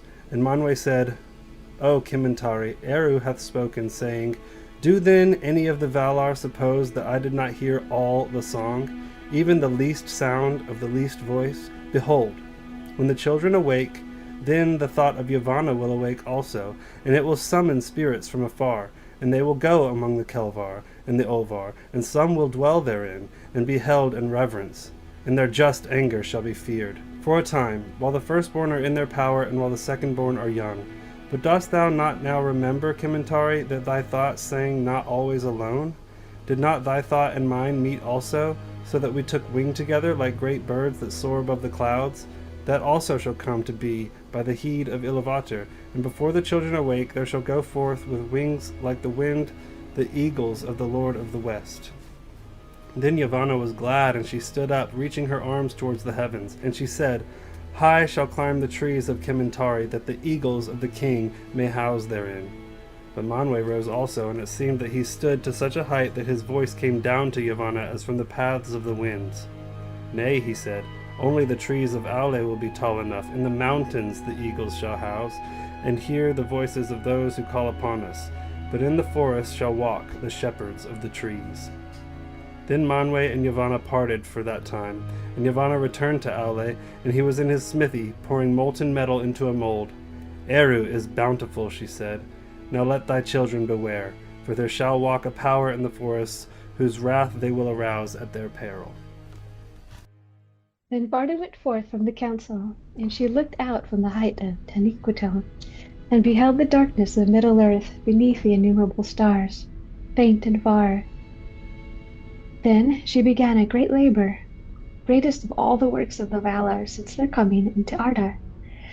She took the silver dews from the vats of Telperion, and therewith she made new stars, and brighter against the coming of the firstborn.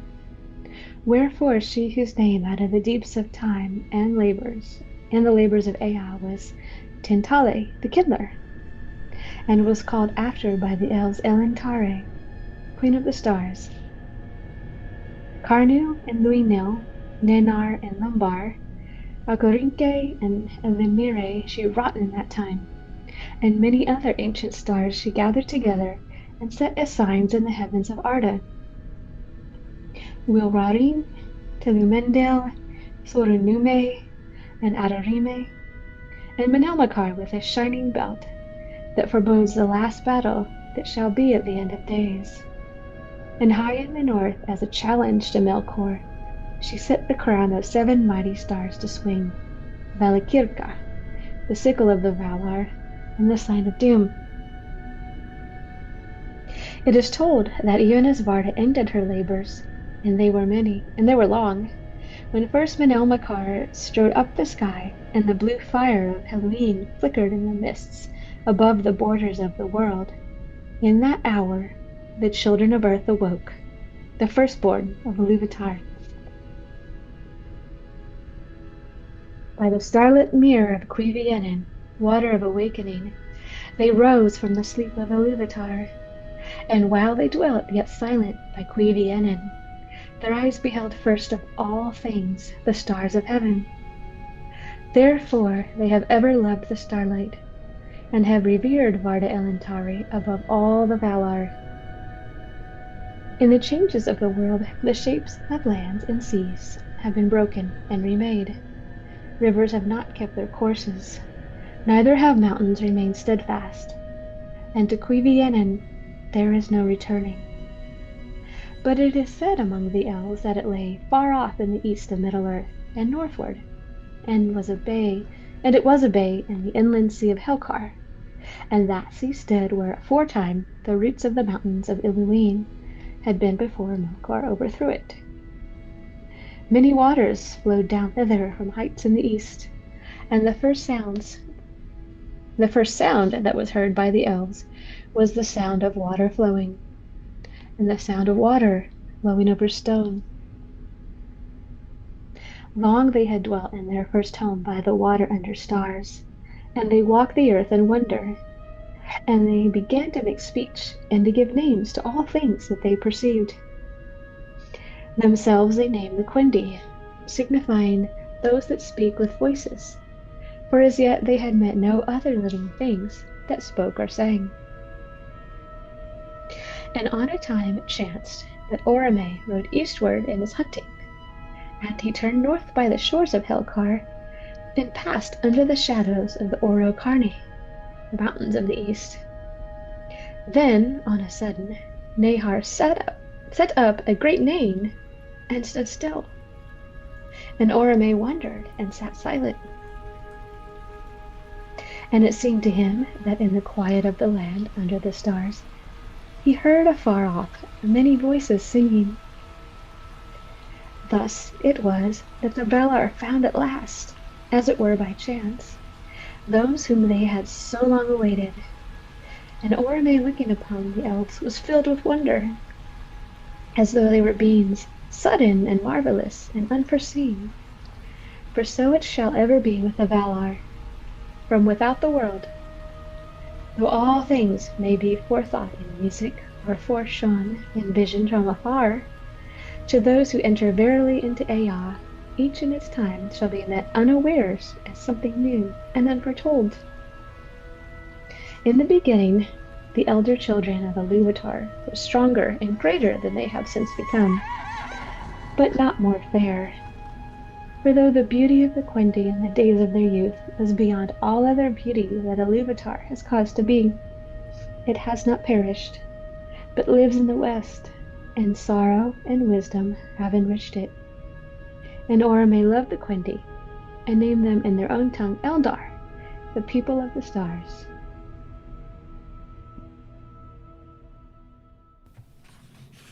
When many years had passed, Ulmo hearkened to the prayers of the Noldor and of Finwë their king, who grieved at their long sundering from the Teleri, and besought him to bring them to Aman, if they would come. And most of them proved now willing indeed, but great was the grief of Osse when Ulmo returned to the coasts of Beleriand to bear them away to Valinor. For his care was for the seas of Middle-earth and the shores of the hither lands, and he was ill-pleased that the voices of the Teleri should be heard no more in his domain. Some he persuaded to remain, and those were the Falathrim, the elves of the Falas, who in after days had dwellings in the havens of Brithombar and Eglarest, the first mariners in Middle-earth and the first makers of ships. Círdan the shipwright was their lord.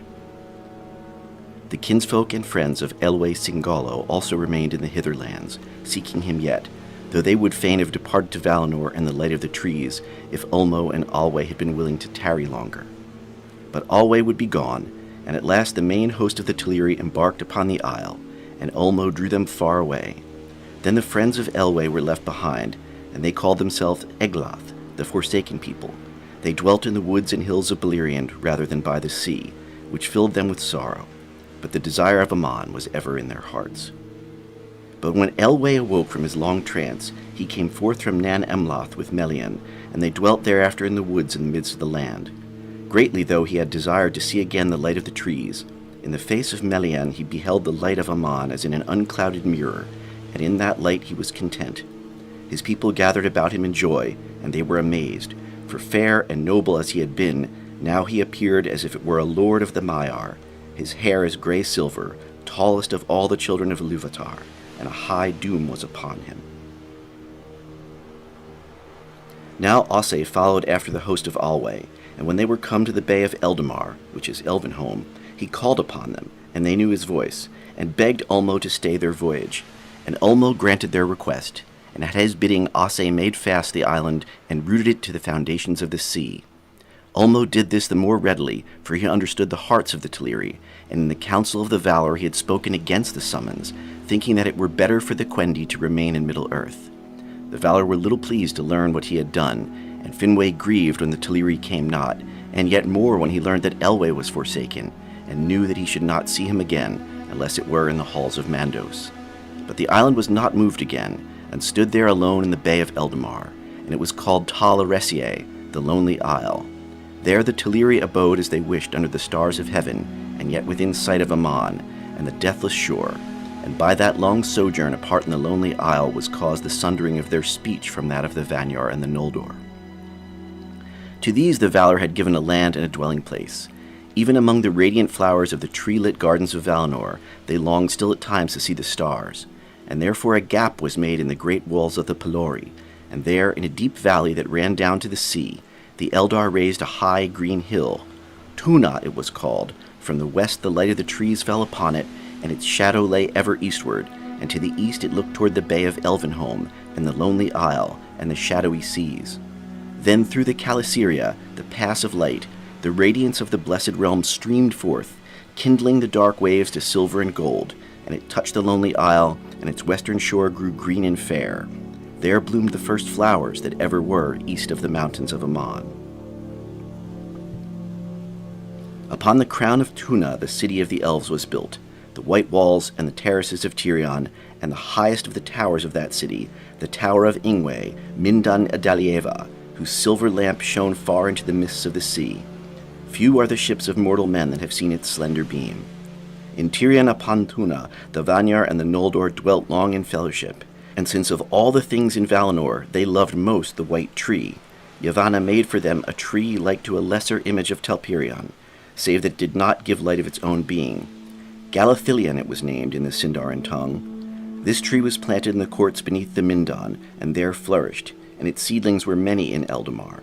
Of these, one afterwards was planted in Tal Eressiae, and it prospered there and was named Celeborn. Thence came in the fullness of time, as is elsewhere told, Nimloth, the white tree of Dubenor. Manwë and Varda loved most the Vanyar, the fair elves, but the Noldor were beloved of Aule, and he and his people came often among them. Great became their knowledge and their skill, yet even greater was their thirst for more knowledge, and in many things they soon surpassed their teachers. They were changeful in speech, for they had great love of words, and sought ever to find names more fit for all the things they knew or imagined. And it came to pass that the masons of the house of Finwë, quarrying in the hills after stone, for they delighted in the building of high towers, first discovered the earth gems, and brought them forth in countless myriads, and they devised tools for the cutting and shaping of gems, and carved them in many forms. They hoarded them not, but gave them freely, and by their labor enriched all Valinor.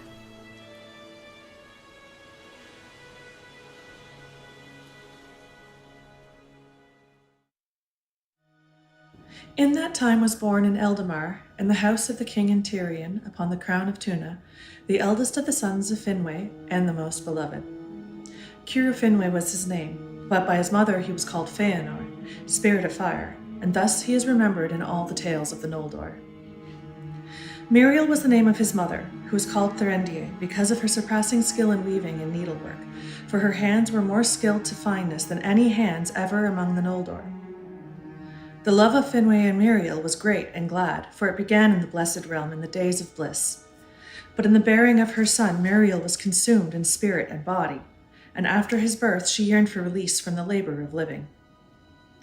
But when she had named him, she said to Finwë, "Never again shall I bear child, for strength that would have nourished the life of many has gone forth into Feanor." Then Finwë was grieved, for the Noldor were in the youth of their days, and he desired to bring forth many children into the bliss of Aman. And he said, "Surely there is healing in Aman. Here all weariness can find rest."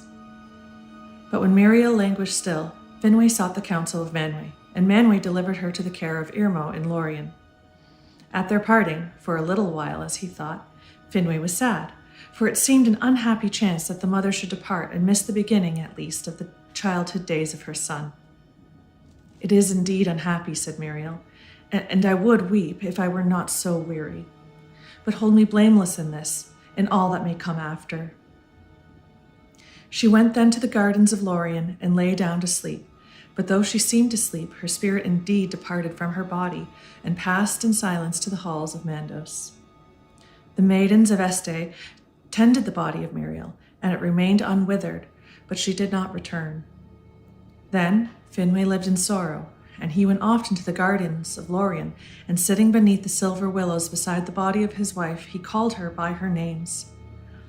But it was unavailing, and alone in the blessed realm he was deprived of joy. And after a while, he went to Lorien no more. When Manwë heard the ways that Melkor had taken, it seemed plain to him that he purposed to escape to his old strongholds in the north of Middle-earth, and Orome and Tolkas went with all speed northward, seeking to overtake him if they might. But they found no trace or rumor of him beyond the shores of the Teleri, in the unpeopled waste that drew near to the ice. Thereafter the watch was redoubled along the northern fences of Aman, but to no purpose, for ere ever the pursuit set out Melkor had turned back, and in secrecy passed away far to the south. For he was yet as one of the Valar, and could change his form, or walk unclad as could his brethren, though that power he was soon to lose forever. Thus unseen he came at last to the dark region of Avathar. That narrow land lay south of the Bay of Eldamar, beneath the eastern feet of the Pelori, and its long and mournful shores stretched away into the south, lightless and unexplored. There, beneath the sheer walls of the mountains and the cold dark sea, the shadows were deepest and thickest in the world, and there in Avathar, secret and unknown, Ungoliant had made her abode. The Eldar knew not whence she came, but some have said that in ages, long before she descended from the darkness that lies about Arda, when Melkor first looked down in envy upon the kingdom of Manwë, and that in the beginning she was once one of those corrupted to his service. But she had disowned her master, desiring to be mistress of her own lust, taking all things to herself to feed her emptiness, and she fled to the south, escaping the assaults of the Valar and the hunters of Arome, for their vigilance had ever been to the north, and the south was long unheeded. Thence she had crept towards the light of the blessed realm, for she hungered for light and hated it. In a ravine she lived, and she took shape as a spider of monstrous form, weaving her black webs in a cleft of the mountains, and there she sucked up all the light that she could find, and spun it forth again in dark nets of strangling gloom, until no light more could come to her abode, and she was famished. Now Melkor came to Avathar and sought her out, and he put on again the form that he had worn as the tyrant of Autumno, a dark lord, tall and terrible, and in that form he remained ever after. There, in the black shadows beyond the sight of even Manwë in his highest halls, Melkor with Ungoliant plotted his revenge. But when Ungoliant understood the purpose of Melkor, she was torn between lust and great fear, for she was loth to dare the perils of Aman and the power of the dreadful lords, and she would not stir from her hiding. Therefore Melkor said to her, "Do as I bid, and if thou hunger still when all is done, then I will give thee whatsoever thy lust might demand, yea, with both hands." Lightly he made this vow, as he ever did, and he laughed in his heart. Thus did the great thief set his lure for the lesser. A cloak of darkness she wove about them when Melkor and Ungoliant set forth, an unlight in which things seemed to be no more, and which eyes could not pierce, for it was void. Then slowly she wrought her webs, rope by rope, from cleft to cleft, from jutting rock to pinnacle of stone, ever climbing upwards, crawling and clinging, until at last she reached the very summit of Hyametir, the highest mountain in that region of the world, far south of Great Taniquetil. There the Valar were not vigilant, for west of the Pelori was an empty land in twilight, and eastward the mountains looked out, save for forgotten Avathar, only upon the dim waters of the pathless sea. But now upon the mountain top dark Ungoliant lay, and she made a ladder of woven ropes and cast it down, and Melkor climbed upon it, and came to that high place and stood beside her. Looking down upon the guarded realm, before them lay the woods of Orome, and westward shimmered the fields and pastures of Yavanna, gold beneath the tall wheat of the gods. But Melkor looked north, and saw afar the shining plain, the silver domes of Valmar gleaming in the mingling of the lights of Telperion and Lauren. And then Melkor laughed aloud, and leapt swiftly down the long western slopes, and Ungoliant was at her side, and her darkness covered. It is told that even as Feanor and Fingolfin stood before Manwë, there came the mingling of the lights, when both trees were shining, and the silent city of Valimar was filled with a radiance of silver and gold. And in that very hour Melkor and Ungoliant came hastening over the fields of Valinor, as the shadow of a black cloud upon the wind fleets over the sunlit earth, and they came before the green mound Azelohar. Then the unlight of Ungoliant rose up even to the roots of the trees, and Melkor sprang upon the mound, and with his black spear he smote each tree to its core, wounded them deep, and their sap poured forth as it were their blood, and was spilled upon the ground. But Ungoliant sucked it up, and going then from tree to tree, she set her black beak to their wounds till they were drained, and the poison of death that was in her went into their tissues and withered them, root, branch, and leaf, and they died. And still she thirsted, and going to the wells of Vada she drank them dry. But Ungoliant belched forth black vapours as she drank, and swelled to a shape so vast and hideous that Melkor was afraid. So the great darkness fell upon Valinor. Of the deeds of that day, much is told in the Al Duldenier that Elimire of the Vanya made and is known to all the Eldar. Yet no song or tale could contain all the grief and terror that then befell. The light failed, but the darkness that followed was more than loss of light. In that hour was made a darkness that seemed not lack, but a thing with being of its own, for it was indeed made by malice out of light, and it had power to pierce the eye, and to enter heart and mind, and strangle the very will. Vada looked down from Taniquetil, and beheld the shadow soaring up in a sudden tower of gloom. Valmar had foundered in a deep sea of night. Soon the holy mountain stood alone, a last island in a world that was drowned. All song ceased. There was silence in Valinor, and no sound could be heard, save only from afar there came on the wind through the pass of the mountains the wailing of the Teleri like a cold cry of gulls. For it blew chill from the east in that hour, and the vast shadows of the sea were rolled against the walls of the shore. But Manwë from his high seat looked out, and his eyes alone pierced through the night, until they saw a darkness beyond dark which could not penetrate. Huge, but far away, moving now northward with great speed, and he knew that Melkor had come and gone. Then the pursuit was begun, and the earth shook beneath the horses of the host of Orome, and the fire that was stricken from the hooves of Nahar was the first light that returned to Valinor.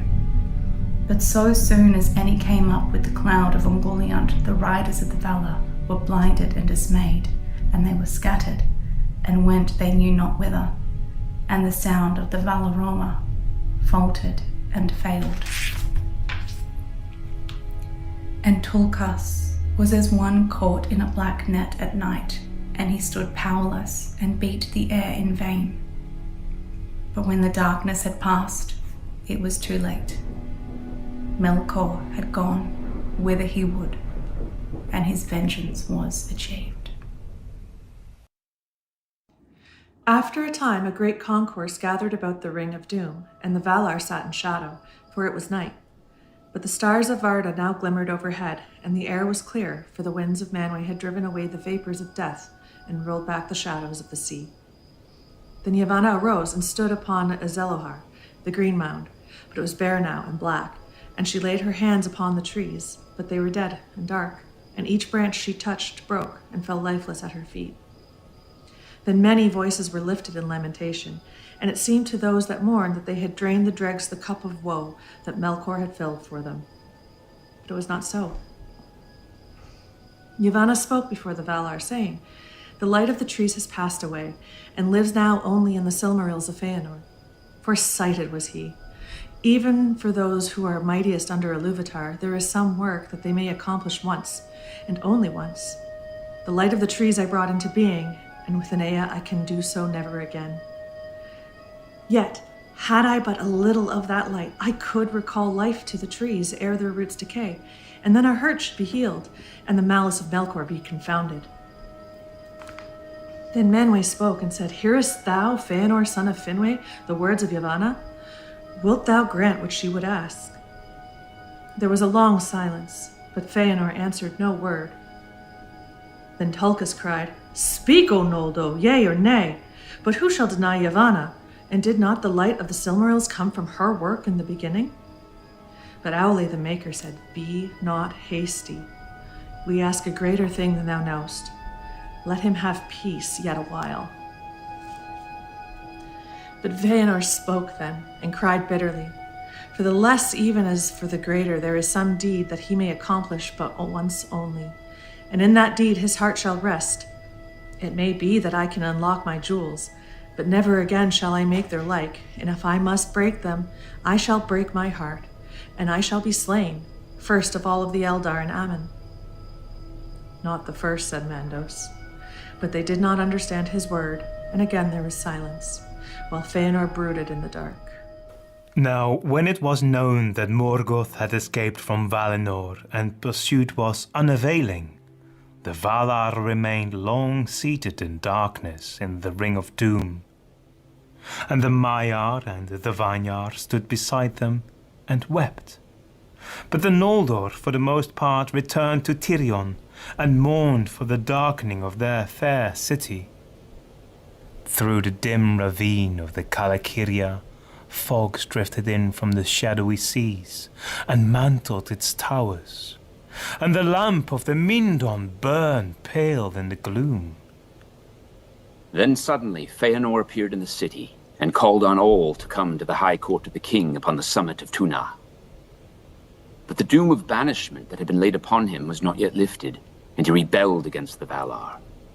A great multitude gathered swiftly, therefore, to hear what he would say, and the hill and all the stairs and streets that climbed upon it were lit with the light of many torches that each one bore in hand.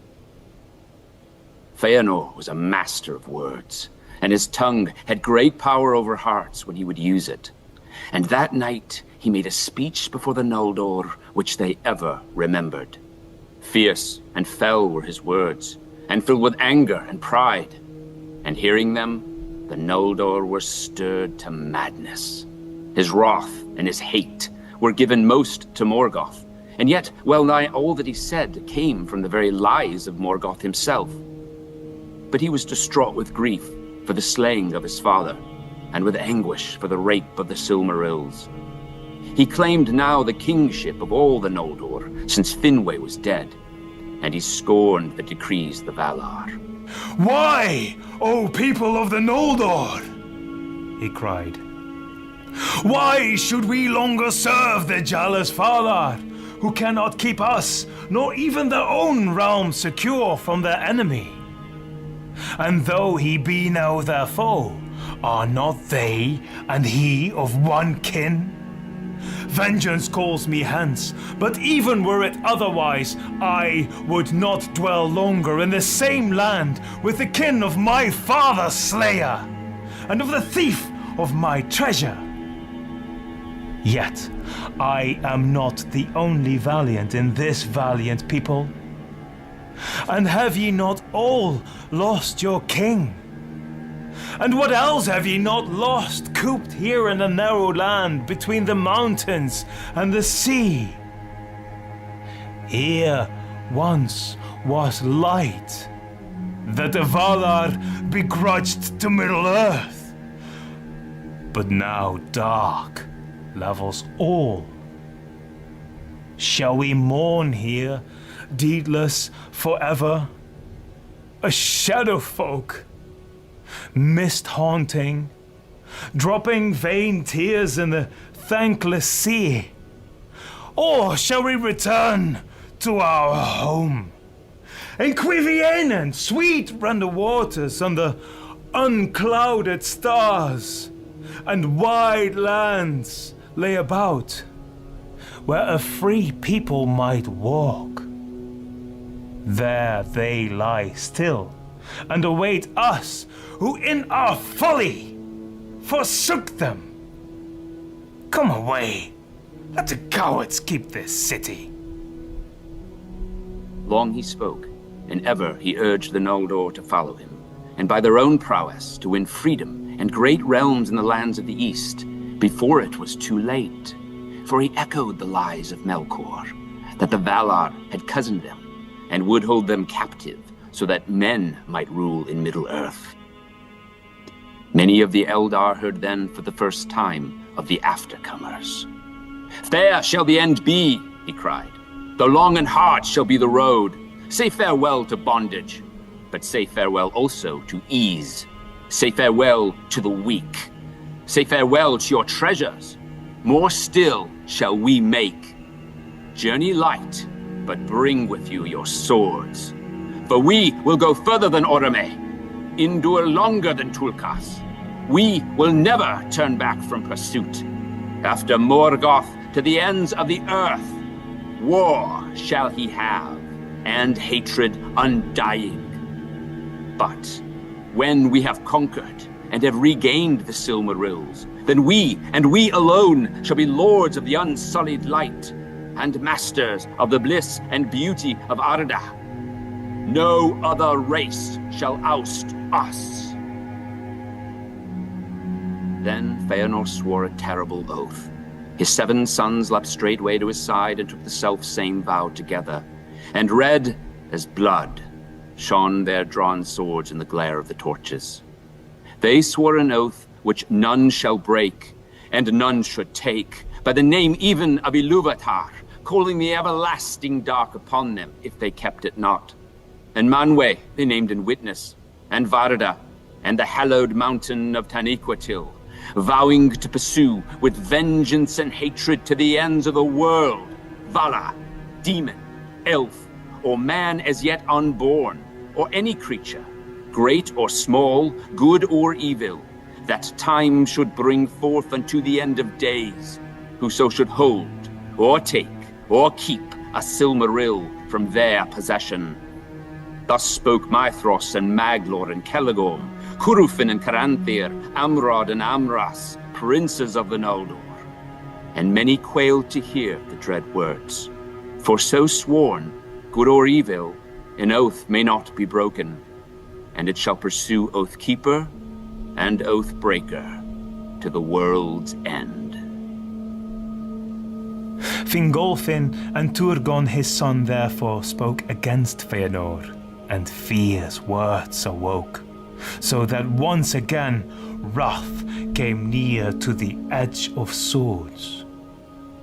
But Finarfin spoke softly, as was his wont, and sought to calm the Noldor, persuading them to pause and ponder ere deeds were done that could not be undone. And Orodreth alone of his sons spoke in like manner. Finrod was with Turgon his friend, but Galadriel, the only woman of the Noldor to stand that day tall and valiant among the contending princes, was eager to be gone. No oaths she swore, but the words of Feanor concerning Middle-earth had kindled in her heart, for she yearned to see the wide, unguarded lands, and to rule there a realm at her own will. Of like mind with Galadriel was Fingon, Fingolfin's son, being moved also by Feanor's words, though he loved him little. And with Fingon stood as they ever did, Angrod and Aignor, sons of Finarfin. But these held their peace, and spoke not against their fathers. At length, after long debate, Feanor prevailed, and the greater part of the Noldor there assembled he set aflame with a desire of new things and strange countries.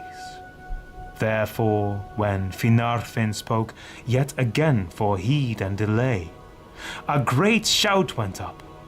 "Nay, let us be gone!" And straightway Feanor and his sons began to prepare for the marching forth. Nonetheless, the greater part of the Noldor escaped, and when the storm was past, they held on their course, some by ship and some by land. But the way was long and ever more evil as they went forward. After they had marched for a great while in the unmeasured night, they came at length to to the northern confines of the guarded realm, upon the borders of the empty waste of Araman, which were mountainous and cold.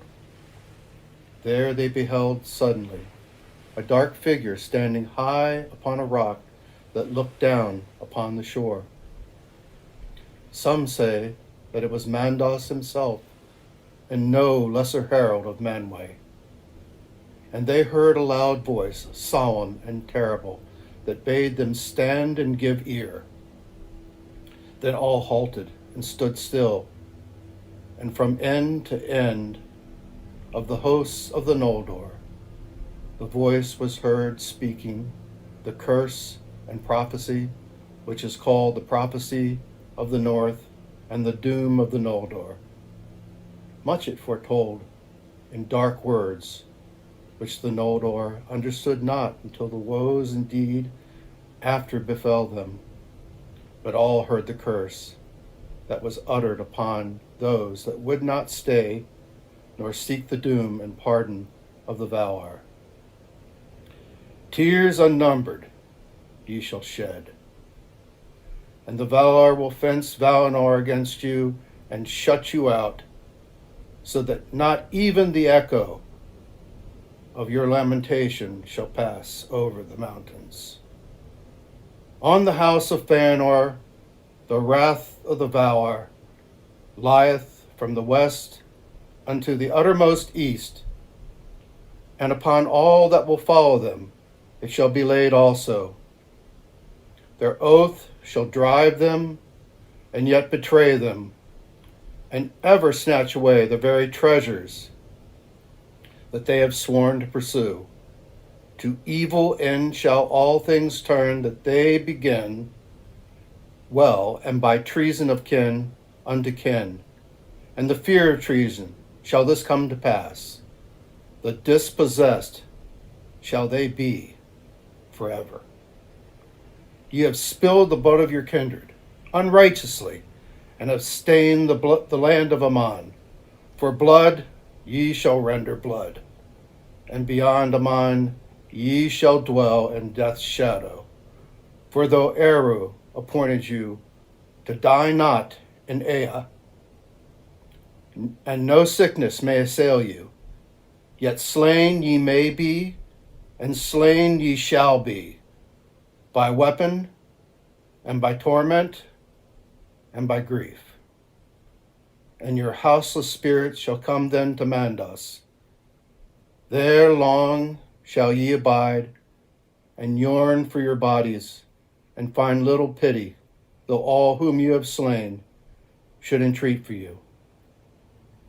And those that endure in Middle-earth, and come not to Mandos, shall grow weary of the world as with a great burden, and shall wane, and become as shadows of regret before the younger race that cometh after.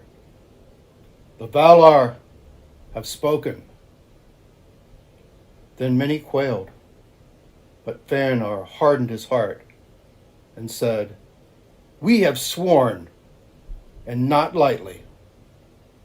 This oath we will keep. We are threatened with many evils, and treason not the least. But one thing is not said, that we shall suffer from cowardice, from cravens or fear of cravens. Therefore, I say that we will go on, and this doom, I add, the deeds that we shall do shall be the matter of song until the last days of Arda. It is told that after the flight of Melkor, the Valar sat long unmoved upon their thrones in the Ring of Doom. But they were not idle, as Fëanor declared in the folly of his heart. For the Valar may work many things with thought rather than with hands, and without voices in silence they may hold counsel with one another. Thus they held vigil in the night of Valinor, and their thought passed back beyond Ea and forth to the end. Yet neither power nor wisdom assuaged their grief, and the knowing of evil in the hour of its being. And they mourned not more for the death of the trees than for the marring of Feanor, of the works of Melkor, one of the most evil. For Feanor was made the mightiest in all parts of body and mind, in valour, in endurance, in beauty, in understanding, in skill, in strength, and in subtlety alike, of all the children of Ilúvatar, and a bright flame was in him. The works of wonder for the glory of Arda that he might otherwise have wrought, only Manwë might in some measure conceive. And it was told by the Vanyar who held vigil with the Valar, that when the messengers declared to Manwë the answers of Feanor to his heralds, Manwë wept and bowed his head. But at that last word of Feanor, that at the least the Noldor should do deeds to live in song forever, he raised his head as one that hears a voice far off, and he said, "So shall it be. Dear bought those songs shall be accounted, and yet shall be well bought, for the price could be no other. Thus even as Eru spoke to us, shall beauty not before be conceived be brought into Ea, and evil yet be good to have been." But Mandos said, "And yet remain evil. To me shall Feanor come soon." But when at last the Valar learned that the Noldor had indeed passed out of Aman and were come back into Middle-earth, they arose and began to set forth in deeds those counsels which they had taken in thought for the redress of the evils of Melkor. Then Manwë bade Yavanna and Nienna to put forth all their powers of growth and healing, and they put forth all their powers upon the trees. But the tears of Nienna availed not to heal their mortal wounds, and for a long while Yavanna sang alone in the shadows. Yet even as hope failed and her song faltered, Telperion bore at last upon a leafless bough one great flower of silver, and Lorelin a single fruit of gold. These Yavanna took, and then the trees died, and their lifeless stems stand yet in Valinor, a memorial of vanished joy. But the flower and the fruit Yavanna gave to Aule, and Manwë hallowed them, and Aule and his people made vessels to hold them and preserve their radiance, as is said in the Narsillion, the Song of the Sun and Moon. These vessels the Valar gave to Varda, that they might become lamps of heaven, outshining the ancient stars, being nearer to Arda. And she gave them power to traverse the lower regions of Ilmen, and set them to voyage upon appointed courses above the girdle of the earth, from the west unto the east, and to return. These things the Valar did, recalling in their twilight the darkness of the lands of Arda, and they resolved now to illumine Middle-earth, and with light to hinder the deeds of Melkor. For they remembered the Avari that remained by the waters of their awakening, and they did not utterly forsake the Noldor in exile. And Manwë knew also that the hour of the coming of men was drawn nigh. And it is said indeed that, even as the Valar made war upon Melkor for the sake of the Quendi, so now for that time they forbore for the sake of the Hildor, the aftercomers, the younger children of Ilúvatar. For so grievous had been the hurts of Middle-earth in the war upon Utumno, that the Valar feared lest even worse should now befall, whereas the Hildor should be mortal, and weaker than the Quendi to withstand fear and tumult. Moreover, it was not revealed to Manwë where the beginning of men should be, north, south, or east. Therefore the Valar sent forth light, but made strong the land of their dwelling. Isil Sheen the Vanyar of old named the moon, flower of Telperion in Valinor, and Anar the fire-golden, fruit of Lorelin, they named the sun. But the Noldor named them also Rana, the wayward, and Vasa, the heart of fire, that awakens and consumes, for the sun was set as a sign for the awakening of men and the waning of the elves, but the moon cherishes their memory. The Valar now sat behind their mountains at peace, and having given light to Middle-earth, they left it for long unattended, and the lordship of Morgoth was unaccosted save by the valor of the Noldor. Most in mind Ulmul kept the exiles, who gathered news of the earth through all the waters. From this time forth were reckoned the years of the sun, Swifter and briefer are they than the long years of the trees in Valinor. In that time the air of Middle-earth became heavy with the breath of growth and mortality, and the changing and aging of all things was hastened exceedingly. Life teemed upon the soil and in the waters in the second spring of Arda. And the Eldar increased, and beneath the new sun Beleriand grew green and fair. At the first rising of the sun, the younger children of Ilúvatar awoke in the land of Hildorien in the eastward regions of Middle-earth. But the sun arose in the west, and the opening eyes of men were turned towards it, and their feet as they wandered over the earth for the most part strayed that way. The Atani they were called by the Eldar, the second people, but they called them also Hildor, the followers, and many other names. Apanonar, the afterborn, Engwar, the sickly, and Firimar, the mortals. And they named themselves the usurpers, the strangers, and the inscrutable, the self-cursed, the heavy-handed, the night-fearers, the children of the sun. Of men little is told in these tales which concern the eldest days before the waxing of mortals and the waning of the elves, save of those fathers of men, the Atanatari, who in the first years of the sun and moon wandered into the north of the world. To Hildorien they came no Vala to guide men, or to summon them to dwell in Valinor. And men have feared the Valar, rather than loved them, and have not understood the purposes of the powers, being at variance with them, and at strife with the world. Ulmo nonetheless took thought for them, aiding the counsel and will of Manwë, and his messages came often to them by stream and flood. But they have not skill in such matters, and still less had they in those days before they had mingled with the elves. Therefore they loved the waters, and their hearts were stirred, but they understood not the messages. Yet it is told that ere long they met the dark elves in many places, and were befriended by them, and men became the companions and disciples in their childhood of these ancient folk, wanderers of the elven race, who never set out upon the paths of Valinor, and knew only the Valar only as a rumor and a distant name. Morgoth had then not long come back into Middle-earth, and his power went not far abroad, and was moreover checked by the sudden coming of great light. There was little peril in the lands and hills, and there new things, devised long ages before in the thought of Yavanna, and sown as seed in the dark, came at last to their budding and their bloom.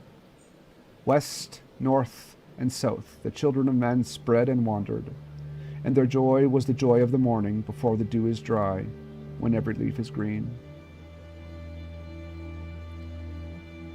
But the dawn is brief, and the day full often belies its promise. And now the time drew on to the great wars of the powers of the north, when Noldor and Sindar and men strove against the hosts of Morgoth Bauglir, and went down in ruin. To this end the cunning lies of Morgoth that he sowed of old, and sowed ever anew among his foes, and the curse that came of the slaying at Alqualonde and the oath of Fëanor were ever at work. Only a part is here told of the deeds of those days, and most is said of the Noldor and the Silmarils, and the mortals that became entangled in their fate. In those days elves and men were of like stature and strength of body, but the elves had greater wisdom, and skill, and beauty. And those who had dwelt in Valinor and looked upon the powers, as much surpassed the dark elves in these things, as they in turn surpassed the people of mortal race. Only in the realm of Doriath, whose queen Melian was of the kindred of Valar, did the Sindar come near to match the Calaquendi of the Blessed Realm. Immortal were the elves, and their wisdom waxed from age to age, and no sickness nor pestilence brought death to them. Their bodies indeed were of the stuff of earth, and could be destroyed. And in those days they were more like to the bodies of men, since they had not so long been inhabited by the fire of their spirit, which consumes them from within in the courses of time. But men were more frail, more easily slain by weapon or mischance, and less easily healed, subject to sickness and many ills. and they grew old and died. What may befall their spirits after death, the elves know not. Some say that they too go to the halls of Mandos, but their place of waiting there is not that of the elves. And Mandos, alone under Iluvatar, save Manwë, knows whither they go after the time of recollection in those silent hills beside the outer sea. None have ever come back from the mansions of the dead, save only Beren, son of Barahir, whose hand had touched a Silmaril, but he never spoke afterward to mortal men. The fate of men after death, maybe, is not in the hands of the Valar, nor was all foretold in the music of the Ainur. In after days, when because of the triumph of Morgoth elves and men became estranged, as he most wished, those of the elven race that lived still in Middle-earth waned and faded, and men usurped the sunlight. Then the Quendi wandered in the lonely places of the great lands and the isles, and took to the moonlight and the starlight, and to the woods and caves, becoming as shadows and memories, save those who ever and anon set sail into the west and vanished from Middle-earth. But in the dawn of years, elves and men were allies and held themselves akin, and there were some among men that learned the wisdom of the Eldar, and became great and valiant among the captains of the Noldor. And in the glory and beauty of the elves, and in their fate, full share had the offspring of elf and mortal, Eärendil and Elwing and Elrond their child. Then Fingon the Valiant, son of Ingolfin, resolved to heal the feud that divided the Noldor before their enemy should be ready for war. For the earth trembled in the Northlands with the thunder of the forges of Morgoth underground. Long before, in the bliss of Valinor, before Melkor was unchained, all lies came between them. Fingon had been close in friendship with Maedhros, and though he knew not yet that Maedhros had not forgotten him at the burning of the ships, the thought of their ancient friendship stung his heart. Therefore he dared a deed which is justly renowned among the feats of the princes of the Noldor. Alone, and without the counsel of any, he set forth in search of Maedhros, and aided by the very darkness that Morgoth had made, he came unseen into the fastness of his foes.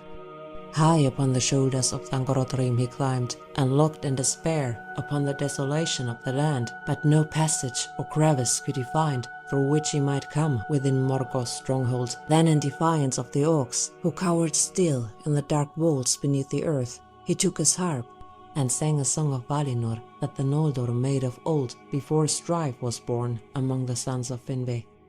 And his voice rang in the mournful hollows that had never heard before, save cries of fear and woe. Thus Fingon found what he sought, for suddenly above him, far and faint, his song was taken up, and a voice answering called to him. Maedhros it was that sang amid his torment, but Fingon climbed to the foot of the precipice where his kinsman hung, and then could go no further, and he wept when he saw the cruel device of Morgoth. Maedhros, therefore, being in anguish without hope, begged Fingon to shoot him with his bow, and Fingon strung an arrow and bent his bow, and seeing no better hope, he cried to Manwë, saying, "O king, to whom all birds are dear, speed now this feathered shaft, and recall some pity for the Noldor in their need." His prayer was answered swiftly, for Manwë, to whom all birds are dear, and to whom they bring news upon Taniquetil from Middle-earth, had sent forth the race of eagles, commanding them to dwell in the crags of the north, and to keep watch upon Morgoth. For Manwë still had pity for the exiled elves, and the eagles brought news of much that passed in those days to the sad ears of Manwë. Now, even as Fingon bent his bow, there flew down from the high airs Thorondor, king of eagles, mightiest of all birds that have ever been, whose outstretched wings spanned 30 fathoms, and staying Fingon's hand, he took him up and bore him to the face of the rock where Maedhros hung, but Fingon could not release the hell-wrought bond upon his wrist, nor sever it, nor draw it from the stone. Again, therefore, in his pain, Maedhros begged that he would slay him, but Fingon cut off his hand above the wrist, and Thorondor brought them back to Mithrim. To the west of Thangorodrim lay Hissalome, the land of mist. For so it was named by the Noldor in their own tongue, because of the clouds that Morgoth sent thither during their first encampment. Hithlum it became in the tongue of the Sindar that dwelt in those regions. It was a fair land while the siege of Angband lasted, although its air was cool and winter there was cold. In the west it was bounded by Ered Lomin, the echoing mountains that marched near the sea, and in the east and south by the great curve of Ered Wethrin, the shadowy mountains that looked across Ardgallen and the Vale of Sirion. Fingolfin and Fingon his son held Hithlum, and the most part of Fingolfin's folk dwelt in Mithrim, about the shores of the great lake. To Fingon was assigned Dor-Lomin, that lay to the west of the mountains of Mithrim. But their chief fortress was at Aethel Sirion, in the east of Ered Wethrin, whence they kept watch upon Ardgallen. And their cavalry rode upon that plain, even to the shadow of Thangorodrim, for from few their horses had increased swiftly, and the grass of Ardgallen was rich and green.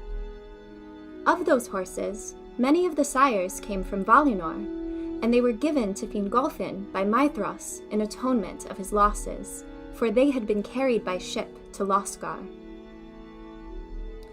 West of Dor-Lomin, beyond the echoing mountains, which, south of the Firth of Drengist marched inland, lay Nevrast, that signifies the hither shore in the Sindarin tongue.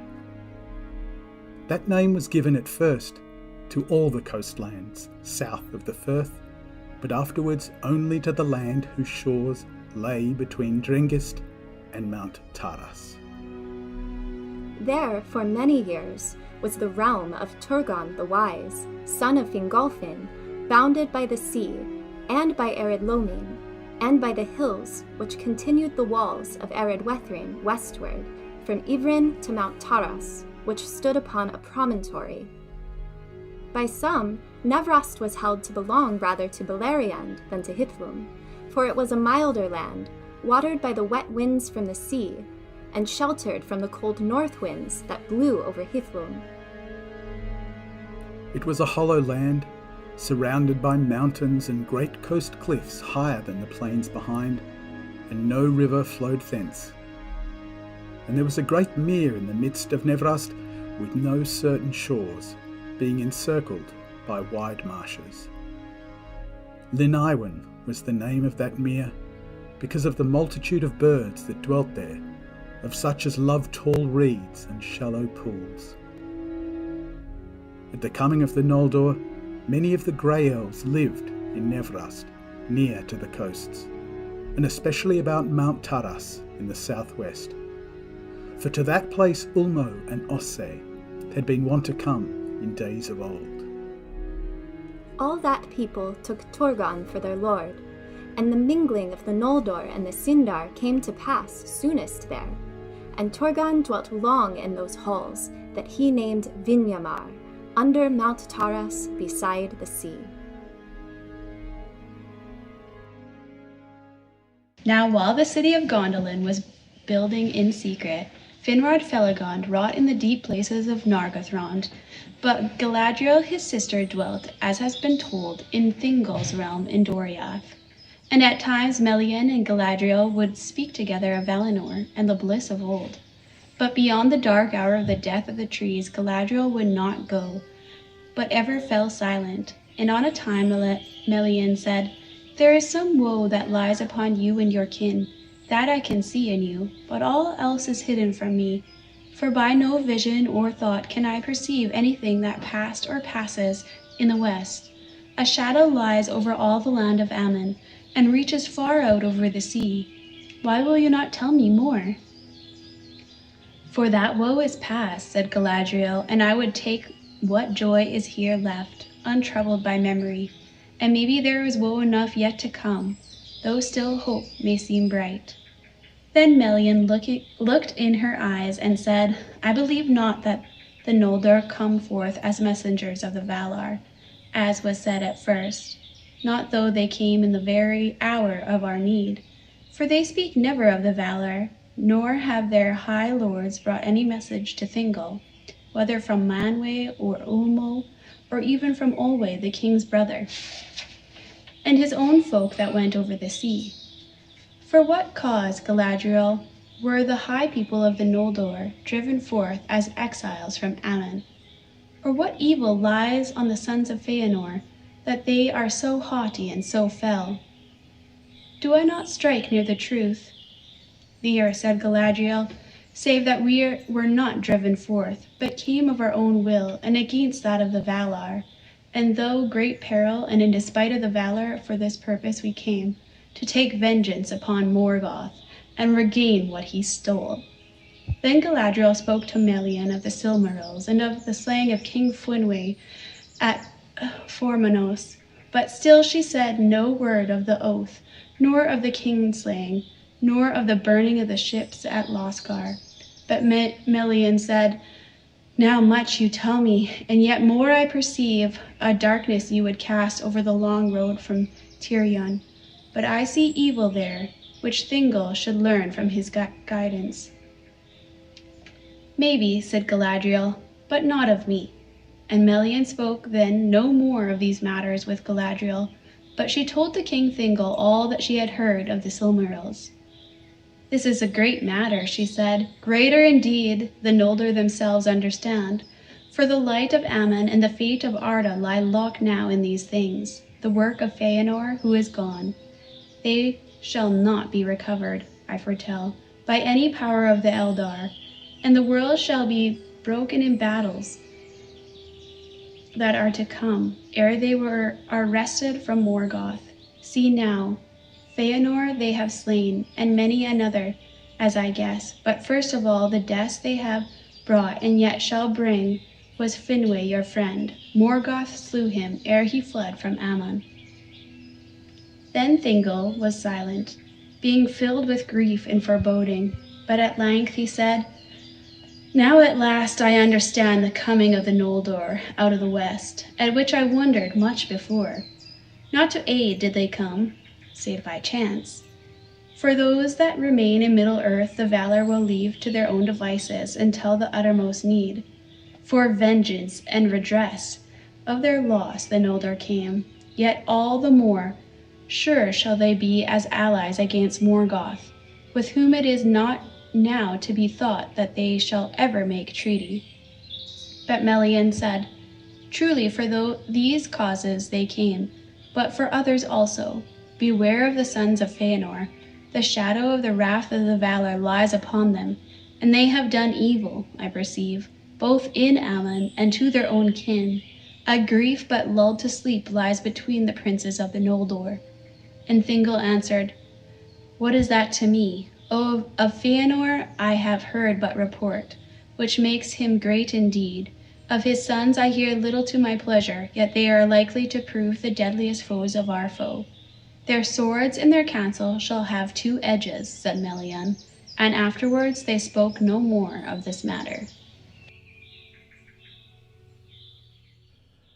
Now the Haladin did not live under the rule of lords or many together, but each homestead was set apart and governed its own affairs, and they were slow to unite.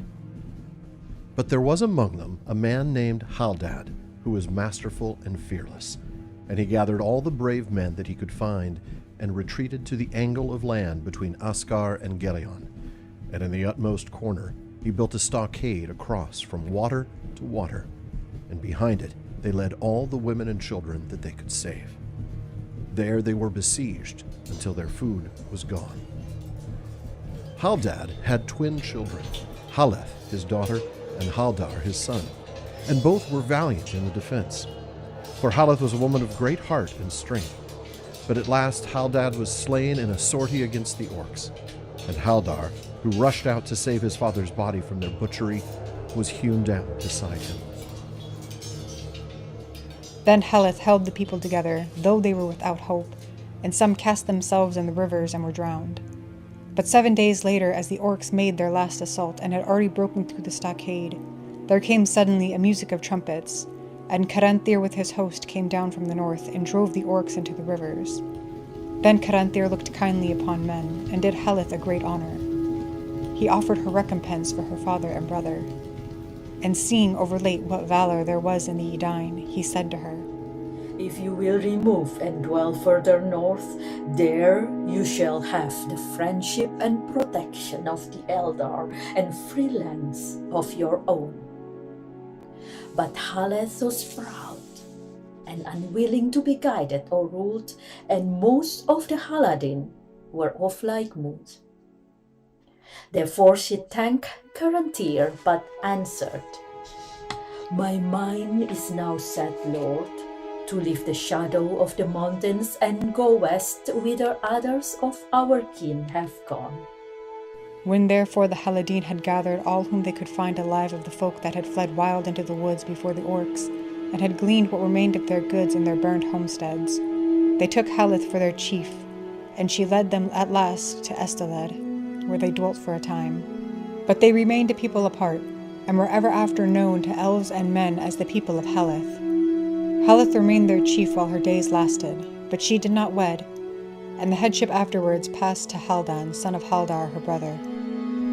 Soon, however, Haleth desired to move westward again, and though most of her people were against this counsel, she led them forth once more, and they went without help or guidance of the Eldar, and passing over Kelon and Aros, they journeyed in the perilous land between the mountains of Terror and the girdle of Melian.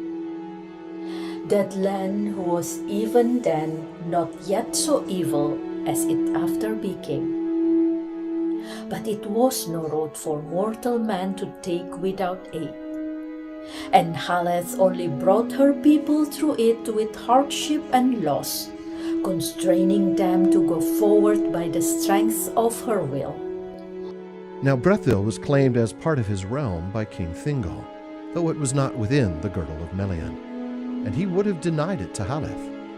But Felagant, who had the friendship of Thingol, hearing of all that had befallen the people of Haleth, obtained this grace for her, that she should dwell free in Brethil, upon the condition only that her people should guard the crossings of Teglin against all enemies of the Eldar, and allow no orcs to enter their woods. To this Haleth answered, Where are Haldad my father, and Haldar my brother? If the king of Doriath fears a friendship between Haleth and those who have devoured her kin, then the thoughts of the Eldar are strange to men.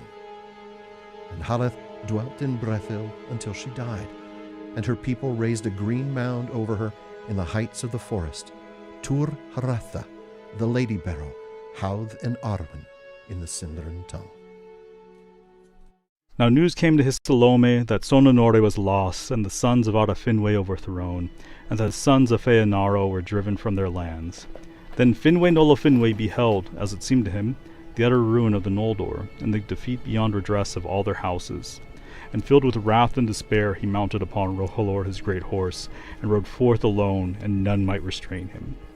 He passed over Falkalitze like a wind amid the dust, and all that beheld his onset fled in amaze, thinking that Orome himself was come, for a great madness of rage was upon him, so that his eyes shone like the eyes of the Valar. Thus he came alone to Angamondo's gates, and he sounded his horn, and smote once more upon the brazen doors, and challenged Morgos to come forth to single combat. And Morgos came. That was the last time in those wars that he passed the doors of his stronghold, and it is said that he took not the challenge willingly, for though his might was greatest of all things in this world, alone of the Valar he knew fear. But he could not now deny the challenge before the face of his captains, for the rocks sang with the shrill music of Fingolfin's horn, and his voice came keen and clear down into the depths of Angband, and Fingolfin made Morgoth craven and lord of slaves. Therefore Morgoth came, climbing slowly from his subterranean throne, and the rumor of his feet was like thunder underground, and he issued forth clad in black armor. And he stood before the king like a tower, iron-crowned, and his vast shield, sable, unblazoned, cast a shadow over him like a storm cloud. But Fingolfin gleamed beneath it as a star. For his mail was overlaid with silver, and his blue shield was set with crystal. And he drew his sword Ringil, that glittered like ice. Then Morgos hurled aloft Gron, the hammer of the underworld, and swung it down like a bolt of thunder. But Finwë Nolo Finwë sprang aside, and Gron rent the mighty pit in the earth, when smoke and fire darted. Many times Morgos essayed to smite him, and each time Finwë Nolo Finwë leaped away as lightning shoots from under a dark cloud. And he wounded Morgos with 7 wounds, and 7 times Morgos gave a cry of anguish, whereat the hosts of Angamando fell upon their faces in dismay, and the cries echoed in the Northlands. But at last the king grew weary, and Morgos bore down his shield upon him. Thrice he was crushed to his knees, and thrice arose again and bore up his broken shield and stricken helm. But the earth was all rent and pitted about him, and he stumbled and fell backward before the feet of Morgos. And Morgos set his left foot upon his neck, and the weight of it was like a fallen hill. Yet with his last and desperate stroke, Finwë Nolo Finwë hewed the foot with Ringil, and the blood gushed forth black and smoking and filled the pits of Grond. Thus died Finwë Nolo Finwë, High King of the Noldor, most proud and valiant of the elven kings of old. The orcs made no boast of that duel at the gate, neither do the elves sing of it, for their sorrow is too deep. Yet the tale of it is remembered still, for Thorondor, King of Eagles, brought tidings to Gondolin and to Hithlum afar off, and Morgoth took the body of the Elven King and broke it, and would cast it to his wolves. But Thorondor came, hasting from his eyrie among the peaks of the Crisagrum, and he stooped upon Morgoth and marred his face. The rushing of the wings of Thorondor was like the noise of the winds of Manwë. And he seized the body in his mighty talons, and soaring suddenly above the darts of the orcs, he bore the king away, and laid him upon the mountain top that looked from the north upon the hidden valley of Gondolin. And Torgon, coming, built a high cairn over his father. No orc dared ever after to pass over the mountains of Fingolfin, nor draw near nigh his tomb until the doom of Gondolin was come, and treachery was born among his kin. Morgoth went ever halt of 1 foot after that day, and the pain of his wound could not be healed, and in his face was the scar that Thorondor made. Great was the lamentation in Hithlum when the fall of Fingolfin became known, and Fingon, in sorrow, took the lordship of the house of Fingolfin and the kingdom of the Noldor. But his young son, Rhiannon, who was after named Gil-galad, he sent to the havens. Among the tales of sorrow and of ruin that come down to us from the darkness of those days, there are yet some in which, amid weeping, there is joy, and under the shadow of death light that endures. And of these histories most fair still in the ears of the elves is the tale of Beren and Luthien. Of their lives was made the Lay of Leithian, released from bondage, which is the longest save one of the songs concerning the world of old. But here the tale is told in fewer words and without song. Then Thingol looked upon Beren in scorn and anger, but Melian was silent. "Who are you," said the king, "that come hither as a thief, and, unbidden, dare to approach my throne?" But Beren, being filled with dread, for the splendor of Menegroth and the majesty of Thingol were very great, answered nothing. Therefore Luthien spoke, and said, "He is Beren, son of Barahir, lord of men, mighty foe of Morgoth, the tale of whose deeds is become a song, even among the elves." "Let Beren speak," said Thingol. "What would you hear, unhappy mortal?" And for what cause have you left your own land to enter this, which is forbidden to such as you? Can you show reason why my power should not be laid on you in heavy punishment for your insolence and folly? Then Beren, looking up, beheld the eyes of Luthien, and his glance went also to the face of Melion, and it seemed to him that words were put into his mouth. Fear left him, and the pride of the eldest house of men returned to him. And he said, "My fate, O king, led me hither, through perils such as few even of the elves would dare. And here I have found what I sought not indeed, but finding I would possess forever. For it is above all gold and silver, and beyond all jewels.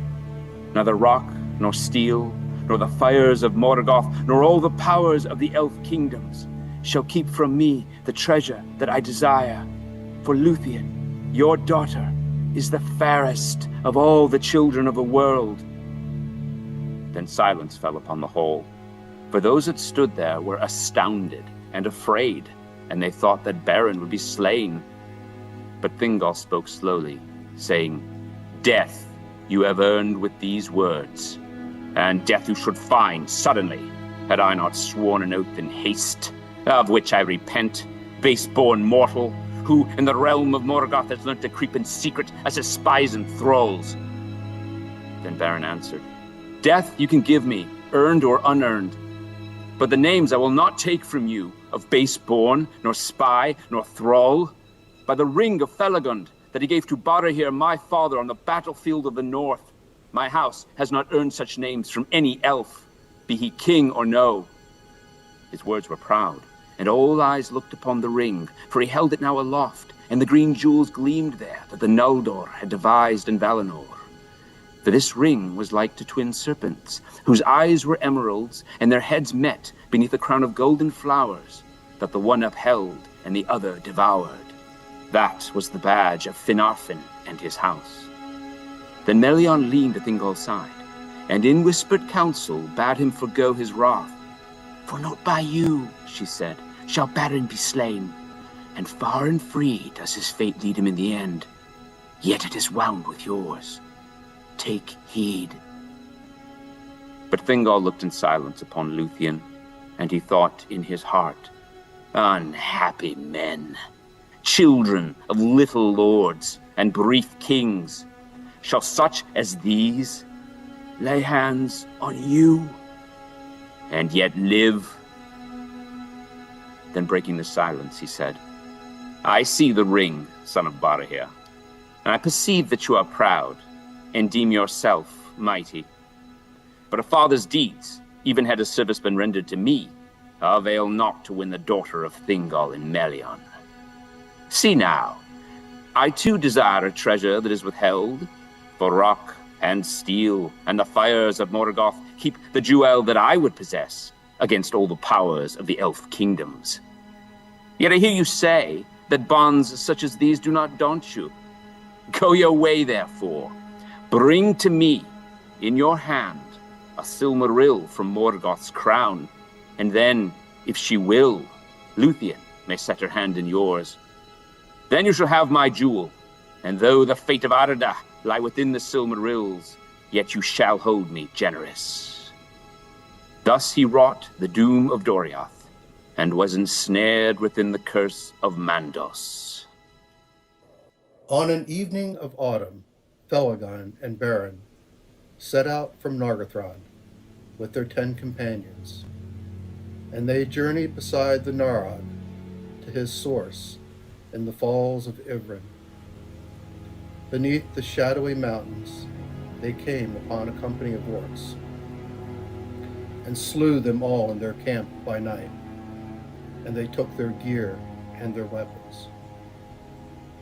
By the arts of Felagund, their own forms and faces were changed into the likenesses of orcs, and thus disguised they came far upon their northward road, and ventured into the western pass between Ered Wethrin and the highlands of Tar Nafued. But Sauron in his tower was ware of them, and doubt took him, for they went in haste and stayed not to report their deeds. as was commanded to all the servants of Morgoth that passed that way. Therefore he sent to waylay them and bring them before him. Thus befell the contest of Sauron and Felagund, which is renowned. For Felagund strove with Sauron in songs of power, and the power of the king was very great. But Sauron had the mastery, as is told in the Lay of Lathian. He chanted a song of wizardry, of piercing, opening, of treachery, revealing, uncovering, betraying. Then sudden, Felagund there swaying, sang in answer a song of staying, resisting, battling against power, of secrets kept, strength like a tower, and trust unbroken, freedom, escape, of changing and of shifting shape, of snares eluded, broken traps, the prison opening, the chain that snaps. Backward and forward swayed their song, reeling and foundering as ever more strong. The chanting swelled, Felagund fought, and all the magic and might he brought of elveness into his words. Softly in the gloom they heard the birds singing afar in Nargothrond, the sighing of the sea beyond the western world on sand of pearls and elven land.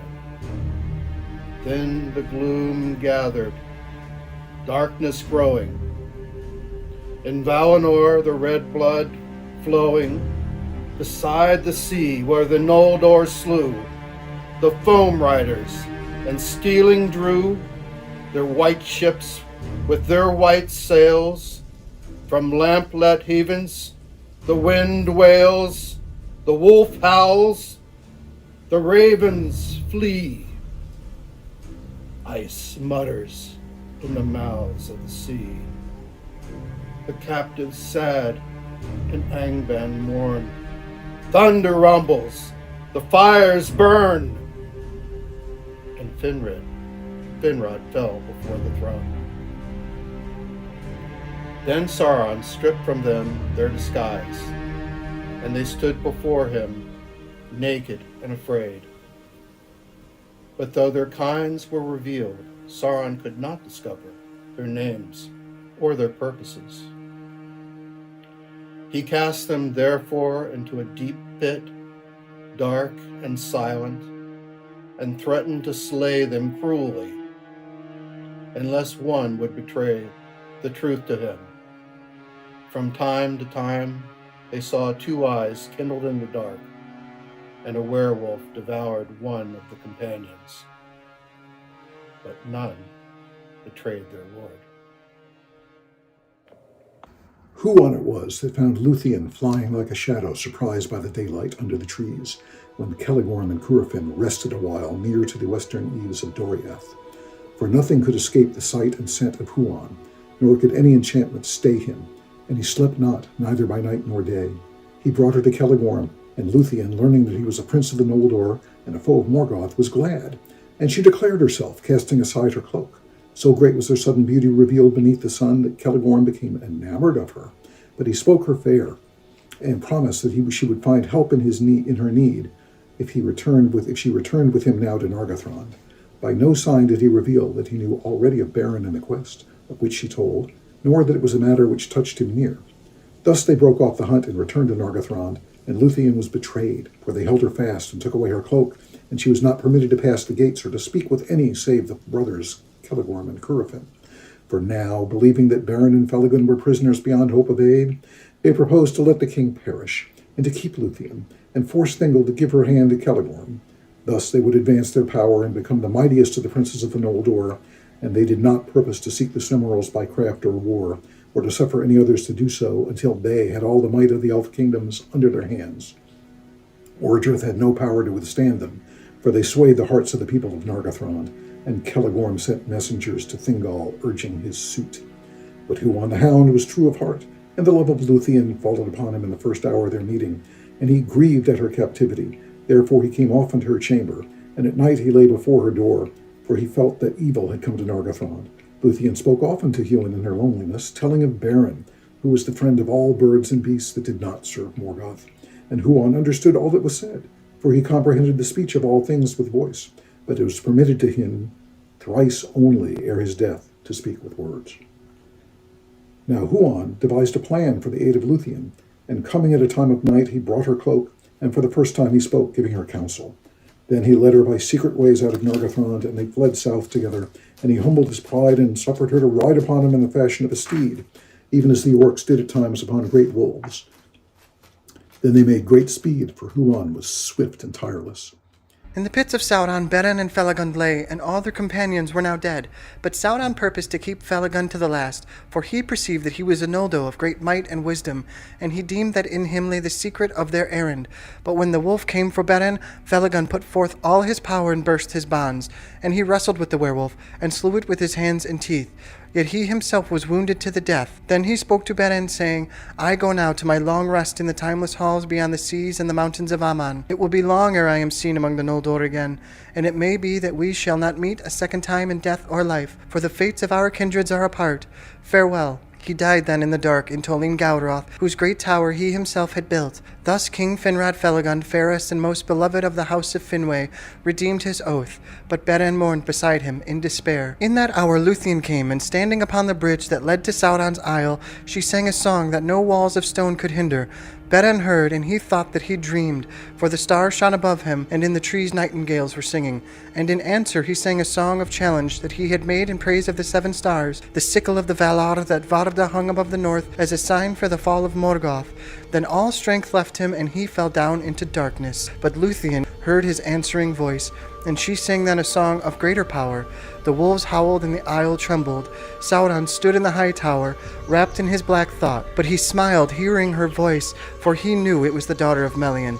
The fame of the beauty of Luthien and the wonder of her song had long gone forth from Doriath, and he thought to make her captive and hand her over to the power of Morgoth, for his reward would be great. Therefore he sent a wolf to the bridge, but Huan slew it silently. Still Sauron sent others one by one, and one by one Huan took them by the throat and slew them. Then Sauron sent Draugluin, a dread beast, old and evil, lord and sire of the werewolves of Angband. His might was great, and the battle of Huan and Draugluin was long and fierce. Yet at length Draugluin escaped, and fleeing back to the tower he died before Sauron's feet, and as he died he told his master, Huan is there.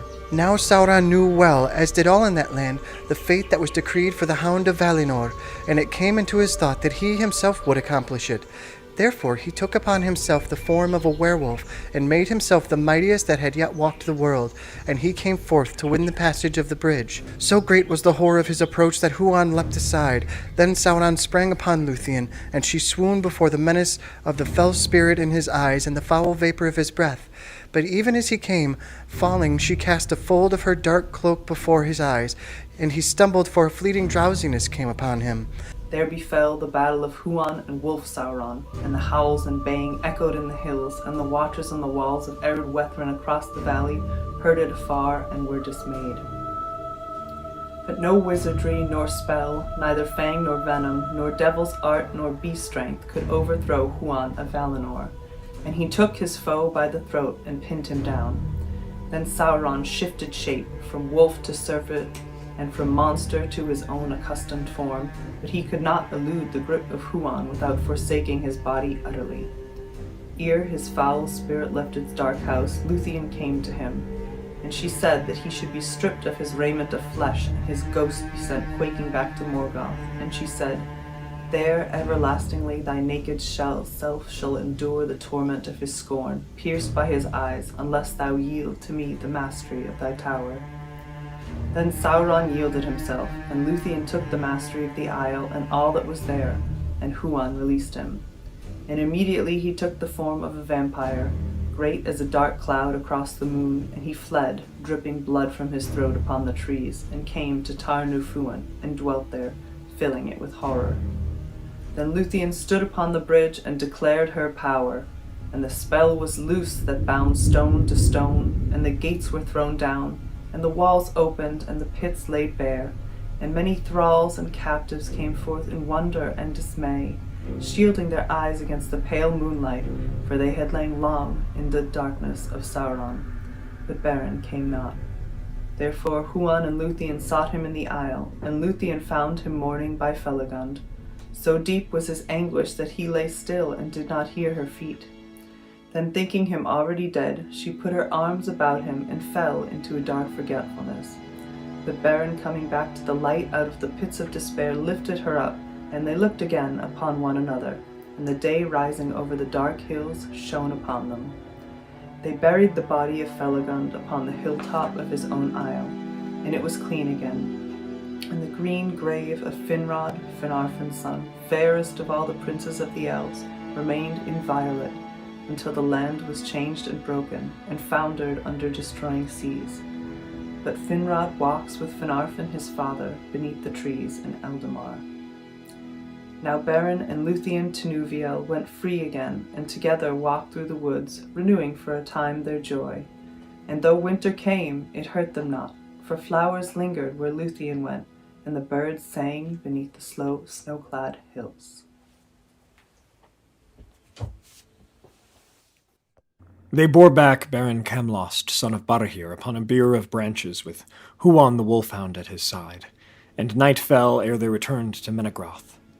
At the feet of Hiralorn, the great beach, Luthien met them walking slow, and some bore torches beside the bier.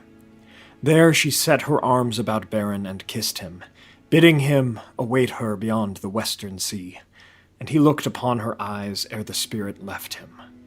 But the starlight was quenched, and darkness had fallen even upon Luthien Tinuviel. Thus ended the quest of the Silmaril, but the lay of Leithien, released from bondage, does not end. For the spirit of Beren at her bidding tarried in the halls of Mandos, unwilling to leave the world, until Luthien came to say her last farewell upon the dim shores of the outer sea, whence men that die set out never to return.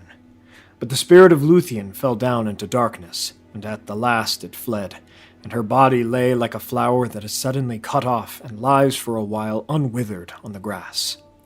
Then a winter, as it were the hoar age of mortal men, fell upon Thingol. But Luthien came to the halls of Mandos, where are the appointed places of the Eldalie, beyond the mansions of the west upon the confines of the world. There those that wait sit in the shadow of their thought. But her beauty was more than their beauty, and her sorrow deeper than their sorrows, and she knelt before Mandos and sang to him. The song of Luthien before Mandos was the song most fair that ever in words was woven, and the song most sorrowful that ever the world shall hear, unchanged, imperishable. It is sung still in Valinor, beyond the hearing of the world, and listening the Valar are grieved. For Luthien wove two themes of words, of the sorrow of the Eldar and the grief of men, of the two kindreds that were made by Ilúvatar to dwell in Arda, the kingdom of earth amid the innumerable stars. And as she knelt before him, her tears fell upon his feet like rain upon the stones, and Mandos was moved to pity, who never before was so moved, nor has been since. Therefore he summoned Beren, and even as Luthien had spoken in the hour of his death, they met again beyond the western sea. But Mandos had no power to withhold the spirits of men that were dead within the confines of the world, after their time of waiting, nor could he change the fates of the children of Ilúvatar. He went therefore to Manwë, lord of the Valar, who governed the world under the hand of Ilúvatar, and Manwë sought counsel in his inmost thought, where the will of Ilúvatar was revealed. These were the choices that he gave to Luthien. Because of her labors and her sorrow, she should be released from Mandos, and go to Valimar, there to dwell until the world's end among the Valar, forgetting all griefs that her life had known. Thither Beren could not come, for it was not permitted to the Valar to withhold death from him, which is the gift of Ilúvatar to men. But the other choice was this, that she might return to Middle-earth, and take with her Beren, there to dwell again, but without certitude of life or joy. Then she would become mortal, and subject to a second death, even as he, and ere long she would leave the world forever, and her beauty become only a memory in song. This doom she chose, forsaking the blessed realm, and putting aside all claim to kinship with those that dwell there, that thus whatever grief might lie in wait, the fates of Beren and Luthien might be joined, and their paths lead together beyond the confines of the world. So it was that alone of the Eldalie she has died indeed, and left the world long ago. Yet in her choice the two kindreds have been joined, and she is the forerunner of many in whom the Eldar see yet, though all the world is changed. But now a cry went up, passing up the wind from the south, from vale to vale, and elves and men lifted their voices in wonder and joy.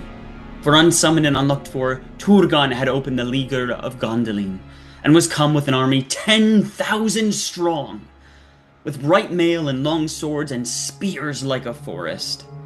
Then when Fingon heard afar the great trumpet of Turgon his brother, the shadow passed, and his heart was uplifted, and he shouted aloud, Uturian Aure! Aya Eldelia Adanantari Uturian Aure! The day has come! Behold, people of the Eldar and fathers of men, the day has come!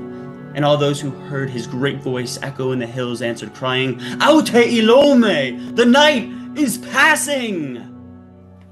But now in the western battle, Fingon and Turgon were assailed by a tide of foes thrice greater than all the force that was left to them. Gothmog, lord of Balrog, high captain of Angband, was come, and he drove a dark wedge between the elven hosts, surrounding King Fingon and thrusting Turgon and Húrin aside towards the fen of Serek. Then he turned upon Fingon. That was a grim meeting. At last Fingon stood alone with his guard dead about him, and he fought with Gothmog, until another Balrog came behind and cast a thong of fire about him. Then Gothmog hewed him with his black axe, and a white flame sprang up from the helm of Fingon as it was cloven. Thus fell the High King of the Noldor, and they beat him into the dust with their maces. And his banner, blue and silver, they trod into the mire of his blood. The field was lost. But Húrin and Huor and the remnant of the House of Hador stood firm with Turgon of Gondolin, and the hosts of Morgoth could not yet win the pass of Sirion. Then Húrin spoke to Turgon, saying, Go now, Lord, while time is, for in you lives the last hope of the Eldar, and while Gondolin stands, Morgoth shall still know fear in his heart. But Turgon answered, Not long now can Gondolin be hidden, and being discovered it must fall. Then Huor spoke, and said, Yet, if it stands but a little, then out of your house shall come the hope of elves and men. This I say to you, Lord, with the eyes of death. Though we part here forever, and I shall not look on your white walls again, from you and from me, a new star shall arise. Farewell. And Maegling, Turgon's sister's son, who stood by, heard these words, and did not forget them. But he said nothing. Then Turgon took the counsel of Húrin and Huor, and summoning all that remained of the host of Gondolin and such of Fingon's people as could be gathered, he retreated towards the pass of Sirion, and his captains Ecthelion and Glorfindel guarded the flanks to right and left, so that none of the enemy should pass them by. But the men of Dor Lómin held the rear guard, as Húrin and Huor desired, for they did not wish in their hearts to leave the Northlands, and if they could not win back to their homes, there they would stand to the end. Thus was the treachery of Uldor redressed, and of all the deeds of war that the fathers of men wrought in behalf of the Eldar, the last stand of the men of Dor Lómin is most renowned. So it was that Turgon fought his way southward, until coming behind the guard of Húrin and Huor, he passed down Sirion and escaped, and he vanished into the mountains and was hidden from the eyes of Morgoth. But the brothers drew the remnants of the men of the House of Hador about them, and foot by foot they withdrew, until they came behind the fen of Serek, and had the stream of Rivil before them. There they stood and gave way no more. Then all the hosts of Angband swarmed against them, and they bridged the stream with their dead, and encircled the remnants of Hithlin as a gathering tide about a rock. There, as the sun westered on the 6th day, and the shadow of Eredwethrin grew dark, Huor fell, pierced with a venomed arrow in his eye, and all the valiant men of Hador were slain about him in a heap, and the orcs hewed their heads and piled them as a mound of gold in the sunset. Last of all, Hurin stood alone. Then he cast aside his shield and wielded an axe two-handed, and it is sung that the axe smote in the black blood of the troll guard of Gothmog until it withered. And each time he slew, Hurin cried, Earu etulieva, day shall come again. 70 times he uttered that cry. But they took him at last alive by the command of Morgoth, for the orcs grappled him with their hands, which clung to him still, though he hewed off their arms.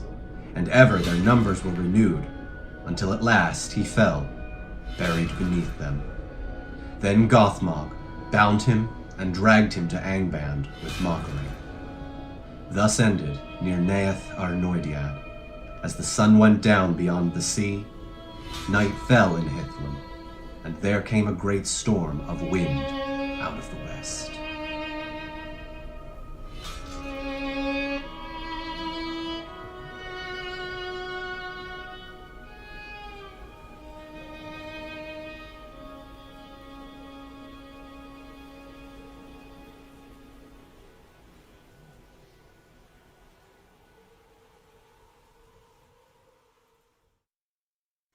Rhiann, daughter of Belegond, was the wife of Huor, son of Galdor, and she was wedded to him 2 months before he went with Hurin his brother to the near Neath Arnoediad. When no tidings came of her lord, she fled into the wild, but she was aided by the grey elves of Mithrim, and when her son Tuor was born, they fostered him. Then Rhiann departed from Hithlin, and going into the Howden Inn in Dinjan, she laid herself down upon it and died. Morwen, daughter of Baragon, was the wife of Hurin, lord of Dorlomin, and their son was Turin, who was born in the year that Baron Ecamian came upon Luthien in the forest of Neldoreth. A daughter they had also, who was called Lalaith, which is laughter, and she was beloved by Turin her brother. But when she was 3 years old, there came a pestilence to Hithlum, born on an evil wind out of Angband, and she died. Now after the near Neath Arnoediad, Morwen abode still in Dorlomin, for Turin was but 8 years old, and she was again with child. Those days were evil, for the Easterlings that came into Hithlum despised the remnant of the people of Hador, and they oppressed them, and they took their lands and their goods and enslaved their children. But so great was the beauty and majesty of the Lady of Dorlomin that the Easterlings were afraid and dared not lay hands upon her or her household. And they whispered among themselves, saying that she was perilous and a witch skilled in magic and in league with the elves. Yet she was now poor and without aid, save that she was succored secretly by a kinswoman of Hurin named Eorin, whom Brada and Easterling had taken as his wife. And Morwen feared greatly that Turin would be taken from her and enslaved. Therefore it came into her heart to send him away in secret, and to beg King Thingol to harbor him, for Beren, son of Barahir, was her father's kinsman, and he had been moreover a friend of Hurin ere evil befell. Therefore in the autumn of the year of lamentation, Morwen sent Turin forth over the mountains with 2 aged servants, bidding them find entry, if they could, into the kingdom of Doria. Thus was the fate of Turin woven, which is full told in that lay that is called Narni Hin Hurin, the tale of the children of Hurin, and is the longest of all the lays that speak of those days. Here that tale is told in brief, for it is woven with the fate of the Silmarils and of the elves, and it is called the Tale of Grief, for it is sorrowful, and in it are revealed most evil works of Morgoth Boglir. In the first beginning of the year, Morn gave birth to her child, the daughter of Hurin, and she named her Nienor, which is morning. But Turin and his companions passed through great perils, came at last to the borders of Doriath, and there they were found by Beleg Strongbow, chief of the march wardens of King Thingol, who led them in Menegroth. Then Thingol received Turin and took him even to his own fostering, in honor of Hurin the Steadfast. For Thingol's mood was changed towards the house of the elf friends. Thereafter messengers went north to Hithlum, bidding Morin leave Dorloman and return with them to Doria. But still she would not leave the house in which she had dwelt with Hurin. And when the elves departed, she sent with them the dragon helm of Dorloman, greatest of the heirlooms of the house of Hador. Turin grew fair and strong in Doriath, but he was marked with sorrow. For 9 years he dwelt in Thingol's halls, and during that time his grief grew less. For messengers went at times to Hithlum, and returning they brought better tidings of Morin and Nienor. But there came a day when the messengers did not return out of the north, and Thingol would send no more.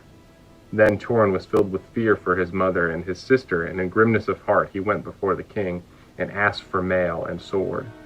And he put on the dragon helm of Dorloman, and went out to battle on the marches of Doriath, and became the companion in arms of Beleg Cuthalion.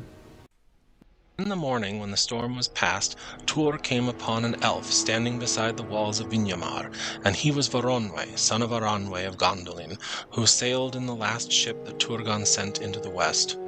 But when that ship, returning at last out of the deep ocean, foundered in the great storm within sight of the coasts of Middle-earth, Ulmo took him up, alone of all its mariners, and cast him onto the land near Vinyamar. And learning of the command laid upon Tur by the Lord of Waters, Voronwe was filled with wonder, and did not refuse him his guidance to the hidden door of Gondolin. Therefore they set out together from that place, and as the fell winter of that year came down upon them out of the north, they went warily eastward, under the eaves of the mountains of shadow. At length they came in their journeying to the pools of Irvine, and looked with grief on the defilement wrought there by the passage of Glaurung the dragon. But even as they gazed upon it, they saw one going northward in haste, and he was a tall man, clad in black, and bearing a black sword. But they knew not who he was, nor anything of what had befallen in the south. And he passed them by, and they said no word. And at the last, by the power of Ormo set upon them, they came to the hidden door of Gondolin. And passing down the tunnel, they reached the inner gate, and were taken by the guard as prisoners. Then they were led up the mighty ravine of Orphalach Echor, barred by 7 gates, and brought before Exelion of the Fountain, the warden of the gate at the end of the climbing road. And there Tur cast aside his cloak, and from the arms that he bore from Vinyamar, it was seen that he was in truth one sent by Ulmo. Then Tur looked down upon the fair vale of Tumladin, set as a green jewel amid the encircling hills, and he saw far off upon the rocky height of Armangwareth, Gondolin the Great, city of 7 names, whose fame and glory is mightiest in song of all dwellings of the elves in the Hitherlands. At the bidding of Exelion, trumpets were blown on the towers of the great gate, and they echoed in the hills. And far off, but clear, there came a sound of answering trumpets, blown upon the white walls of the city, flushed with the rose of dawn upon the plain. Thus it was that the son of Huor rode across Tumladin, and came to the gates of Gondolin, and passing up the wide stairways of the city, he was brought at last to the tower of the king, and looked upon the images of the trees of Valinor. Then Tur stood before Turgon son of Fingolfin, high king of the Noldor, and upon the king's right hand there stood Maiglin, his sister's son, but upon his left sat Idril Celebrindal, his daughter, and all that heard the voice of Tur marveled, doubting that this were in truth a man of mortal race, for his words were the words of the Lord of Waters that came to him in that hour. And he gave warning to Turgon that the curse of Mandos now hastened to its fulfillment, when all the works of the Noldor should perish, and he bade him depart, and abandon the fair and mighty city that he had built, and go down Sirion to the sea. Bright Eärendil was then lord of the people that dwelt nigh to Sidion's mouths. And he took to wife Elwing the fair, and she bore to him Elrond and Elros, who were called the Half-Elven. Yet Eärendil could not rest, and his voyages about the shores of the hitherlands eased not his unquiet. Two purposes grew in his heart, blended as one in longing for the wide sea. He sought to sail thereon, seeking after Tuor and Idril who returned not. And he thought to find perhaps the last shore, and bring, ere he died, the message of elves and men to the Valar in the west, that should move their hearts to pity for the sorrows of Middle-earth. Now Eärendil became fast in friendship with Círdan the shipwright, who dwelt on the Isle of Balar with those of his people who escaped from the sack of the havens of Brithambar and Eglarest. With the aid of Círdan, Eärendil built Vingalot, the foam flower, fairest of the ships of song. Golden were its oars, and white its timbers, hewn in the birch woods of Nimbrathil, and its sails were as the argent moon. In the Lay of Eärendil is many a thing sung of his adventures in the deep, and in lands untrodden, and in many seas, and in many isles. But Elwing was not with him, and she sat in sorrow by the mouths of Sirion. Eärendil found not Tuor nor Idril, nor came he ever on that journey to the shores of Valinor, defeated by shadows and enchantment, driven by repelling winds. Until, in longing for Elwing, he turned homeward towards the coast of Beleriand. And his heart bade him haste, for a sudden fear had fallen on him out of dreams, and the winds that before he had striven with might not now bear him back as swift as his desire. Now when first the tidings came to Maedhros that Elwing yet lived, and dwelt in possession of the Silmaril by the mouths of Sirion, he, repenting of the deeds in Doriath, withheld his hand. But in time, the knowledge of their oath unfulfilled returned to torment him and his brothers. And gathering from their wandering hunting paths, they sent messages to the havens of friendship and yet of stern demand. Then Elwing and the people of Sirion would not yield the jewel which Beren had won and Luthien had worn, and for which Dior the fair was slain, and least of all while Eärendil their lord was on the sea. For it seemed to them that in the Silmaril lay the healing and the blessing that had come upon their houses and their ships. And so there came to pass the last and cruelest of the slayings of elf by elf. And that was the third of the great wrongs achieved by the accursed oath. For the sons of Feanor that yet lived came down suddenly upon the exiles of Gondolin and the remnant of Doriath, and destroyed them. In that battle some of their people stood aside, and some few rebelled, and were slain upon the other part, aiding Elwing against their own lords. For such was the sorrow and confusion in the hearts of the Eldar in those days. But Maedhros and Maglor won the day, though they alone remained thereafter of the sons of Feanor, for both Amrad and Amras were slain. Too late the ships of Círdan and Gil-galad the High King came hasting to the aid of the elves of Sirion, and Elwing was gone, and her sons. Then such few of that people as did not perish in the assault joined themselves to Gil-galad, and went with him to Balar. And they told that Elros and Elrond were taken captive. But Elwing, with the Silmaril upon her breast, cast herself into the sea. Thus Maedhros and Maglor gained not the jewel, but it was not lost.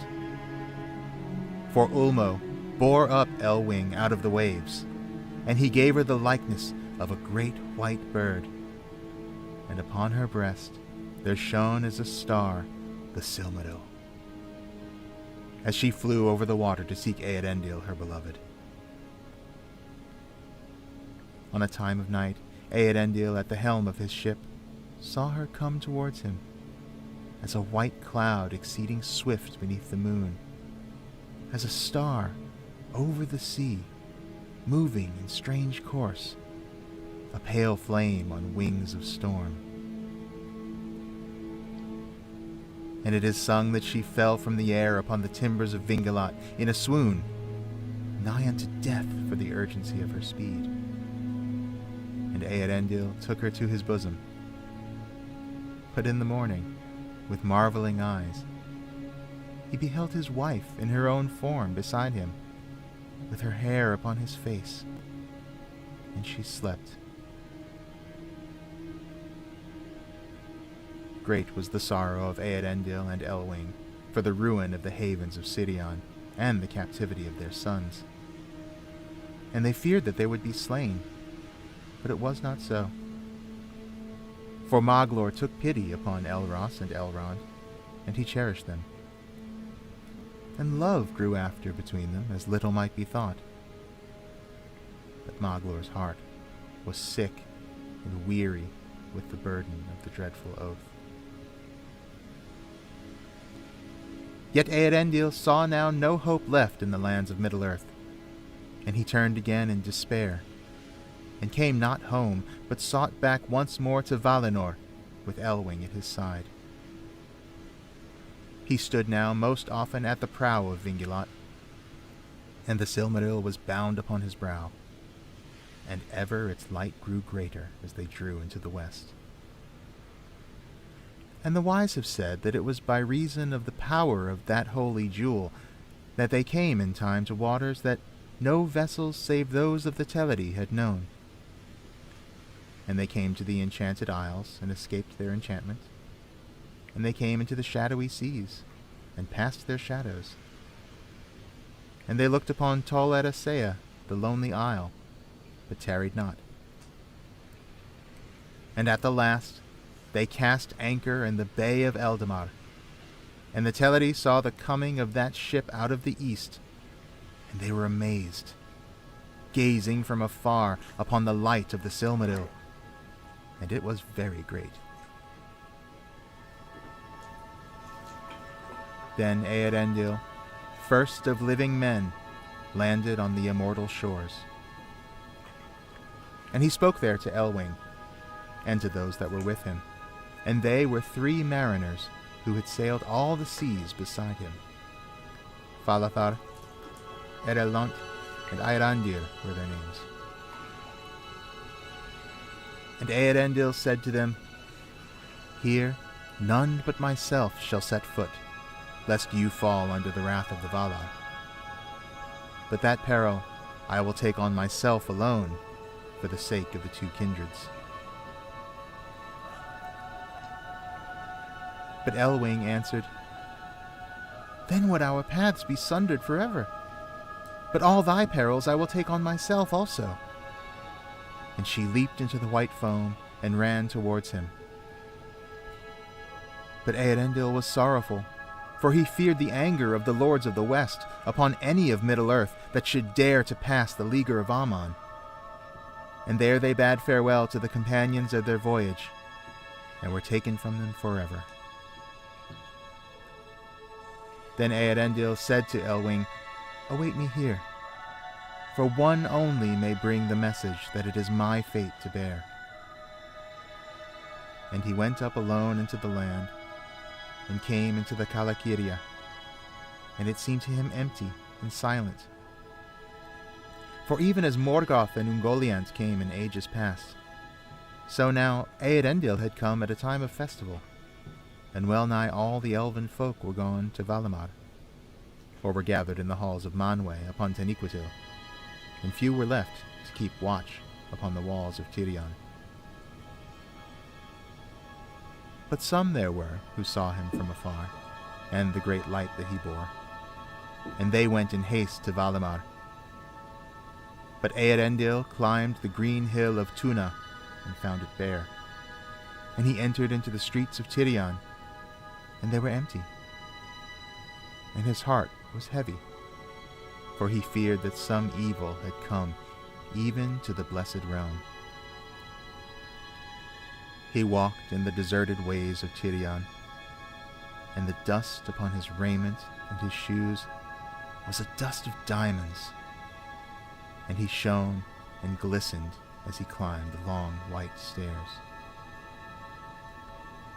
And he called aloud in many tongues, both of elves and men, but there were none to answer him. Therefore he turned back at last towards the sea.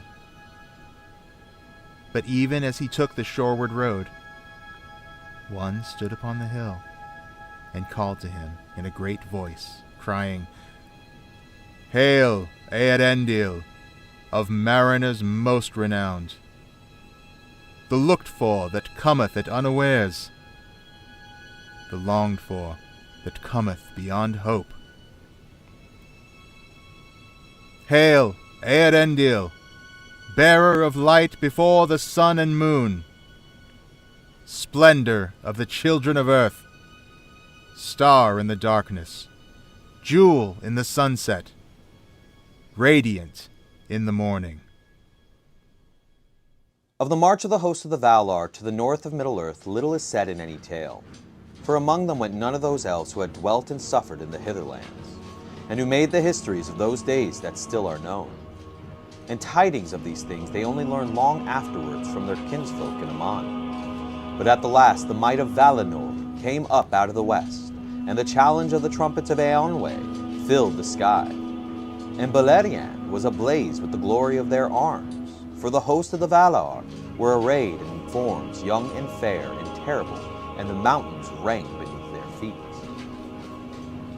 The meeting of the hosts of the west and the north is named the Great Battle, and the War of Wrath. There was marshaled the whole power of the throne of Morgoth, and had become great beyond count, so that Anfaugli could not contain it, and all the north was aflame with war. But it availed him not. The Balrogs were destroyed, save some few that fled and hid themselves in caverns inaccessible at the roots of the earth.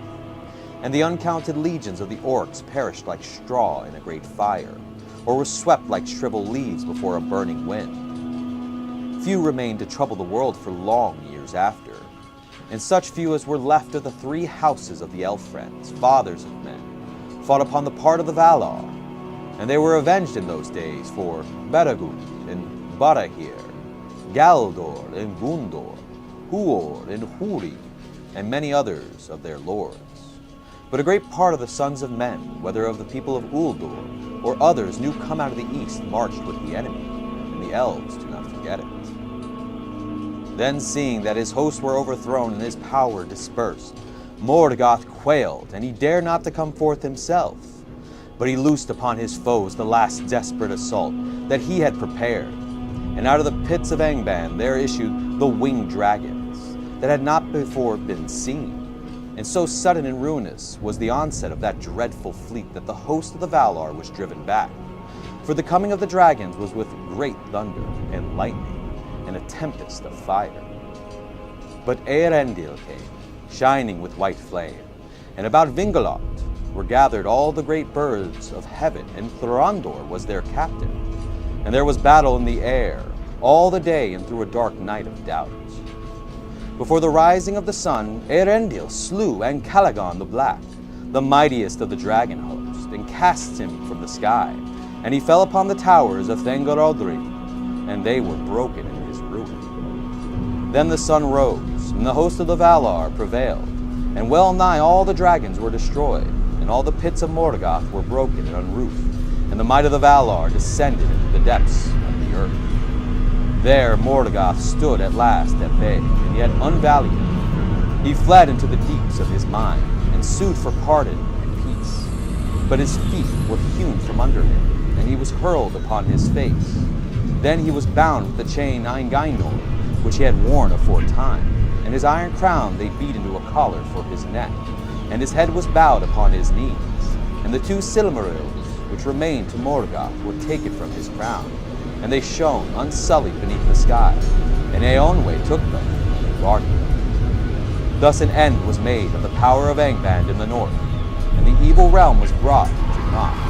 And out of the deep prisons a multitude of slaves came forth, beyond all hope into the light of day, and they looked upon a world that was changed. For so great was the fury of those adversaries that the northern regions of the western world were rent asunder, and the sea roared in through many chasms, and there was confusion and great noise.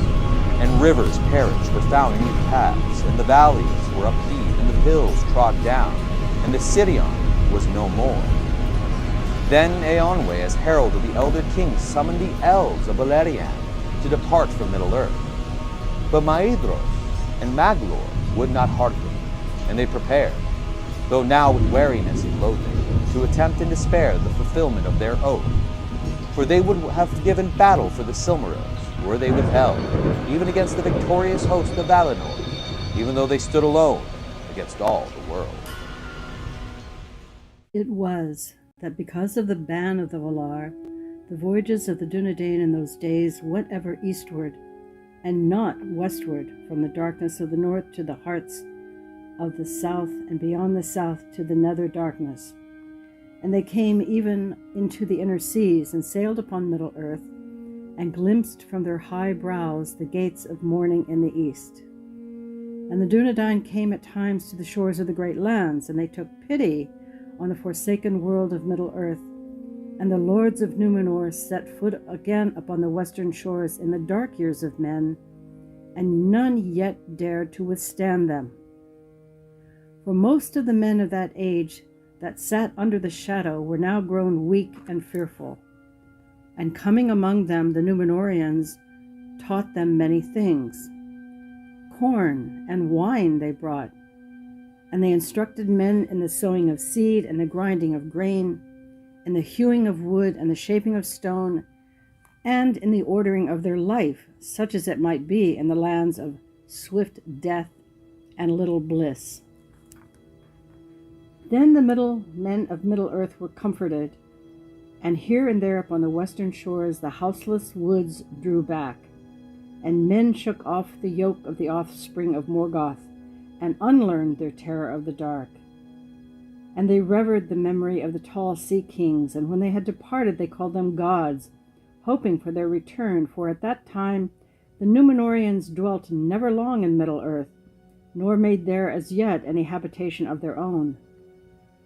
Eastward they must sail, but ever west their hearts returned. Now this yearning grew ever greater with the years, and the Númenorians began to hunger for the undying city that they saw from afar, and the desire of everlasting life, to escape from death, and the ending of delight grew strong upon them. And ever as their power and glory grew greater, their unquiet increased. For though the Valar had rewarded the Dunedain with long life, they could not take from them the weariness of the world that comes at last, and they died, even the kings of the seed of Eärendil, and the span of their lives was brief in the eyes of the Eldar. Thus it was that a shadow fell upon them, in which maybe the will of Morgoth was at work that still moved in the world. And the Númenorians began to murmur, at first in their hearts, and then in open words, against the doom of men, and most of all against the ban which forbade them to sail into the west. And they said among themselves, "Why do the lords of the west sit there in peace unending, while we must die and go we know not whither, leaving our home and all that we have made? And the Eldar die not, even those that rebelled against the lords. And since we have mastered all seas, and no water is so wild or so wide that our ships cannot overcome it, why should we not go to Avonlea and greet there our friends?" And some there were who said, "Why should we not go even to Aman, and taste there, were but for a day, a bliss of the powers? Have we not become mighty among the people of Arda?" The Eldar reported these words to the Valar. And Manwë was grieved, seeing a cloud gather on the noontide of Numenor. And he sent messengers to the Dunedain, who spoke earnestly to the king and to all who would listen concerning the fate and fashion of the world. The doom of the world, they said. One alone can change who made it. And were you so to voyage that escaping all deceits and ensnares come you indeed to Aman, the blessed realm, little would it profit you. For it is not the land of Manwë that makes its people deathless, but the deathless that dwell therein have hallowed the land, and there you would but wither and grow weary the sooner, as moths in a light too strong and steadfast.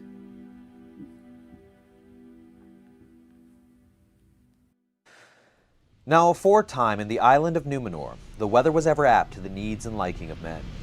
Rain in due season and ever in measure, and sunshine, now warmer, now cooler, and winds from the sea. And when the wind was in the west, it seemed to many that it was filled with a fragrance, fleeting but sweet, heart-stirring, as of flowers that bloom forever in undying meads and have no names on mortal shores. But all this was now changed, for the sky itself was darkened, and there were storms of rain and hail in those days, and violent winds. And ever and anon, a great ship of the Númenóreans would founder and return not to haven, though such a grief had not till then befallen them since the rising of the star. And out of the west there would come at times a great cloud in the evening, shaped as it were an eagle with pinions spread to the north and the south. And slowly it would loom up, blotting out the sunset, and then uttermost night would fall upon Númenor. And some of the eagles bore lightning beneath their wings, and thunder echoed between sea and cloud. Then men grew afraid. Behold, the eagles of the lords of the west, they cried. The eagles of Manwë are come upon Númenor. And they fell upon their faces. Then some few would repent for a season, but others hardened their hearts, and they shook their fists at heaven, saying, The lords of the west have plotted against us. They strike first, the next blow shall be ours. These words the king himself spoke, but they were devised by Sauron. Now the lightnings increased and slew men upon the hills, and in the fields, and in the streets of the city. And a fiery bolt smote the dome of the temple, and shore it asunder, and it was wreathed in flame. But the temple itself was unshaken, and Sauron stood there upon the pinnacle, and defied the lightning, and was unharmed. And in that hour men called him a god, and did all that he would. When therefore the last portent came, they heeded it little, for the land shook under them, and a groaning as of thunder underground was mingled with the roaring of the sea, and smoke issued from the peak of the Meneltarnum. But all the more did Ar-Pharazôn press on with his armament. In that time the fleets of the Númenóreans darkened the sea upon the west of the land, and they were like an archipelago of 1,000 isles. Their masts were as a forest upon the mountains, and their sails like a brooding cloud, and their banners were golden and black. And all things waited upon the word of Ar-Pharazôn. And Sauron withdrew into the inmost circle of the temple, and men brought him victims to be burned. Then the eagles of the lords of the west came up out of the dayfall, and they were arrayed as for battle, advancing in a line, at the end of which diminished beyond sight. And as they came, their wings spread ever wider, grasping the sky. But the west burned red behind them, and they glowed beneath, as though they were lit with a flame of great anger, so that all of Númenor was illumined, as with a smoldering fire. And men looked upon the face of their fellows, and it seemed to them that they were red with wrath. Then Ar-Pharazôn hardened his heart, and he went aboard his mighty ship Al-Carandas, castle of the sea. Many oared it was, and many masts, golden and sable, and upon it a throne of Ar-Pharazôn was set. Then he did on his panoply and his crown, and let raise his standard, and he gave the signal for the raising of the anchors. And in that hour the trumpets of Númenor outrang the thunder. Thus the fleet of the Númenóreans moved against the menace of the west. And there was little wind, but they had many oars and many strong slaves to row beneath the lash. The sun went down, and there came a great silence. Darkness fell upon the land, and the sea was still, while the world waited for what should betide. Slowly the fleets passed out of the sight of the watchers in the havens, and their lights faded, and night took them, and in the morning they were gone. For a wind arose in the east, and it wafted them away, and they broke the band of the Valar, and sailed into forbidden seas, going up with war against the deathless, to wrest from them the everlasting life within the circles of the world. But the fleets of Ar-Pharazôn came up out of the deeps of the sea, and encompassed Avalon and all the isles of Eressa. And the Eldar mourned, for the light of the setting sun was cut off by the cloud of the Númenóreans. And at last Ar-Pharazôn came even to Aman, the Blessed Realm, and the coast of Valinor, and still all was silent, and doom hung by a thread, for Ar-Pharazôn wavered at the end, and almost he turned back. His heart misgave him when he looked upon the soundless shores and saw Taniquetil shining, whiter than snow, colder than death, silent, immutable, terrible as the shadow of the light of Ilúvatar. But pride was now his master, and at last he left his ship and strode upon the shore, claiming the land for his own, if none should do battle for it. And a host of the Númenóreans encamped in might about Tuna, whence all the Eldar had fled. Then Manwë upon the mountain called upon Ilúvatar, and for that time the Valar laid down their government of Arda. But Ilúvatar showed forth his power, and he changed the fashion of the world, and a great chasm opened in the sea between Númenor and the Deathless Lands, and the waters flowed down into it, and the noise and smoke of the cataracts went up to heaven, and the world was shaken. And all the fleets of the Númenóreans were drawn down into the abyss, and they were drowned and swallowed up forever. But Ar-Pharazôn the king, and the mortal warriors that had set foot upon the land of Aman, were buried under falling hills. There it is said that they lie imprisoned in the caves of the forgotten until the last battle and the day of doom. But the land of Aman and Eressëa of the Eldar were taken away and removed beyond the reach of man forever. And Andor, the land of gift, Númenor of the kings, Alenna of the star of Eärendil, was utterly destroyed. For it was nigh to the east of the great rift, and its foundations were overturned, and it fell and went down into darkness, and is no more. And there is not now upon earth any place abiding where the memory of a time without evil is preserved. For Ilúvatar cast back the great seas west of Middle-earth, and the empty lands east of it, and new lands and new seas were made, and the world was diminished. For Valinor and Eressëa were taken from it into the realm of hidden things. In an hour unlooked for by men, this doom befell on the 9 and 30th day since the passing of the fleets. Then suddenly fire burst from the Meneltarma, and there came a mighty wind, and the tumult of the earth, and the sky reeled, and the hills slid, and Númenor went down into the sea, with all its children and its wives, and its maidens and its ladies proud, and all its gardens and its halls and its towers, its tombs and its riches, and its jewels and its webs and its things painted at carven, and its laughter and its mirth and its music, its wisdom and its lore. They vanished forever.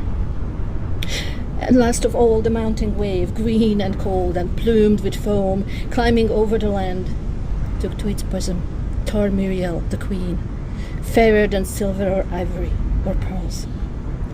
Too late, she strove to ascend the steep ways of the Meneltarma to the holy place, for the waters overtook her, and her cry was lost in the roaring of the wind. But whether or no it were that Amandil came indeed to Valinor, and Manwë hearkened his prayer, by grace of the Valar, Elendil and his sons and their people were spared from the ruin of that day. For Elendil remained in Romenna, refusing the summons of the king when he set forth to war, and avoiding the soldiers of Sauron that came to seize him, to drag him to the fires of the temple. He went aboard his ship and stood off from the shore, waiting on the time. Then he was protected by the land from the great draught of the sea that drew all towards the abyss, and afterwards he was sheltered from the first fury of the storm. But when the devouring wave rolled over the land, and Númenor toppled to its fall, then he would have been overwhelmed and would have deemed in the lesser grief to perish. For no wrench of death could be more bitter than the loss and agony of that day. But the great wind took him, wilder than any wind that men had known, roaring from the west, and it swept his ships far away, and it rent their sails and snapped their masts, hunting the unhappy men like straws upon the water. In that last battle were Mithrandir, and the sons of Elrond, and the king of Rohan, and the lords of Gondor, and the heir of Isildur, with the Dunedain of the north. There at last they looked upon death and defeat, and all their valor was in vain, for Sauron was too strong. Yet in that hour was put to the proof that which Mithrandir had spoken, and help came from the hands of the weak when the wise faltered. For as many songs have since sung, it was the Perianath, the little people, dwellers in hillsides and meadows, that brought them deliverance. For Frodo the halfling, it is said, at the bidding of Mithrandir, took on himself the burden, and alone with his servant he passed through peril and darkness, and came at last in Sauron's despite even to Mount Doom. And there into the fire where it was wrought he cast the great ring of power, and so at last it was unmade, and its evil consumed. Then Sauron failed, and he was utterly vanquished, and passed away like a shadow of malice. And the towers of Barad-dûr crumbled in ruin, and at the rumor of their fall many lands trembled. Thus peace came again, and a new spring opened on earth, and the heir of Isildur was crowned king of Gondor and Arnor, and the might of the Dunedain was lifted up, and their glory renewed. In the courts of Minas Anor the white tree flowered again, for a seedling was found by Mithrandir in the snows of Mindalluin, that rose tall and white above the city of Gondor. And while it still grew there, the elder days were not wholly forgotten in the hearts of the kings. Now the tale turns again to Turin. He, believing himself an outlaw whom the king would pursue, did not return to Beleg on the north marches of Doriath, but he went away westward, and passing secretly out of the guarded realm, came into the woodlands south of Teglin. There, before the Nirnaeth, many men had dwelt in scattered homesteads.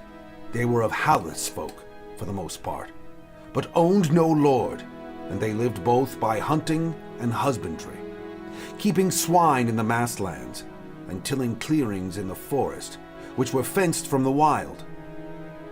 But most were now destroyed, or had fled into Brethil, and all that region lay under fear of orcs and of outlaws. For in that time of ruin, houseless and desperate men went astray, remnants of battle and defeat, and lands laid waste, and some were men driven into the wild for evil deeds. They hunted and gathered such food as they could, but many took to robbery and became cruel when hunger or other need drove them. In winter, they were most to be feared, like wolves, and Gowerwaith, wolfmen they were called by those who still defended their homes. Some 60 of these men had joined in one band, wandering in the woods beyond the western marches of Doriath, and they were hated scarcely less than orcs. For they were among them outcasts hard of heart, bearing a grudge against their own kind. The hardest of heart was one named Androg, who had been hunted from Dor Loman for the slaying of a woman. And others also came from that land. Old Algund, the oldest of the fellowship, who had fled from the Nirnaeth, and Forweg, as he named himself, a man with fair hair and unsteady glittering eyes, big and bold, but far fallen from the ways of the Edain of the people of Hador. Yet he could still be wise and generous at times, and he was the captain of the fellowship. They had dwindled now to some 50 men, by deaths in hardship or affrays, and they were become weary, and set scouts or a watch about them, whether moving or at rest. Thus they were soon aware of Turin when he strayed into their haunts. They trailed him, and they drew a ring about him, so that suddenly as he came into the glade beside a stream, he found himself within a circle of men, with bent bows and drawn swords. Then Turin halted, but he showed no fear. "Who are you?" he said. "I thought that only orcs waylaid men, but I see that I am mistaken." "You may rue the mistake," said Forweg, "for these are our haunts, and my men do not allow other men to walk in them. We take their lives as forfeit, unless they can ransom them." Then Turin laughed grimly. "You will get no ransom from me, an outcast and an outlaw. You may search me when I am dead, but it may cost you dearly to prove my words true. Many of you are likely to die first." Nonetheless, his death seemed near, for many arrows were notched to the string, waiting for the word of the captain. And though Turin wore elven mail under his grey tunic and cloak, some would find a deadly mark. None of his enemies stood within reach of a leap with a drawn sword. But suddenly Turin stooped, for he had espied some stones at the stream's edge before his feet. At that moment, an outlaw, angered by his proud words, let fly a shaft aimed at his face, but it passed over him, and he sprang up again like a bowstring released, and cast a stone at the bowman with great force and true aim, and he fell to the ground with a broken skull. "I might be of more service to you alive, in the place of that luckless man," said Turin. And turning to Forweg, he said, "If you are the captain here, you should not allow your men to shoot without command." "I do not," said Forweg, "but he has been rebuked swiftly enough. I will take you in his stead, if you will heed my words better." "I will," said Turin, "as long as you are captain, and in all that belongs to a captain. But the choice of a new man to a fellowship is not his alone, I judge. All voices should be heard. Are there any here who do not welcome me?" Then two of the outlaws cried out against him, and one was a friend of the fallen man. Ulrad was his name. "Very strange way to gain entry to a fellowship," he said. "The slaying of one of our best men." "Not unchallenged," said Turin. "But come then, I will endure you both together, with weapons or with strength alone. Then you shall see if I am fit to replace one of your best men. But if there are bows in this test, I must have one too." Then he strode towards them, but Ulrad gave back and would not fight. The other threw down his bow and walked up to meet Turin. This man was Andrag of Dor Loman. He stood before Turin and looked him up and down. "Nay," he said at length, shaking his head. "I am not a chicken heart, as men know, but I am not your match. There is none here, I think. You may join us for my part, but there is a strange light in your eyes. You are a dangerous man. What is your name?" "Nathan the Wronged, I call myself," said Turin. And Nathan he was afterwards called by the outlaws. But though he claimed to have suffered injustice, and to any who claimed the like, he ever lent too ready an ear. No more would he reveal concerning his life or his home. Never have I heard how Beren came thither over the hills, yet was he braver than most, as thou shalt hear. And 'twas the love of wandering maybe alone that had sped him through the terrors of the Iron Mountains until he reached the lands beyond.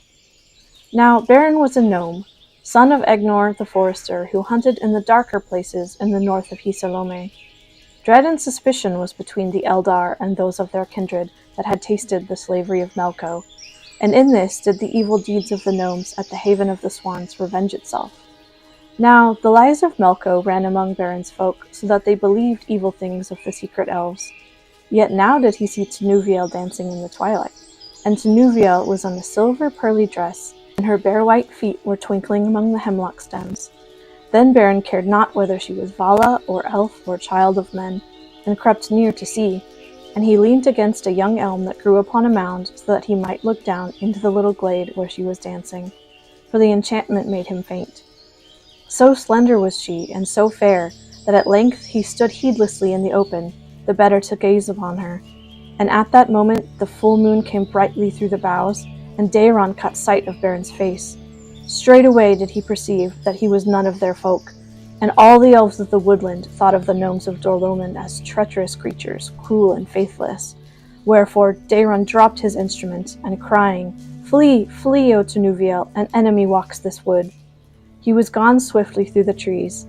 Then Tinuviel, in her amaze, followed not straightway, for she understood not his words at once, and knowing she could not run or leap so hardily as her brother, she slipped suddenly down among the white hemlocks, and hid herself beneath a very tall flower with many spreading leaves.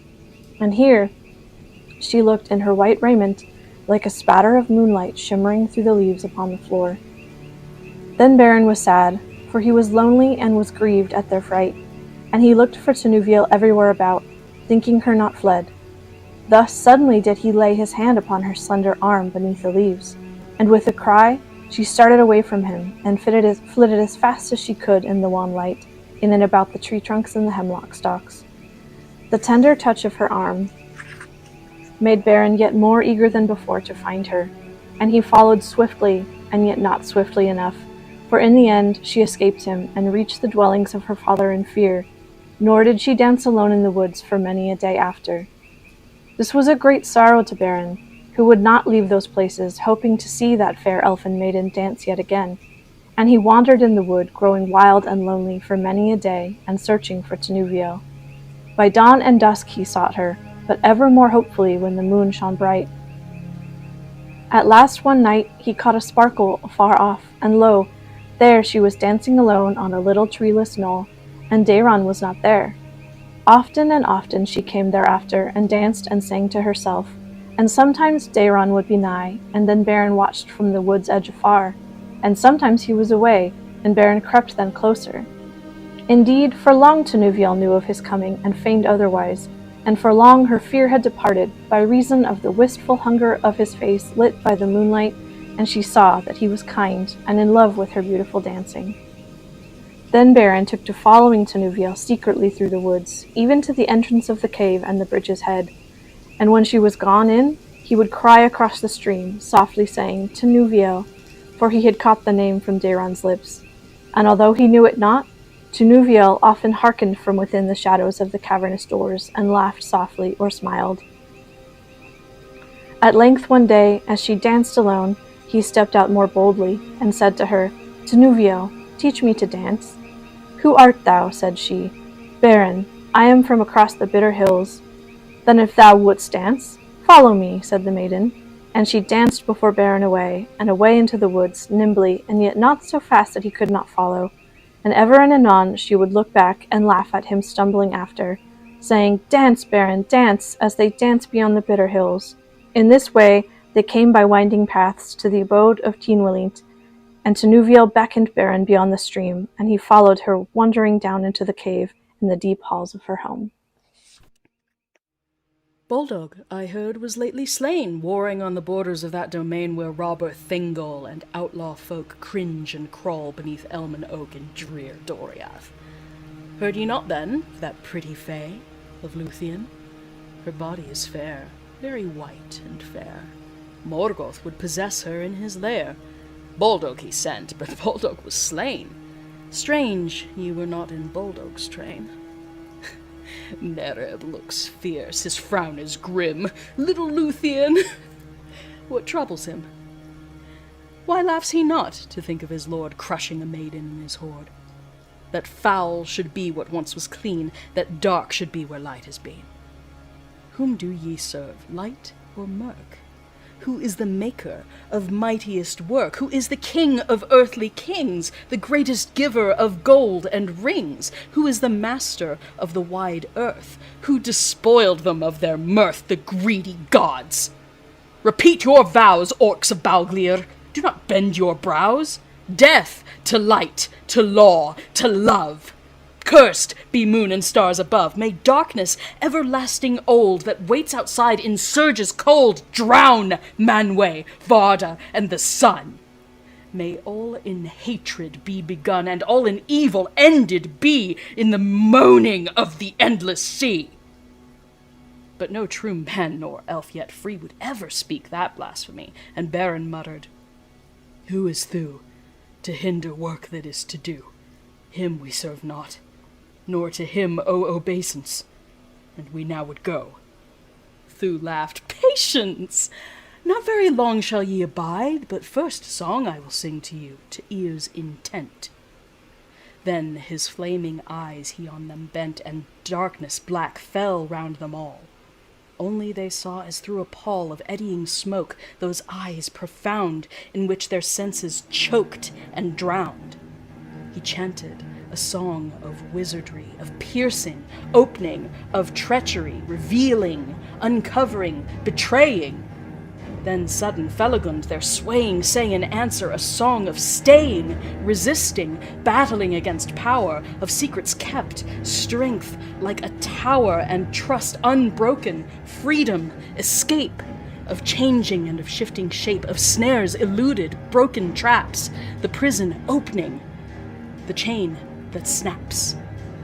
Backwards and forwards swayed their song, reeling and foundering as ever more strong Thu's chanting swelled. Felagund fought, and all the magic and might he brought of elveness into his words.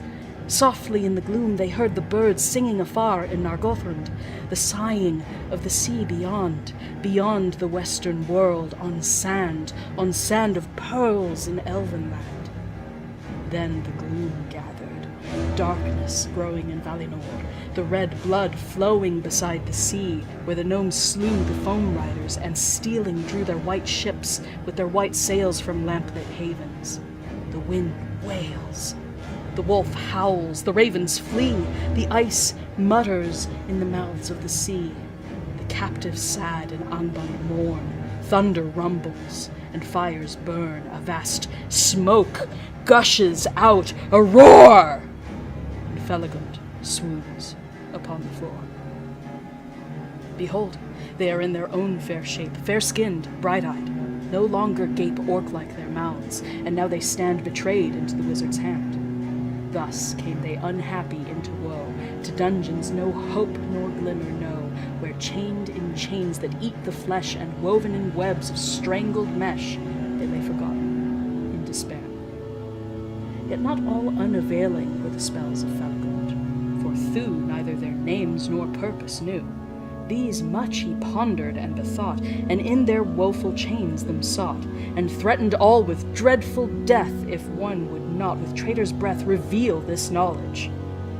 Wolves should come, and slow devour them one by one before the other's eyes, and last should one alone be left aghast. Then in a place of horror hung with anguish should his limbs be wrung, in the bowels of the earth, slow, endlessly, cruelly put to woe and torment till all he declared. Even as he threatened, so it fared. From time to time in the eyeless dark, 2 eyes would grow, and they would hark to frightful cries, and then a sound of rending, a slavering on the ground, and blood flowing they would smell. But none would yield, and none would tell.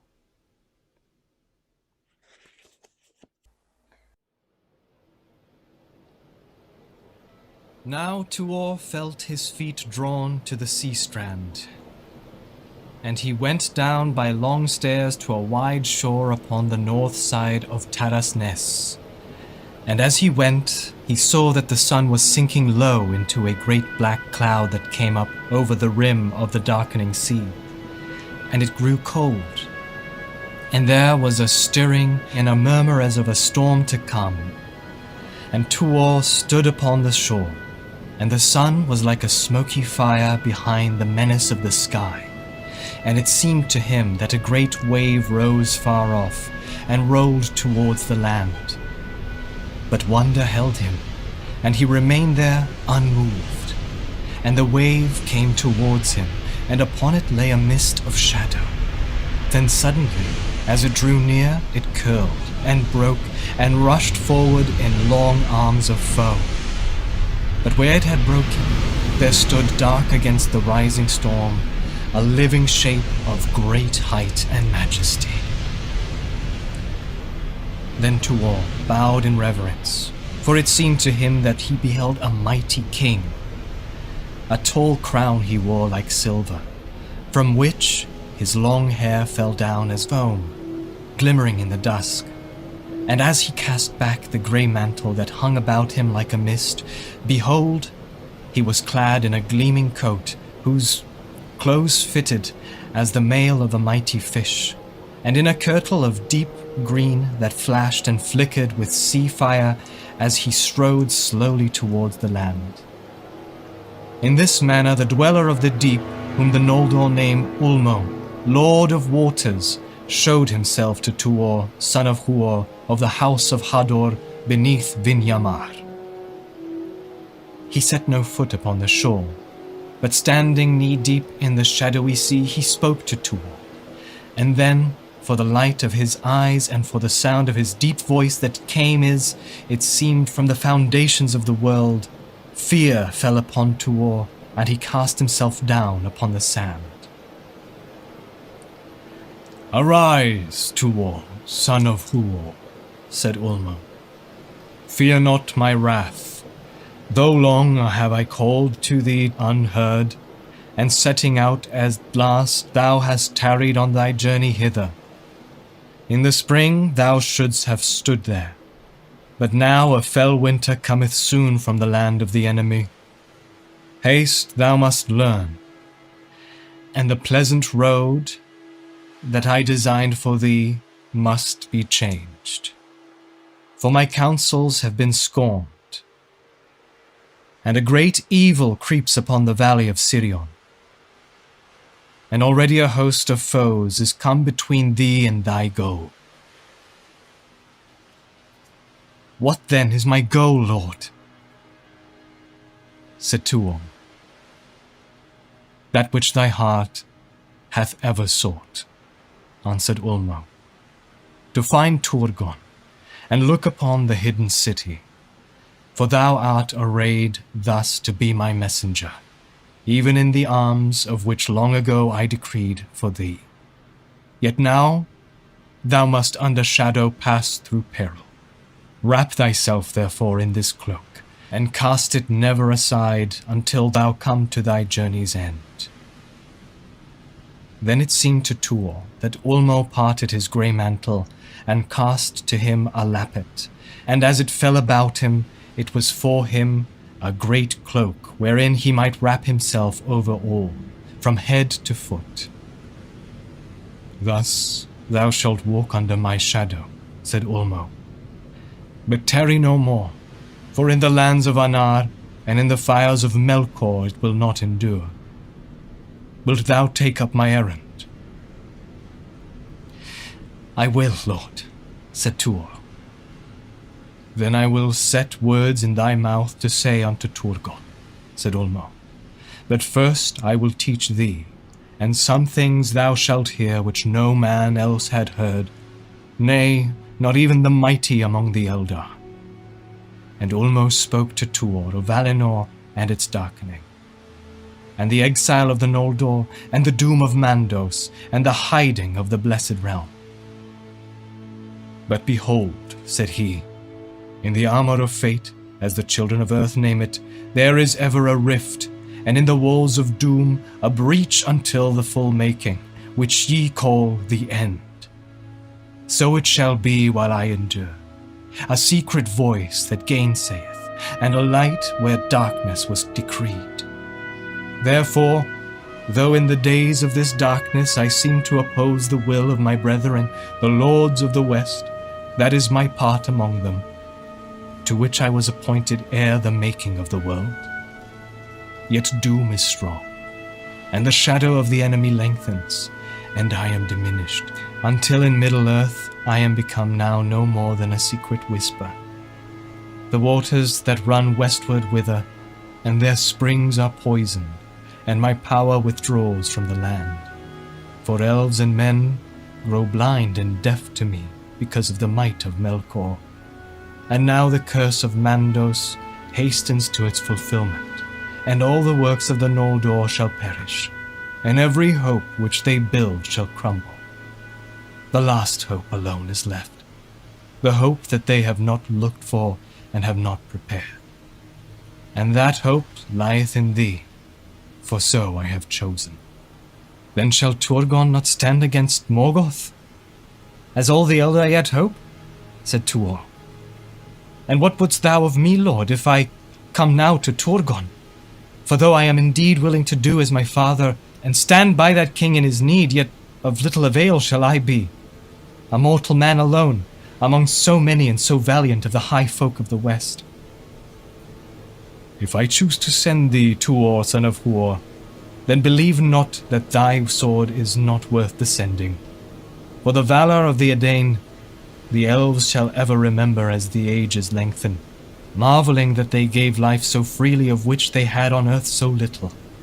But it is not for thy valor only that I send thee, but to bring into the world a hope beyond thy sight, and a light that shall pierce the darkness. And as Ulmo said these things, the mutter of the storm rose to a great cry, and the wind mounted, and the sky grew black, and the mantle of the Lord of Waters streamed out like a flying cloud. Go now, said Ulmo, lest the sea devour thee, for Ossé obeys the will of Mandos, and he is wroth, being a servant of the Doom. As thou commandest, said Tuor. But if I escape the doom, what words shall I say unto Turgon? If thou come to him, answered Ulmo, then the words shall arise in thy mind, and thy mouth shall speak as I would. Speak and fear not, and thereafter do as thy heart and valor lead thee. Hold fast to my mantle, for thus shalt thou be guarded. And I will send one to thee out of the wrath of Ossé, and thus shalt thou be guided. Ye, the last mariner of the last ship that shall seek into the west until the rising of the star, go now back to the land. Then there was a noise of thunder, and lightning flared over the sea, and Tuor beheld Ulmo standing among the waves as a tower of silver flickering with darting flames, and he cried against the wind, I go, Lord, yet now my heart yearneth rather to the sea. And thereupon Ulmo lifted up a mighty horn, and blew upon it a single great note, to which the roaring of the storm was but a windflow upon a lake. And as he heard that note, and was encompassed by it, and filled with it, it seemed to Tuor that the coasts of Middle-earth vanished, and he surveyed all the waters of the world in a great vision, from the veins of the lands to the mouths of the rivers, and from the strands and estuaries out into the deep. The great sea he saw through its unquiet regions teeming with strange forms, even to its lightless depths, in which amid the everlasting darkness there echoed voices terrible to mortal ears. Its measureless plains he surveyed with the swift sight of the Valar, lying windless under the eye of Anar, or glittering under the horned moon, or lifted in hills of wrath that broke upon the shadowy isles, until remote upon the edge of sight, and beyond the count of leagues, he glimpsed a mountain, rising beyond his mind's reach into a shining cloud, and at its feet a long surf glimmering. And even as he strained to hear the sound of those far waves, and to see clearer that distant light, the note ended, and he stood beneath the thunder of the storm. And lightning, many-branched, rent asunder the heavens above him. And Ulmer was gone, and the sea was in tumult, as the wild waves of Osea rode against the walls of Nevrast. Now they came to the most toilsome road, for in the midst of the Olfath, the slope was at the steepest, and as they climbed, Tuor saw the mightiest of the walls looming dark above him. Thus at last they drew near the fourth gate, the gate of writhen iron. High and black was the wall, and lit with no lamps. 4 towers of iron stood upon it, and between the 2 inner towers was set an image of a great eagle wrought in iron, even the likeness of King Thorondor himself, as he would alight upon a mountain from the high airs. But as Tuor stood before the gate, it seemed to his wonder that he was looking through boughs and stems of imperishable trees into a pale glade of the moon. For a light came through the traceries of the gate, which were wrought and hammered into the shapes of trees, with writhing roots, woven branches laden with leaves and flowers. And as he passed through, he saw how this could be, for the wall was of great thickness, and there was not 1 grille, but 3 in line, so set that to one who approached in the middle of the way each formed part of the device. But the light beyond was the light of day.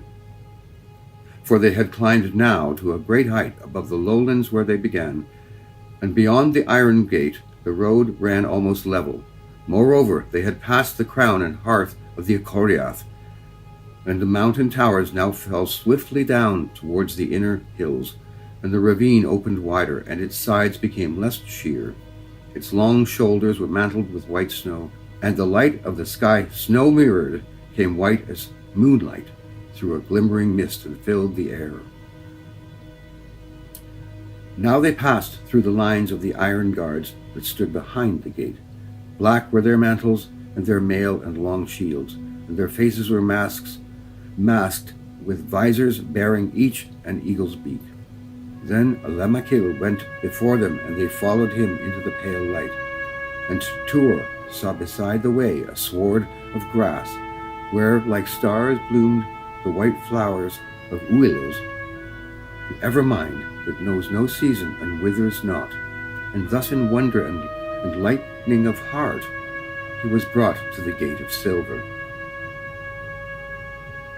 The wall of the 5th gate was built of white marble, and was low and broad, and its parapet was a trellis of silver between 5 great globes of marble, and there stood many archers robed in white. The gate was in shape as 3 parts of a circle, and wrought of silver and pearl of Nevrast in likeness of the moon. But above the gate, upon the midmost globe, stood an image of the white tree Telperion, wrought of silver and malachite, with flowers made of great pearls of Balar.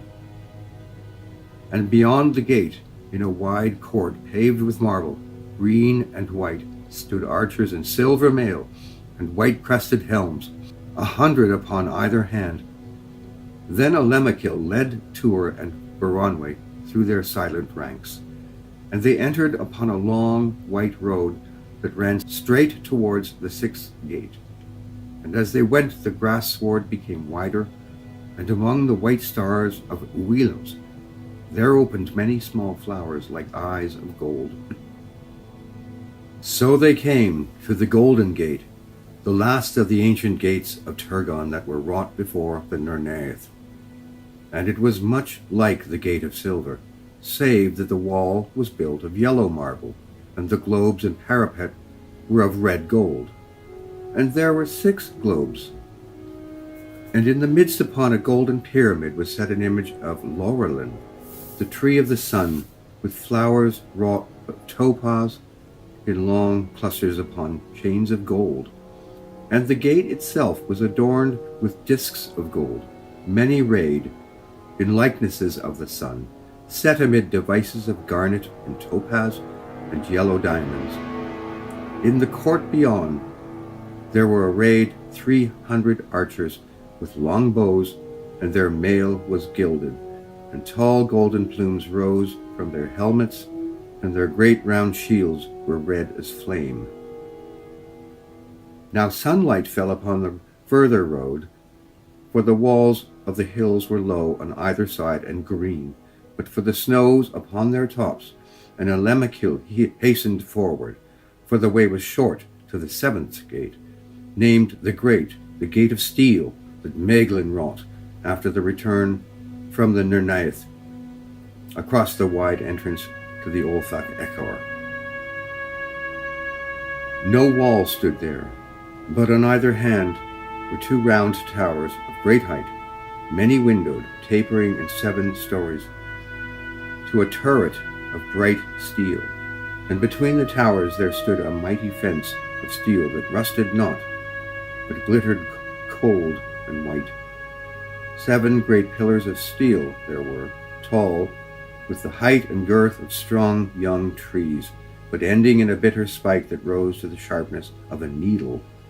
And between the pillars were 7 crossbars of steel, and in each space 7 times 7 rods of steel upright, with heads like the broad blades of spears. But in the center, above the midmost pillar, and the greatest, was raised a mighty image of the King Helm of Turgon, the crown of the hidden kingdom set about with diamonds.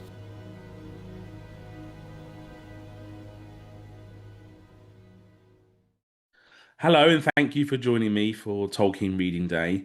My name is Sean Gunner, and I'm the CEO of the Tolkien Society. When, a few months ago, we chose the theme of unlikely heroes, I think it's fair to say we assumed that most people would pick that small little guy plucked from obscurity that becomes the hero of the story. Characters like Bilbo or Farmer Giles of Ham or even Niggle. But I'm picking someone a little bit different. Someone who I think is the hero of Tolkien's story. Letter number 340, the 11th of July, 1972. From a letter to Christopher Tolkien. I have at last got busy about Mummy's grave. The inscription I should like is Edith Mary Tolkien, 1889 to 1971. Luthien. Brief and jejune, except for Luthien, which says for me more than a multitude of words, for she was, and knew she was, my Luthien. Say what you feel without reservation about this edition. I begin this under the stress of great emotion and regret, and in any case, I am afflicted from time to time increasingly with an overwhelming sense of bereavement. I need advice. Yet I hope none of my children will feel that the use of this name is a sentimental fancy. It is, at any rate, not comparable to the quoting of pet names in obituaries. I never called Edith Luthien, but she was the source of the story that in time became the chief part of the Silmarillion. It was first conceived in a small woodland glade filled with hemlocks at Roos in Yorkshire, where I was for a brief time in charge of an outpost of the Humber garrison in 1917, and she was able to live with me for a while. In those days her hair was raven, her skin clear, her eyes brighter than you have seen them, and she could sing and dance. But the story has gone crooked, and I am left, and I cannot plead before the inexorable Mandos.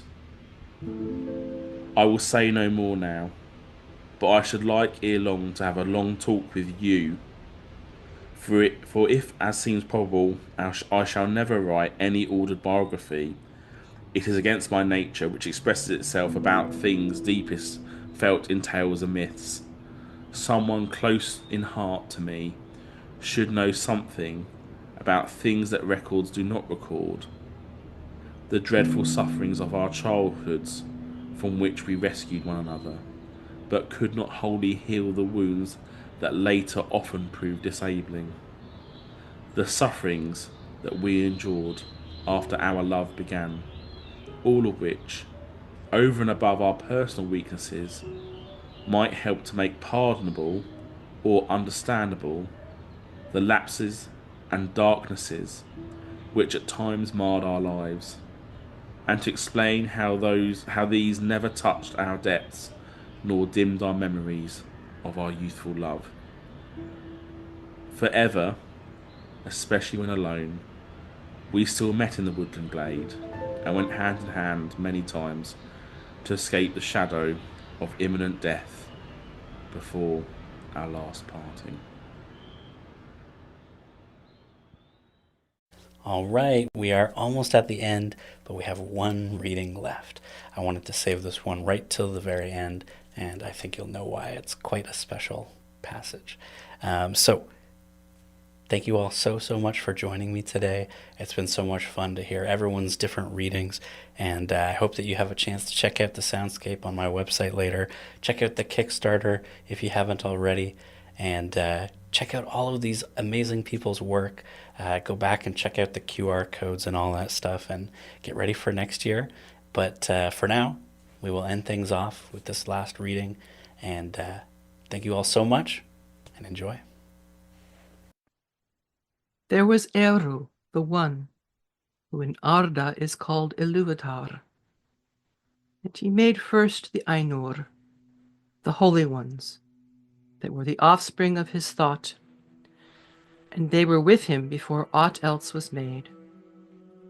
And he spoke to them, propounding to them themes of music, and they sang before him, and he was glad. But for a long while they sang only each alone, or but few together, while the rest hearkened, for each comprehended only that part of the mind of Iluvatar from which he came, and in the understanding of their brethren they grew but slowly. Yet ever as they listened, they came to deeper understanding, and increased in unison and harmony. And it came to pass that Iluvatar called together all the Ainur, and declared to them a mighty theme, unfolding to them things greater and more wonderful than he had yet revealed. And the glory of its beginning and the splendor of its end amazed the Ainur, so that they bowed before Iluvatar and were silent. Then Iluvatar said to them, "Of the theme that I have declared to you, I will now that ye make in harmony together a great music. And since I have kindled you with the flame imperishable, ye shall show forth your powers in adorning this theme, each with his own thoughts and devices, if ye will. But I will sit and hearken, and be glad that through you great beauty has been wakened into song." Then the voices of the Ainur, like unto harps and lutes and pipes and trumpets and viols and organs, and like unto countless choirs singing with words, began to fashion the theme of Iluvatar to a great music. And a sound arose of endless interchanging melodies, woven in harmony, that passed beyond the hearing into the depths and into the heights. And the places of the dwelling of Iluvatar were filled to overflowing, and the music and the echo of the music went out into the void, and it was not void. Never since have the Ainur made any music like to this music, though it has been said that a greater still shall be made before Iluvatar by the choirs of the Ainur and the children of Iluvatar after the end of days. Then the themes of Iluvatar shall be played aright, and take being in the moment of their utterance. For all shall then understand fully his intent in their part, and each shall know the comprehension of each. And Iluvatar shall give to their thoughts the secret fire, being well pleased. But now Iluvatar sat and hearkened, and for a while it seemed good to him, for in the music there were no flaws. But as the theme progressed, it came into the heart of Melkor to interweave matters of his own imagining that were not in accord with the theme of Iluvatar. For he sought therein to increase the power and the glory of the part assigned to himself. To Melkor among the Ainur had been given the greatest gifts of power and knowledge, and he had a share in all the gifts of his brethren.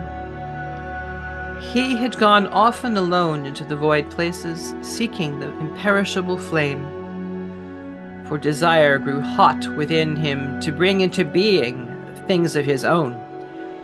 It seemed to him that Iluvatar took no thought for the void, and he was impatient of its emptiness. Yet he found not the fire, for it is with Iluvatar. But being alone, he had begun to conceive thoughts of his own, unlike those of his brethren.